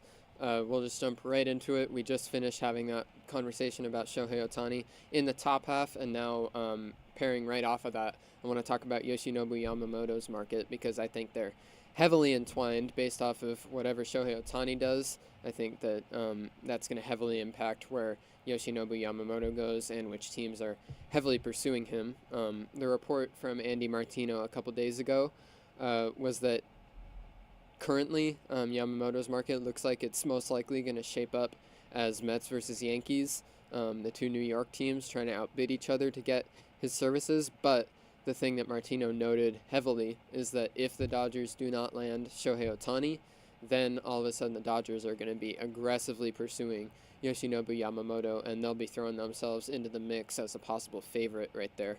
I know I talked about for a little bit, and I've seen it speculated that the Dodgers should try and go get both. I remember earlier in the offseason, John Heyman said that the Dodgers were the only team that were considering that as a possibility to sign both Shohei Ohtani and Yoshinobu Yamamoto.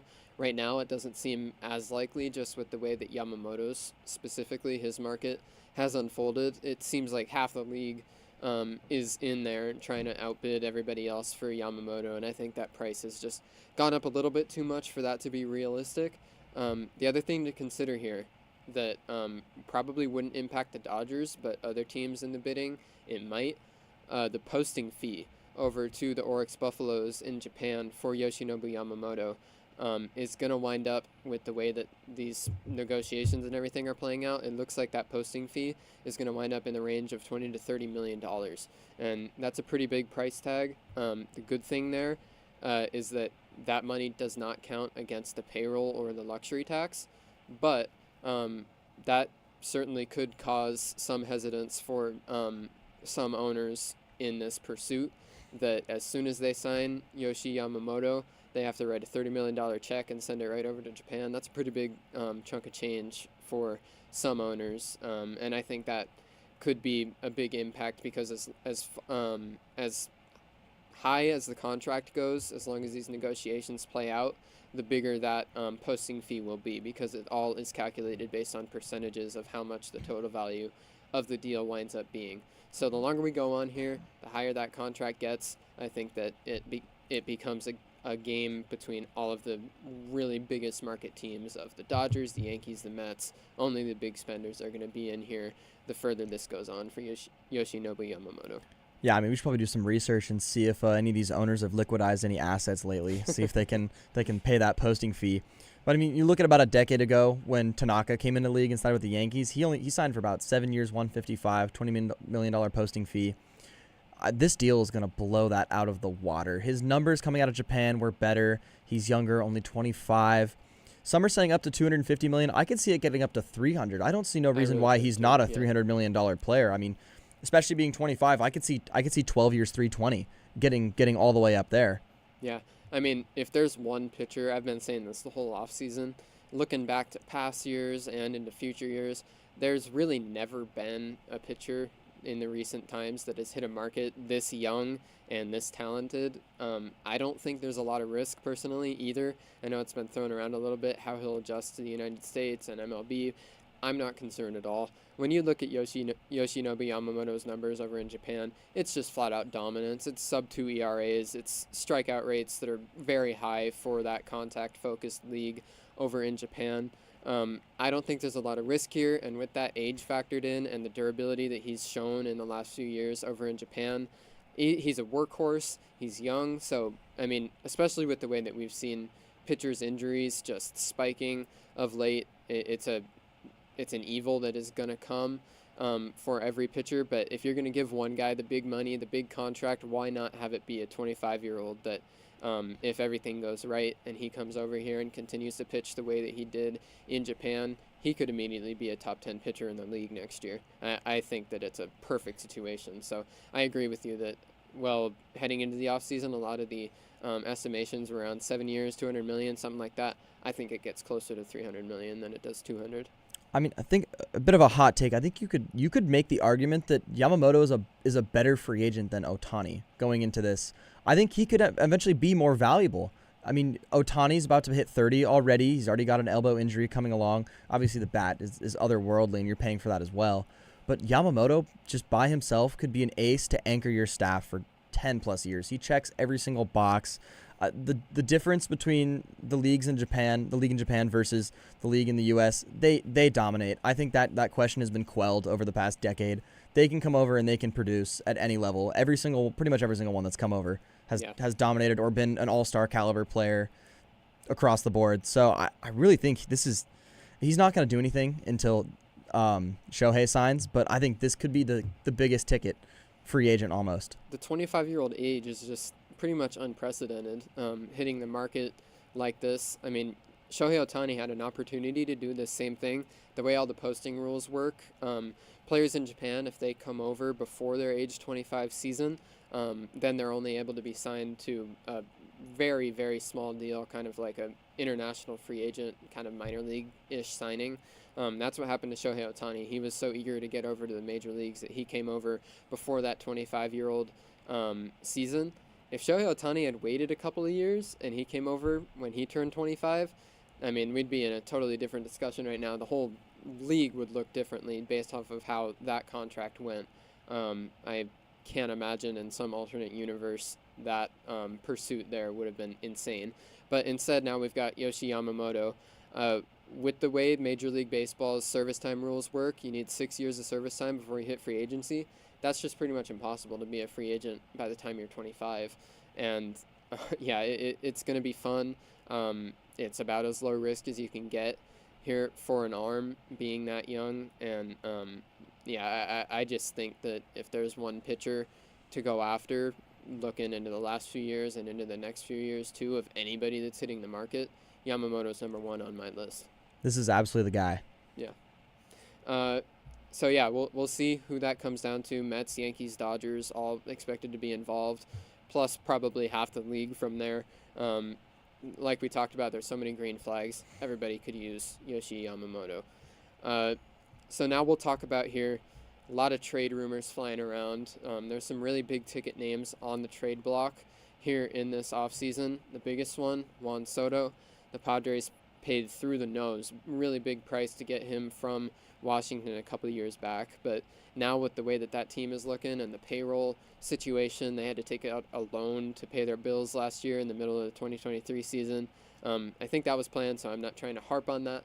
But they need to shed payroll, and with the amount of long-term deals that they have, with especially the Xander Bogaerts one is the one that I look at, like, I don't know if that was totally necessary. But they gave Bogaerts a really big chunk of change, and now they're not going to be able to pay Juan Soto. So I think it's more likely than not Juan Soto gets dealt, and there's going to be plenty of teams in the pursuit of one of the best young bats that we've ever seen in baseball. Yeah, I mean, it's gonna be expensive to get him for sure. I mean, the Padres they're probably gonna want a haul even stronger than what they gave up, which I don't know if they can get, but they're gonna be looking for probably 2-3 MLB ready players, 4 prospects on top of it. It's gonna be a deal, and there's not a lot of teams that can pay that price. Definitely, that's a factor to consider here, and how that'll limit the market. The report today from Andy Martino was that the Padres are asking for Michael King, young righty for the Yankees, plus as many as 6 prospects and money for Juan Soto and Trent Grisham. That's the Padres' preferred deal. I don't think the Yankees meet that price, and that's where the reporting seems to be, that there's a pretty big divide there between those two teams. And what that tells me is that it's an opportunity for a different franchise to step up and go get Soto instead. Ken Rosenthal, in an article today, reported that the Blue Jays are also involved in trade talks. So I think it's interesting. Toronto seems like they're all of a sudden right in the mix for everybody. They're trying to get Shohei Ohtani. They're talking with the Padres about Juan Soto. Toronto's trying to get a lot better this offseason, and it seems like they're doing their due diligence, at least trying to pick up a really big name here heading into 2024. Would it be crazy to say I don't think a trade gets done? It's certainly a possibility. I mean, there's just so much to consider here. Juan Soto, Scott Boras client, we've already seen that he turned down a pretty crazy extension offer from Washington, and that's why he was traded in the first place. He turned down a 15-year, $440 million extension with the Nationals.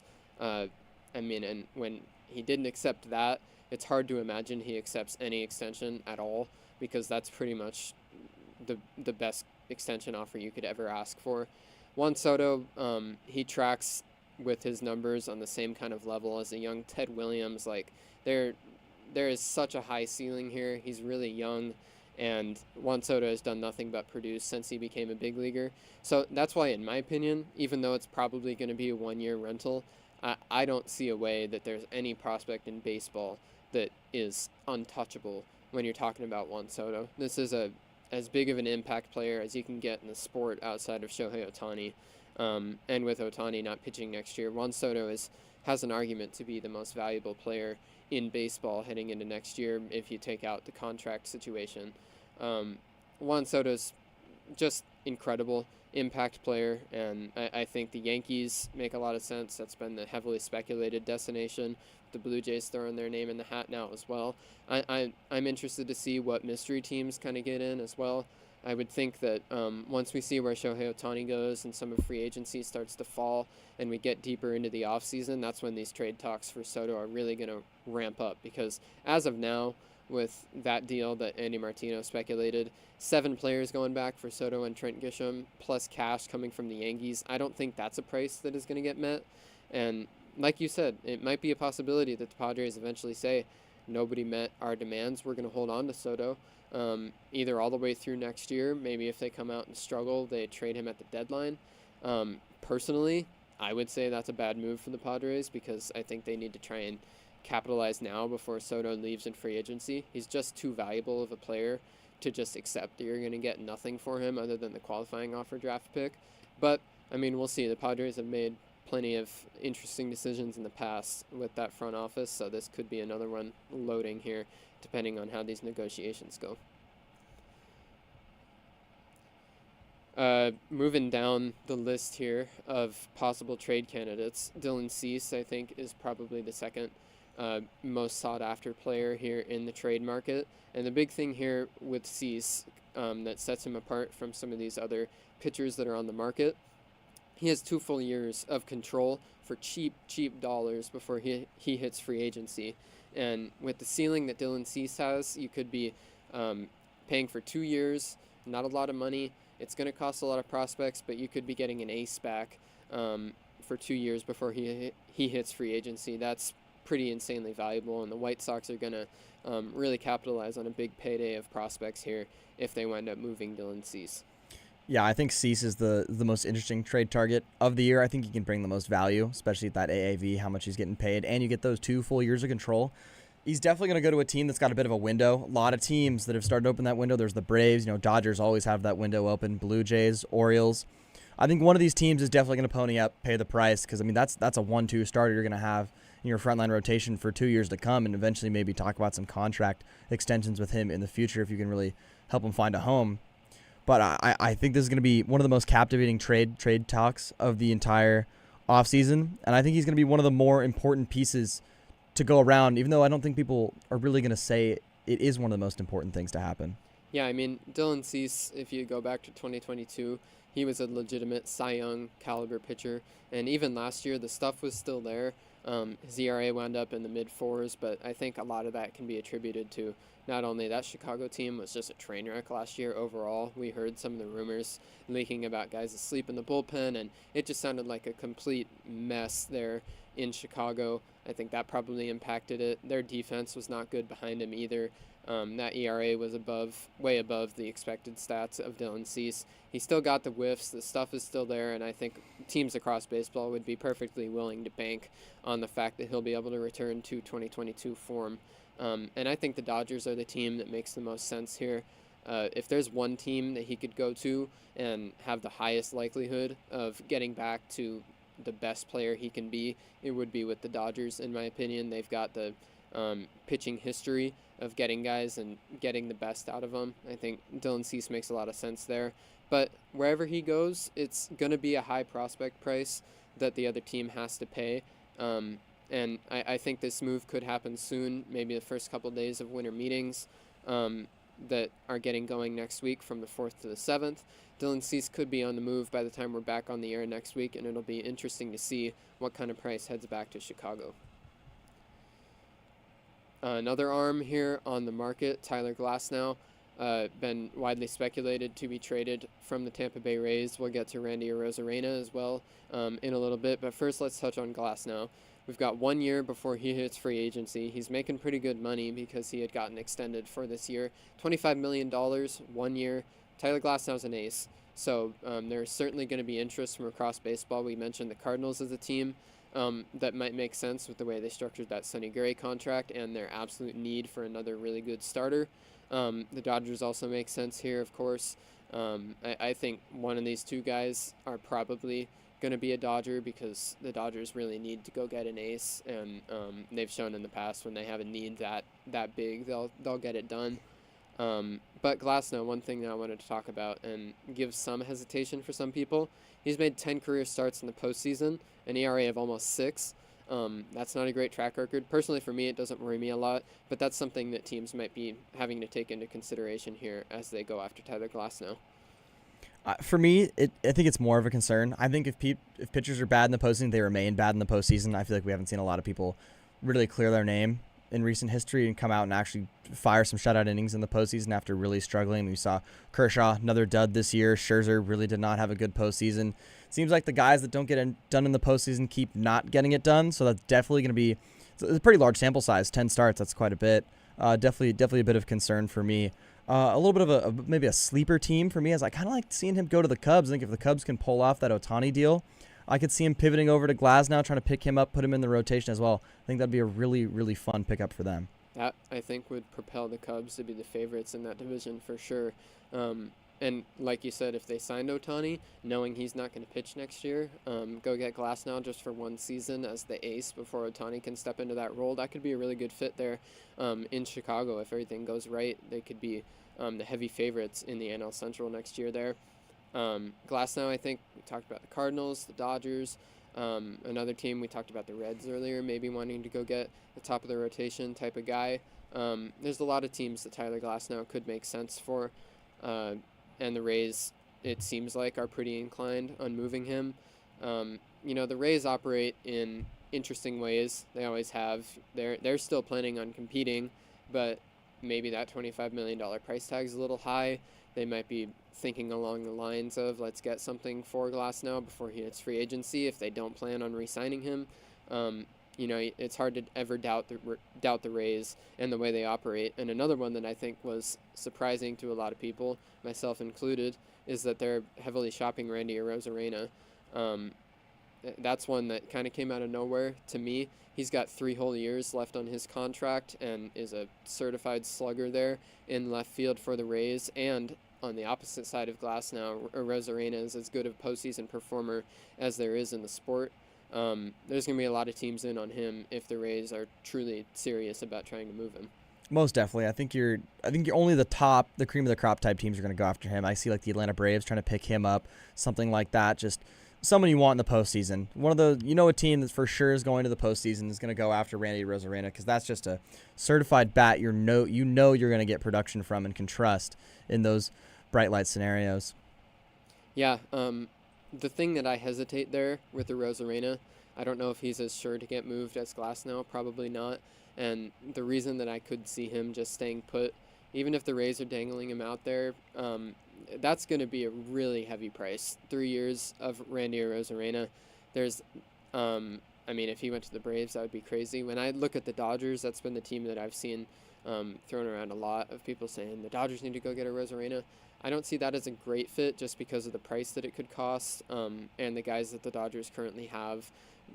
Miguel Vargas, Michael Busch, probably rotating into left field, Chris Taylor as well. None of those guys are on the level of Arozarena, but the teams that are going to go after him are definitely going to have to weigh that pretty exorbitant price there from the Rays if they want to go get Arozarena. So, but 2 guys from Tampa Bay on the market there in Glasnow and Arozarena. One player that could be on the market, not totally sure, is Corbin Burns from Milwaukee, former Cy Young winner. Willy Adames could be packaged with him, but I think Burns is a big ticket to talk about.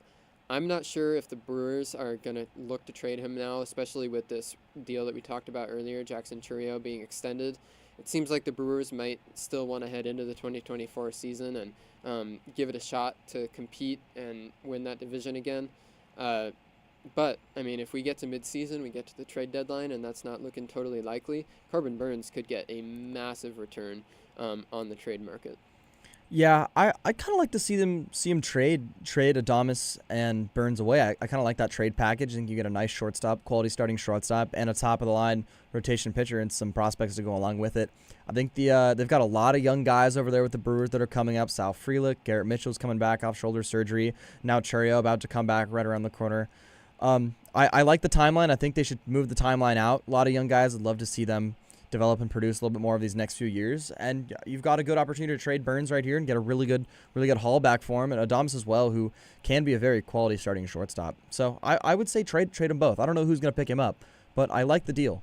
The thing I worry about there, I feel like that's a waving the white flag to me if they were to trade away Corbin Burns. Now that they lost Brandon Woodruff not only to the shoulder surgery, and then they wound up non-tendering him since he will be out all of next year most likely. If they trade Corbin Burns, that rotation goes from the last few years with Woodruff and Burns at the top, one of the juggernauts of the National League, to all of a sudden without those 2 guys. It's extremely questionable. And the way that the Brewers have always done it here in this recent stretch of decent success is they rely on those arms. Devin Williams just won reliever of the year for the 2nd time. They've got a really good bullpen, and then that starting rotation has always been a strength as well. But with Freddie Peralta at the top, I don't see that being quite as much of a strength, and I'm still not sure about their lineup being at a place where they can completely change the way that they win and have it be surrounding those top offensive guys. I don't know if they have a group capable of that. So to me, I think if they trade away Corbin Burns, especially Adames too, I see that as admitting that they're not going to win next year, and they're going to be focused on the next few years after that by getting back some prospects. Could still be the move, but I think it would be one that the front office there in Milwaukee might be hesitant to make just because of what that's saying to the fans.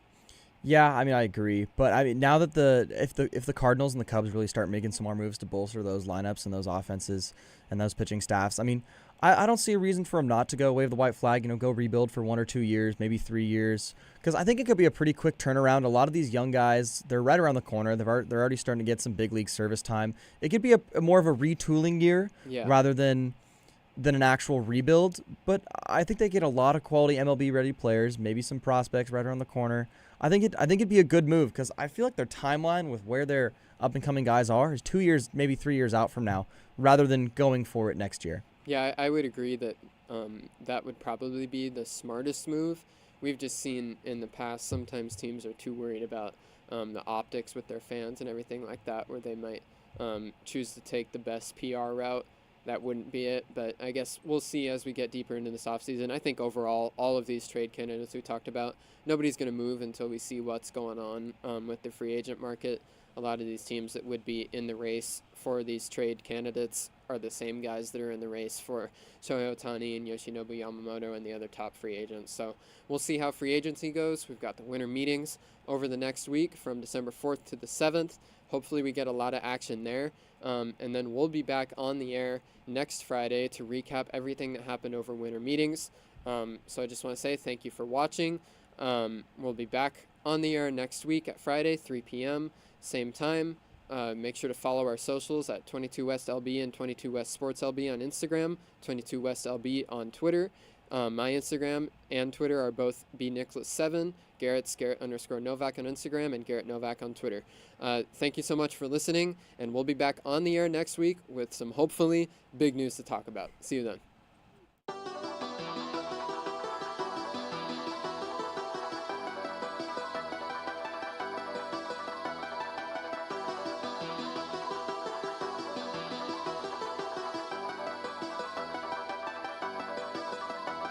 I gotta get to it. I got the time, but I gotta get moving. I don't have time to be playing with you. This is no time to be playing it stupid. Could be the difference from winning and losing. Could be the difference from hundreds or millions. If we do business, I'm comfortable chilling. Other than that, I'm not posting a minute. Run me the bag or run away quickly. Crunch time, my time's not to be wasted. Win, lose, draw, I am not playing. In my lane, out the way is the safest. Be consistent, there's no credit in phases. Keep on working, we gon' see where it takes us. Life's a marathon, why aren't you pacing? All that sprint